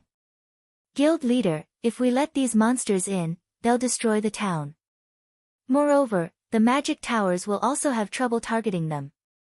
We'll be at a massive disadvantage. We can't hold them back, so it doesn't matter.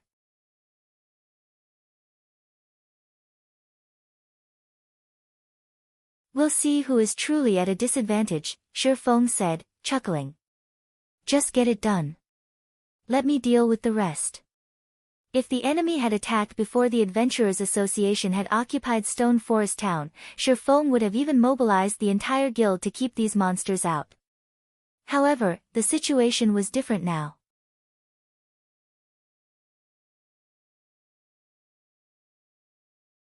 In God's domain, a monster army besieging a town wasn't like that carried out by players.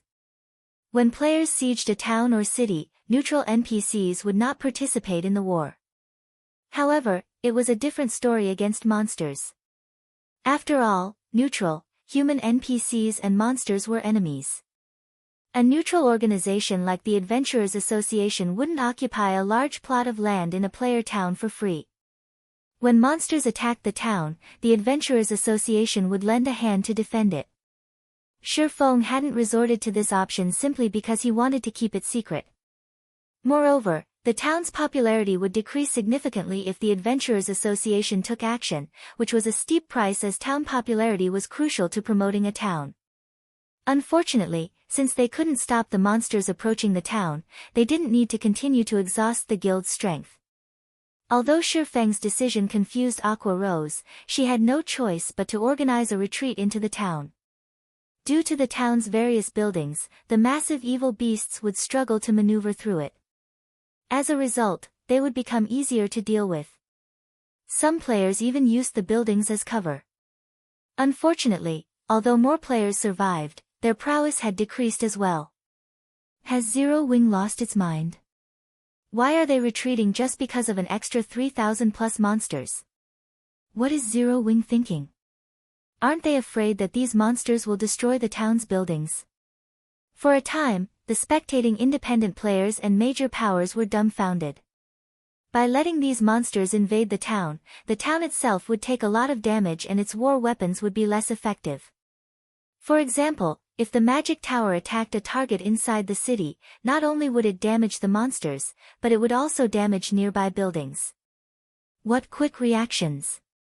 But so what if you switch to guerrilla tactics? Do you think this will change anything? Abandoned Wave sneered. What foolishness! Nobody in Star Moon Kingdom can stop my evil demon army. This will only lead to a quicker death. Following which, Zero Wing's members retreated to the town center, taking out far fewer evil beasts as they did so. If not for the 3 divine dragons pinning down the 3 evil earth dragons outside of Stone Forest Town, the streets of the town would have been devastated.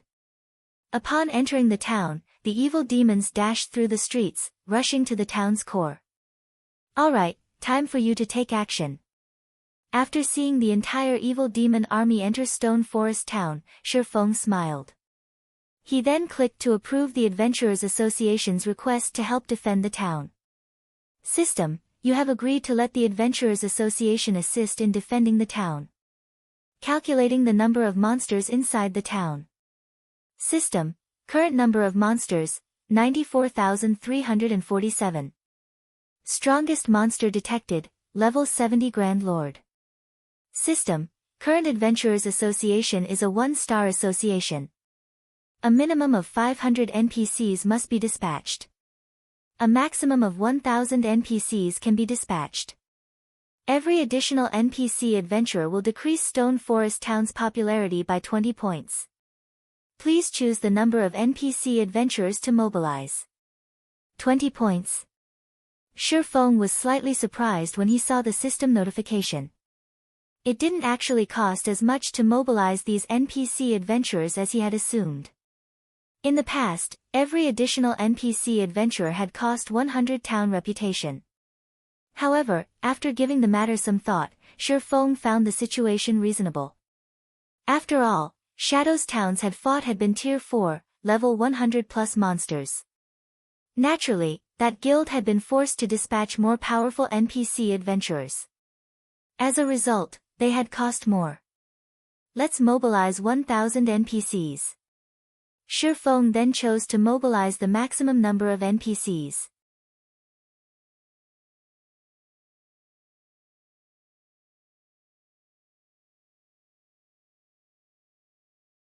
Chapter 1345, Reversal. With the entire Stone Forest town embroiled in the battle, many streets had already been destroyed. Is it finally starting? The corners of Singular Burial's mouth curled up when he saw the evil demons charging at Zero Wing's members. Slaughter them. Kill every Zero Wing member inside the town. Evil demons were different from evil beasts. The players killed by evil beasts would suffer only the normal death penalty. However, players killed by evil demons were not as fortunate. When killed by an evil demon, not only would players suffer double the death penalty, but their immortal souls would also be devoured, preventing them from logging into God's domain for a certain period. Such an outcome was a nightmare for guild elites and experts. Recovering from such a loss would be very difficult. Meanwhile, standing in front of a magic tower, Aqua Rose was currently commanding the Dark Gods Legion members and a large number of NPC guards to prevent the evil beasts from destroying the magic tower behind them. At this time, a larger group of evil demons joined the fray as well. Sure enough, their targets are the magic towers. When Aqua Rose saw the evil demon army charging at her group, she hurriedly commanded, "Everyone, prioritize killing the evil demons. Activate your berserk skills as soon as the fight begins. Let the Tier 2 NPCs be the main attackers while you all assist from the sides." Seeing the evil demons entering their attack range one after another, the ranged classes of the Dark Gods Legion promptly went on the offensive. Tier 1 spells and skills rained down on the evil demon army. However, aside from the special elite ranked evil demons, the other high-ranking evil demons dodged the attacks easily as if they were expert players. Moreover, they were also able to keep advancing as they avoided the attacks. Only when an attack was unavoidable would they retaliate. As for the Tier 2 NPC guards, although they held the advantage when going up against Chieftain-ranked evil demons, the Lord-ranked ones easily overwhelmed them. If not for the healers at the rear line, it was only a matter of time before these NPCs got killed. Such high intellect. Are these things really monsters? How can there be such powerful monsters? Their combat standards are already on par with expert players. The players spectating the battle through the live stream could not help but gasp. They never thought that monsters were capable of achieving such a high combat standard as well. Even the weakest special elite ranked evil demons had combat standards rivaling the current expert players of God's domain. Meanwhile, there were actually over 3,000 of such monsters. With this, Zero Wing really won't have any hope of a reversal. Even an army of 200,000 elite players would be no match for this army of evil demons.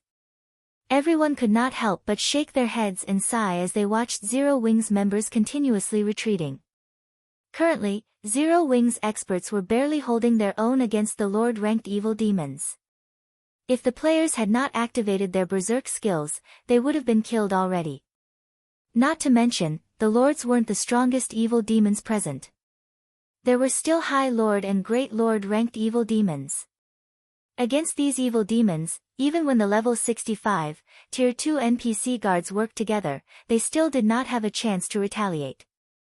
The NPC shield warriors and guardian knights could not at all keep up with the high-ranking evil demon's attack speed, receiving blow after blow. If not for them having activated their life-saving skills and berserk skills, as well as rapid healing coming from the rear line, these NPCs would have long since met their makers. Once the duration of their berserk skills ended, the battle would also end entirely.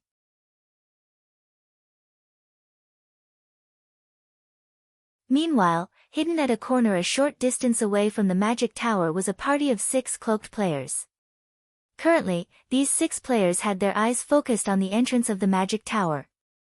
Boss broken, should we take action now? Zero Wing's magic tower doesn't seem like it'll be able to hold on for much longer.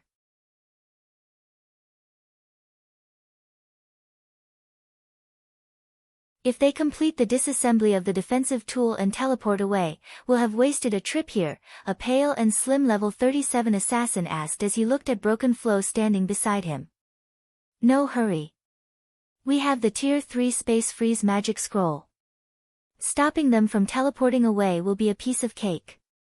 Let these monsters whittle down Zero Wing's members further first. We'll then have an easier time snatching the tool later on, Broken Flow replied calmly. Speaking of which, has your skill locked on to that item yet? Boss, rest assured, I've already locked on to the item. No matter who picks up that tool, as long as we kill that person, we can get it to drop at a 100% success rate, the slim assassin said with confidence. He was originally a very inconspicuous member of Heaven's Burial.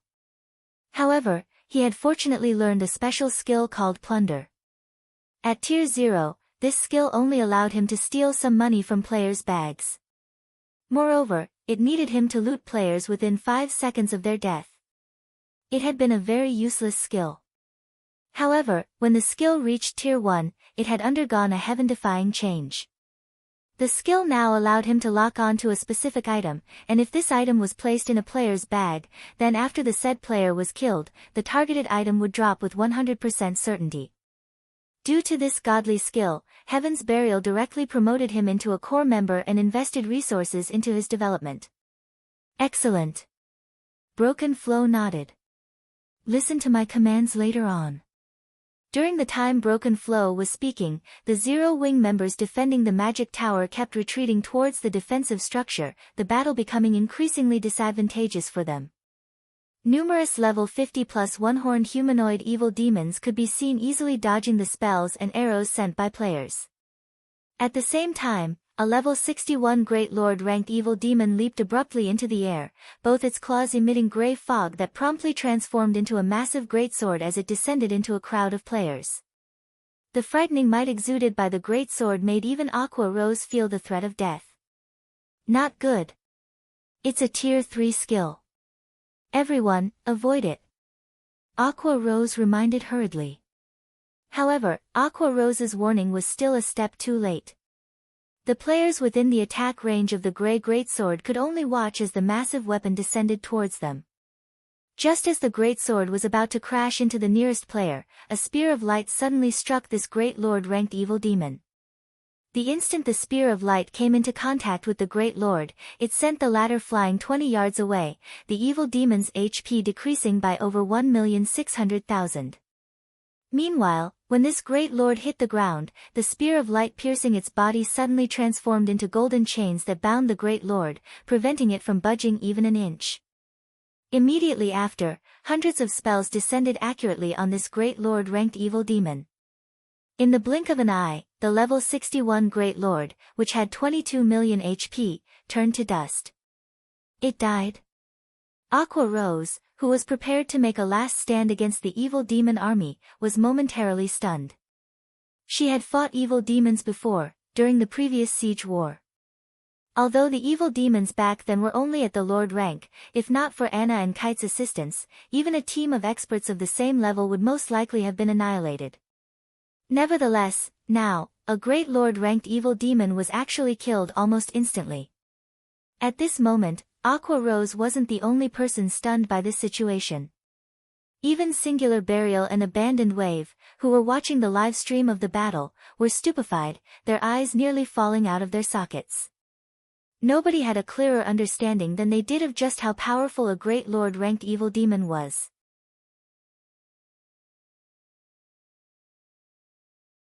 Yet, such an existence was actually killed instantly, so suppressed that it did not even have the power to retaliate. Before anyone realized what was going on, a group of NPCs suddenly appeared behind the evil demon army. Unlike the town's NPC guards, these NPCs wore all sorts of attire. The classes they possessed were also diverse. The only thing these NPCs had in common with each other was that every one of them sported the adventurer emblem. In addition, these NPCs were all level 70, and even the weakest among them was tier 2.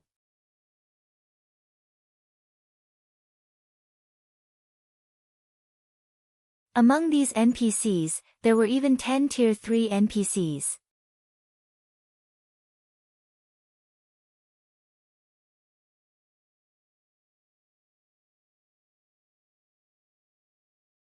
Chapter 1346, The Horror of Tier 3 NPCs. NPCs? Why are there so many NPCs here?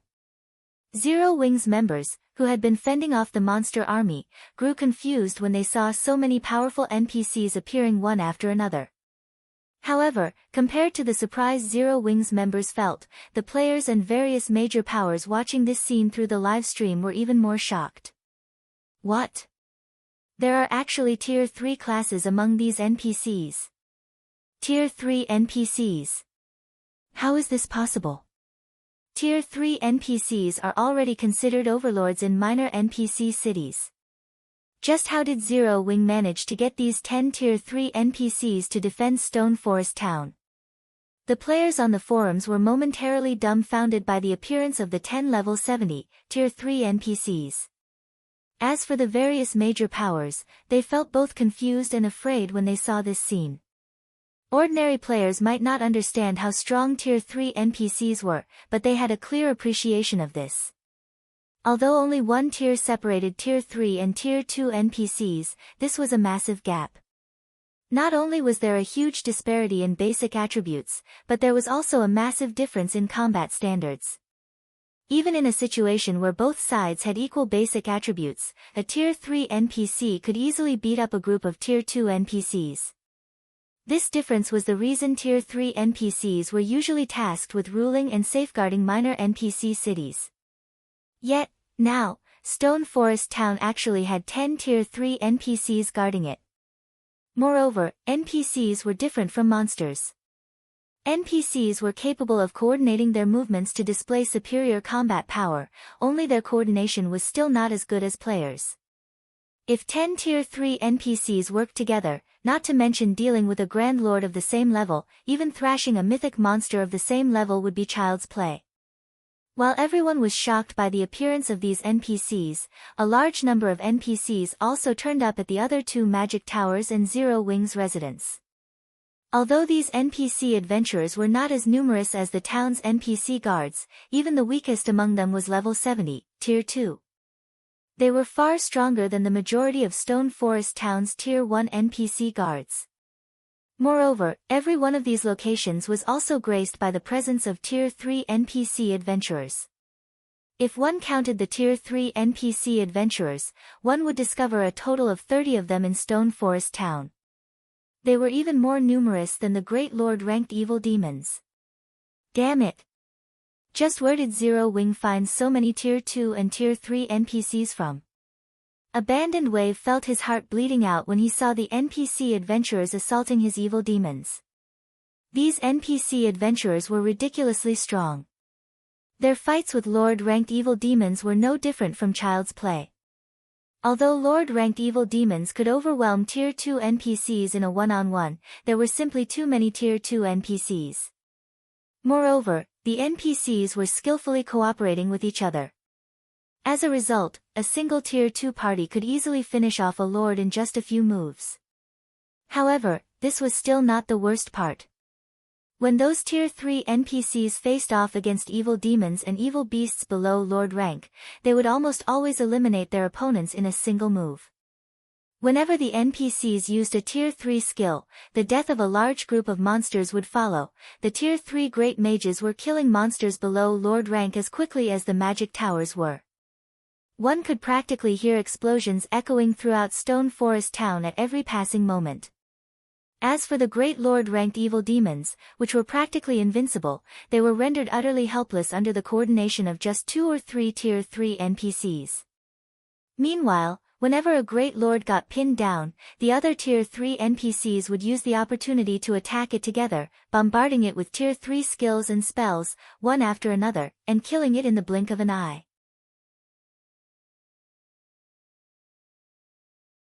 Seeing the evil beast armies and evil demon armies' numbers plummet, Abandoned Wave immediately commanded all the monsters to give up on attacking the magic towers and shift their focus towards Zero Wing's residence. Previously, Abandoned Wave had commanded his monsters to attack the magic towers merely to kill more Zero Wing members.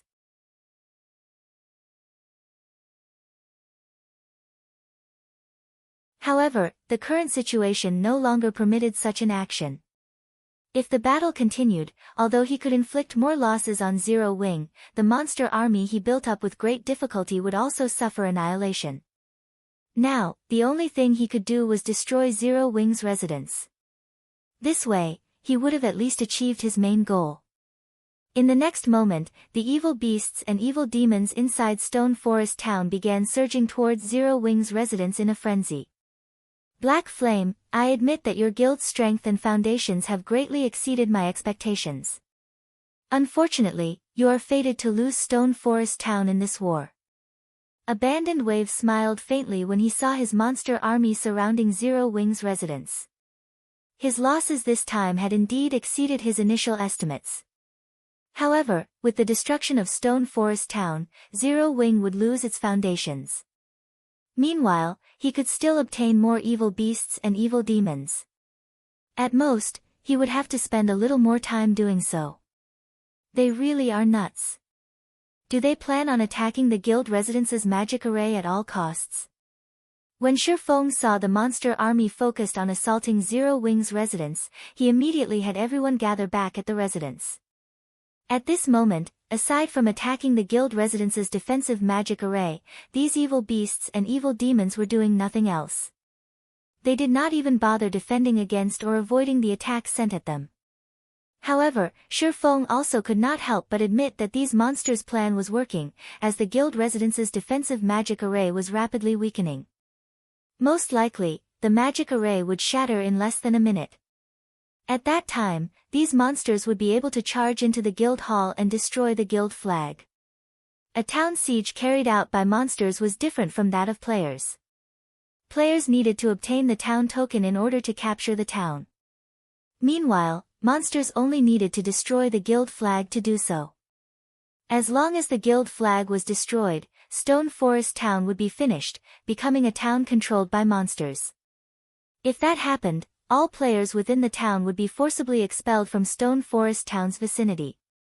Meanwhile, Shifeng would also lose his authority over Stone Forest Town, and for the following 1 month, his guild would be barred from raiding Stone Forest Town. However, it would be a different story for other guilds. Instead of a month, they would only need to wait 15 days before they could start raiding Stone Forest Town. During this 15-day grace period, most likely, every guild in Star Moon Kingdom would attempt to raid Stone Forest Town. After all, as long as they succeeded, they would get a ready-made intermediate town. Kill. Go ahead and kill as many as you can. I want to see just how many of my monsters you all can kill. Abandoned Wave laughed involuntarily when he saw the cracks on the residence's magic barrier. At this moment, there were still 50,000 evil beasts and evil demons, more than enough to last until the monsters invaded Zero Wing's residence and destroyed its guild flag. Meanwhile, Zero Wing's members were desperately trying to stop the monsters' attacks. Boom! When a level 70 Grand Lord bombarded the magic barrier with a Tier 3 skill, the guild residence's defensive magic array finally gave, crumbling upon itself. Everyone, move forward and block those monsters. Do not let them set foot in the guild hall no matter what. Aqua Rose shouted urgently. Zero Wing's members understood the severity of this matter. Immediately, all the MTs charged forward to block the advance of the monsters. At the same time, the magic array teams also activated one magic array after another to trap the approaching monsters. Very quickly, chaos fell upon the entire guild residence. Idiots! Do you think the entrance is the only way to enter? Abandoned Wave sneered.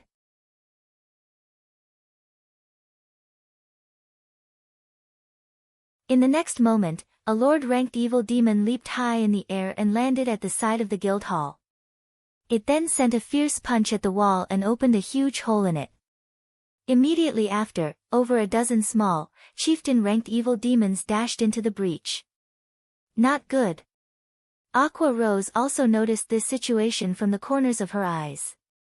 Although they were blocking the larger evil beasts, they couldn't stop the nimble and smaller evil demons.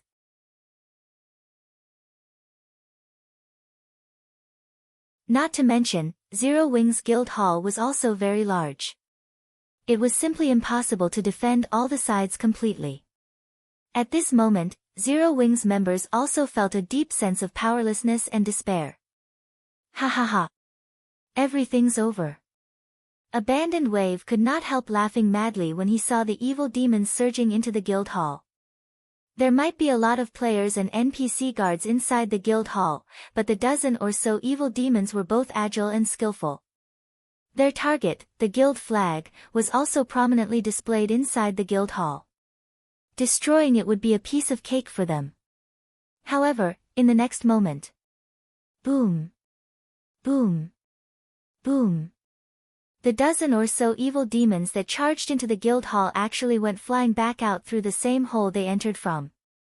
However, before these dozen or so chieftain-ranked and one lord-ranked evil demons could even land, their bodies had already transformed into ashes and disappeared from everyone's sight. How? Abandoned Wave's eyes nearly fell out of their sockets. Meanwhile, Zero Wings members also became slack-jawed at this scene, unable to comprehend what had just happened. When everyone turned to look at the hole in the wall, they could faintly make out a muscular man in black robes standing before the guild flag. With both hands, the man gripped a blood-red greatsword that was stabbed into the ground before him. Even when just looking at this man from afar, everyone could clearly feel their souls shuddering in fear. This man was none other than Gilbert, the hero Shifeng had summoned.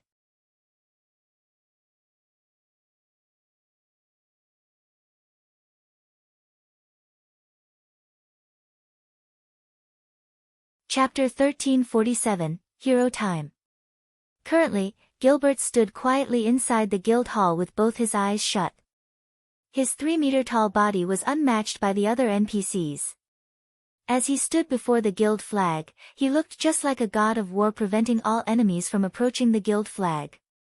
Is this the hero the guild leader was talking about? Aqua Rose was somewhat astonished as she looked at Gilbert. What a powerful aura! Although the Tier 3 NPCs she encountered before were terrifyingly strong, she had not felt suffocating pressure from them. As for Gilbert, rather than calling him an NPC, he was more like a prehistoric beast. Damn it! Why does Zero Wing still possess a Tier 3 NPC? Abandoned Wave's expression darkened considerably when he spotted Gilbert standing inside the guild hall.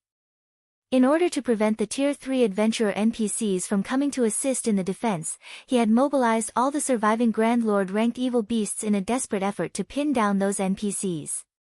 He had even stationed several Great Lord-ranked evil demons nearby to find an opportunity to attack. Only with this did he manage to block all 30 Tier 3 NPC adventurers from reaching Zero Wing's residence.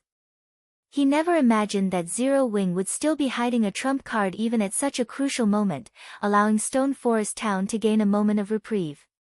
One hit. He needed his monsters to land only one hit to destroy the guild flag. Once the guild flag was destroyed, Stone Forest Town would become a monster town. If it were 30 Tier 3 NPCs working together to defend the guild flag, I might really need to put in some more effort. However, Black Flame, you are overestimating yourself if you think one Tier 3 NPC is enough to defend the guild flag. Abandoned Wave sneered. He then manipulated the gray orb in his hand and started chanting an incantation. Suddenly, over a dozen figures hidden in the monster army leaped forward, leaving afterimages trailing behind them.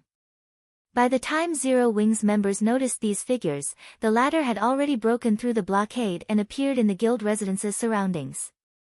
They then smashed through its walls and dashed straight towards the guild hall. The true identity of these figures were evil demons. However, unlike the evil demons that attempted to assault the guild flag before, this group of evil demons was much stronger. Not good. There are great lord-ranked evil demons mixed in among them. We need to stop them. Aqua Rose, who was defending inside the guild hall, hurriedly activated the power of darkness and used the Tier 1 spell Shadow Vines. Suddenly, hundreds of blue vines emerged from around Aqua Rose's feet and slithered rapidly towards the approaching evil demons. A futile struggle. Abandoned Wave sneered upon seeing this. The 16 evil demons were the strongest force he had remaining, 11 High Lords and 5 Great Lords. Even a party of Tier 3 NPCs would have a hard time facing such a force, not to mention a measly Tier 1 cursemancer like Aqua Rose. In the next moment, the evil demons could be seen dodging all the oncoming shadow vines. What quick reaction speeds! Aqua Rose was surprised. She had aimed all her shadow vines at the blind spots of these evil demons. Yet, as if they had long since sensed her attack, not only did the evil demons perfectly avoid being bound, but they had even managed to close the distance between them and the guild flag even further. Finish it! Through the eyes of one of the evil demons, Abandoned Wave could see the guild flag that was just 30 yards away. In the next moment, the 16 evil demons charged at the guild flag from various directions. With this, even if 2 or 3 Tier 3 melee NPCs worked together, they wouldn't be able to stop every one of the evil demons.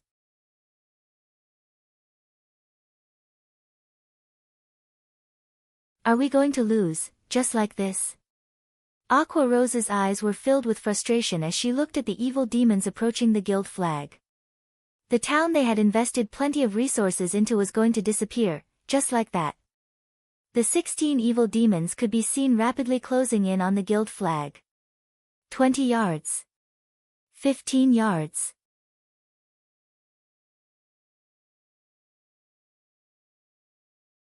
At this moment, the evil demons had even stopped evading the attack sent at them by the players inside the hall, focused solely on reaching and destroying the guild flag. Just when the evil demons were only 10 yards away from the guild flag, Gilbert, who had his eyes shut all this time, opened them and let loose a deafening roar.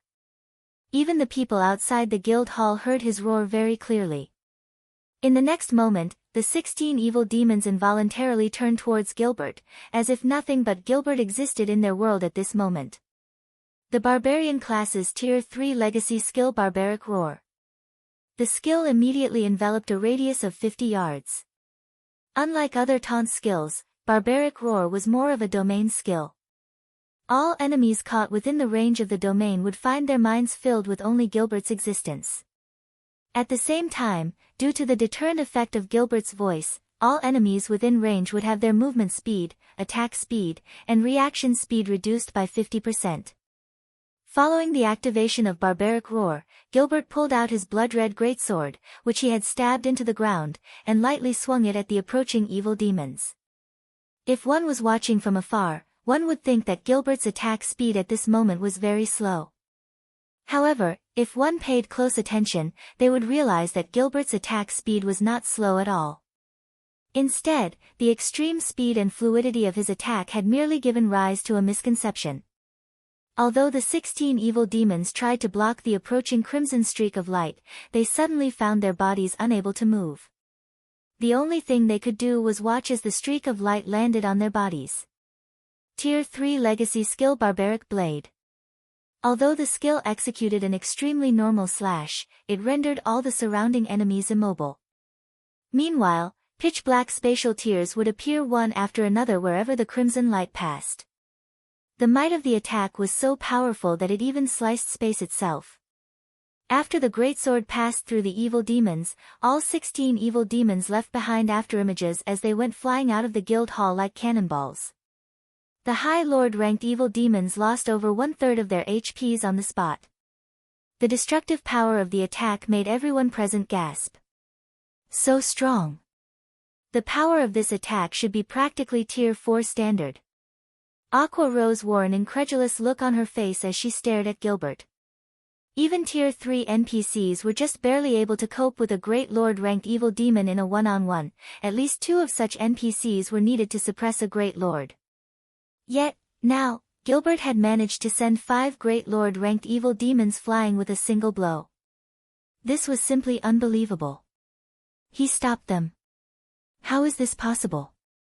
How can there be such a powerful Tier 3 NPC in existence? Abandoned Wave nearly fainted when he saw this scene. He had been watching through the eyes of one of the 16 evil demons, so he had clearly seen the speed and power of Gilbert's attack. Not to mention dodging the attack, even blocking it was utterly impossible. Gilbert was far stronger than the Tier 3 NPCs from before. They were on entirely different levels. Before Abandoned Wave could react, Gilbert took a step forward. In the next moment, he disappeared from where he stood.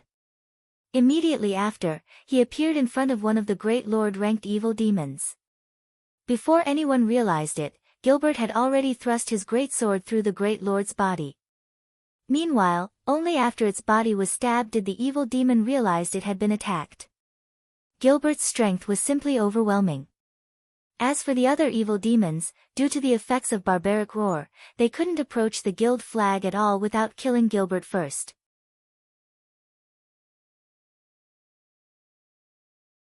As time passed, although many more monsters entered the guild hall, due to the effects of barbaric roar, these monsters had no choice but to fight Gilbert. However, not only was Gilbert himself frighteningly strong, but there was also a Tier 2 NPC cleric healing him from the side.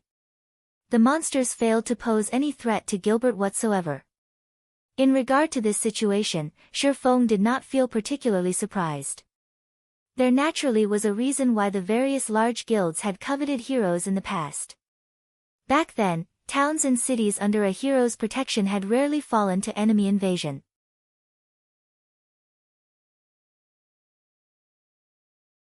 Although a Tier 3 hero could not compete with an archaic species of the same rank and tier in terms of basic attributes, in terms of combat standards, a Tier 3 hero was many times superior to the ordinary experts of God's domain. After taking into account the legacy skills they grasped, a hero was the most suitable kind of NPC to defend a guild residence. Over time, the number of evil beasts and evil demons could be seen decreasing continuously. Is this Zero Wing's true strength? This town's defenses are simply too strong. Such a powerful monster army actually failed to capture it. With this, which guild could possibly threaten Stone Forest Town? Everyone was filled with astonishment as they looked at the rapidly thinning monster army. After this war, most likely, no guild in Star Moon Kingdom would dare have designs on Stone Forest Town. At the same time, Stone Forest Town would also enter a new era of prosperity. We lost? Abandoned Wave's eyes were filled with mixed feelings as he looked at his servants decreasing precipitately in number. At this moment, whether it was the evil beast army or the evil demon army, the top combatants of both had already been annihilated. Right now, even without the presence of NPCs like Gilbert or the Tier 3 adventurers, Zero Wing's remaining members were more than enough to defend the guild flag. I'll give this win to you, Zero Wing. However, don't get excited too soon. Although I've lost my evil beasts and evil demons, I can still make more. You all, on the other hand, won't be as fortunate next time. Abandoned Wave knew that he had been thoroughly defeated this time. However, he was confident that with enough time, he could create a monster army that was several times stronger than the current one. Meanwhile, as long as Zero Wing lost Stone Forest Town, it would decline into a second-rate power. Flame Blood, I'm afraid Heaven's Burial will have to get busy for the upcoming period. Rest assured, although Star Moon City's resources have nearly dried up, there are still plenty of resources available in other cities and kingdoms. Flame Blood smiled and nodded. Although Zero Wing's performance today was indeed shocking, Heaven's Burial remained in the shadows while Zero Wing stood in the light. Heaven's Burial could easily help Abandoned Wave create more evil beasts and evil demons, while Zero Wing could only wait for its impending doom. The reason for their loss this time was their lack of understanding of Zero Wing as well as their lack of preparation. However, it would be a different story next time. Following which, Abandoned Wave and Flame Blood turned around and left. Meanwhile, standing inside one of Stone Forest Town's magic towers, Sure Feng was quietly observing the image displayed on the massive crystal ball before him. "I've finally found you. An evil god envoy?" Sure Feng muttered, his lips curling upwards as he looked at the image of the bandaged Abandoned Wave. "No. The evil energy surrounding him is too thin. An evil god envoy has received the blessing of the evil god. Even if he used a treasure to suppress the evil energy, it should not be this thin. Perhaps an evil god apostle developed by an envoy? Forget it. Let's just go and take a look." Saying so, Sure Feng locked in the coordinates and used space movement. Suddenly, he vanished from the top of the magic tower.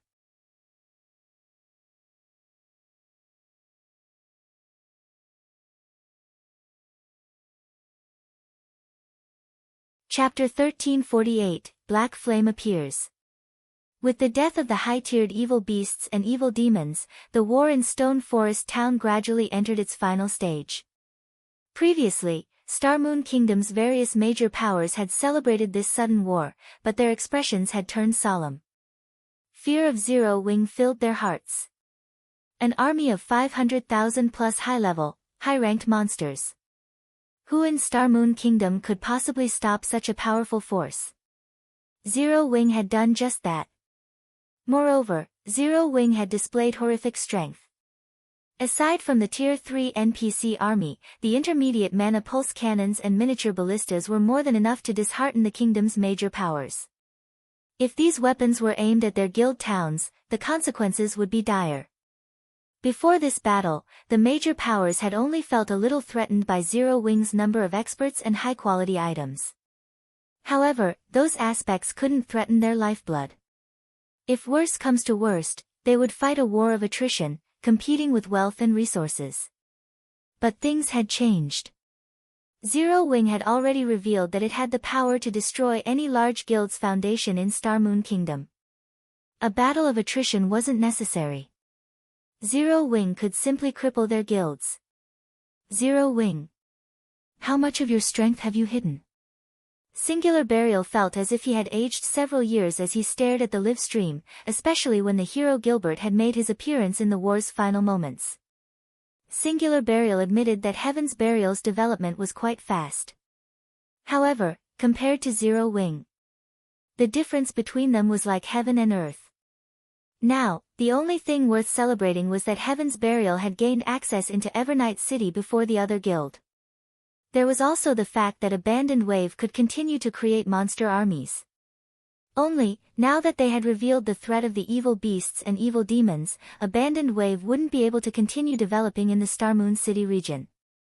Meanwhile, across the street from Zero Wing's residence in White River City, Ghost Shadow and Daybreak Fog scouted the building from their seats in a restaurant's 5th-floor room.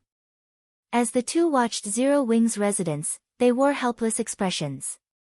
The original plan had involved the Ghost Shadow Legion and the 3rd Legion working together to assault Zero Wing's residence, doing whatever it took to destroy the guild's stable. However, due to the war over in Stone Forest Town, the Zero Wing members that had been grinding monsters and raiding dungeons had returned to the residence. As a result, the building was protected by more than 3 times the members they had expected. Hence, they could only watch the building, waiting for these guild members to leave for Stone Forest Town. However, since the war had started, the number of players in the residence had increased rather than decrease. Moreover, now that victory was in sight for Zero Wing, more players had swarmed to the guild to apply. Among them were plenty of famous adventurer teams that both Ghost Shadow and Daybreak Fog recognized. Meanwhile, in the wilderness outside of Stone Forest Town, Abandoned Wave and Flame Blood quickly made their way towards the Dead Soul Forest atop their mounts. "Brother Wave, you're saying that I qualify to join the evil god's temple?" Flame Blood asked excitedly, his eyes practically glowing as he looked at Abandoned Wave. "Of course. Although it is very difficult for players to join the evil god's temple, and there are very few lost available, Beast Emperor has declared that players with sufficient strength and a powerful backer will have the opportunity to join. However, the final decision rests in Beast Emperor's hands. He only has a few slots remaining.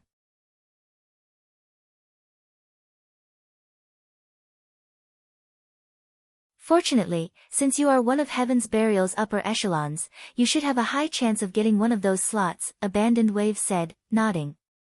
I refuse to believe that we can't take Zero Wing down if we work together once you become an evil god apostle as well. Then I'll have to thank you for recommending me, Brother Wave. As long as I become an evil god apostle, the guild leader won't hesitate to give us his full support.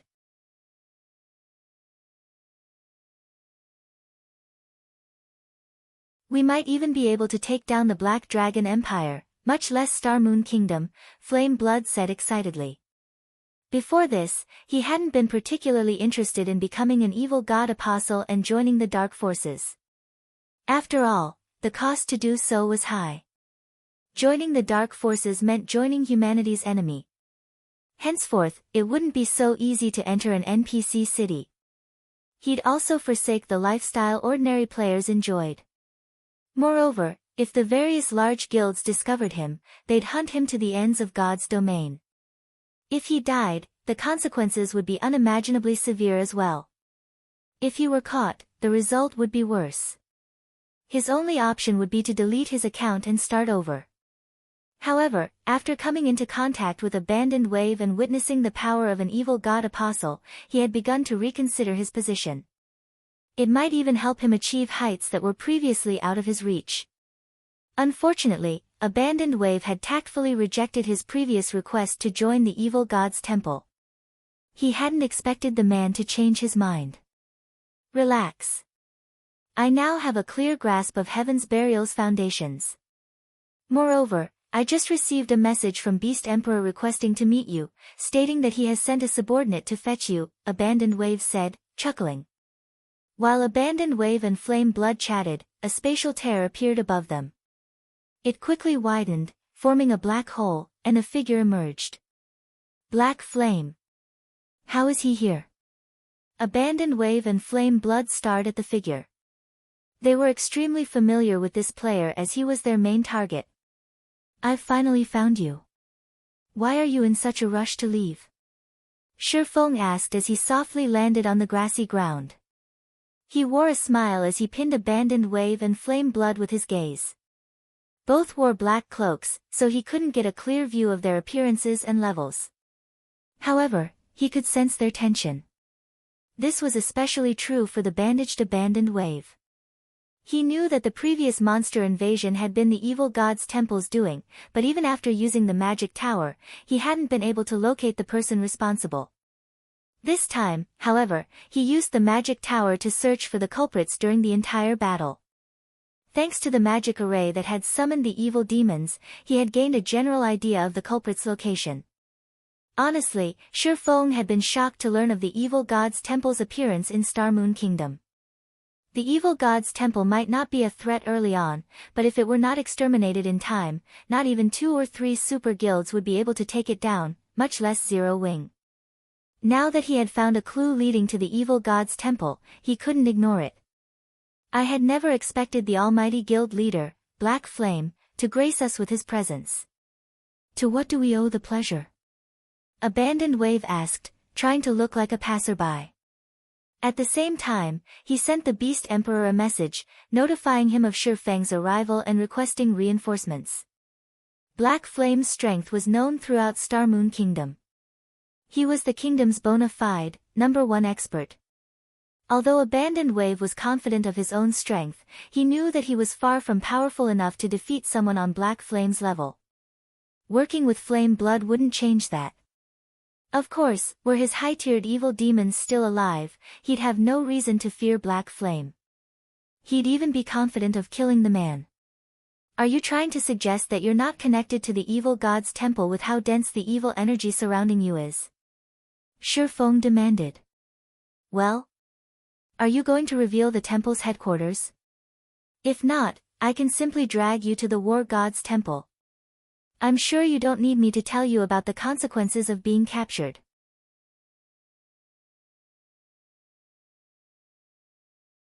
Although the evil god's temple's followers had far more power than any ordinary player, they had to pay a corresponding price.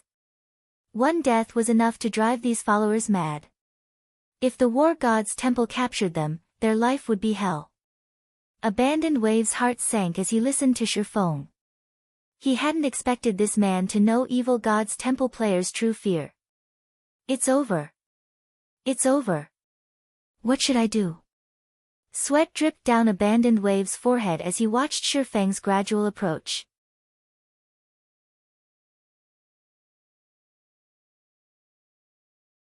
Neither keeping silent nor exposing the location of the evil god's temple's main headquarters was an option. Abandoned Wave had never expected that some minor character he had once looked down on would force him into such a situation. When Shurfeng was less than 30 yards away from Abandoned Wave, a spatial tear formed before the bandaged player. Suddenly, someone emerged from the tear.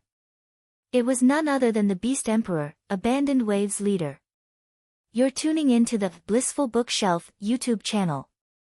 We're so grateful for your support, and don't forget to subscribe to join us on this incredible journey through captivating stories. Your generosity through donations truly makes a world of difference, as it's the primary source of revenue that allows me to expand and enhance this channel for you. Thank you from the bottom of my heart for being a part of this adventure.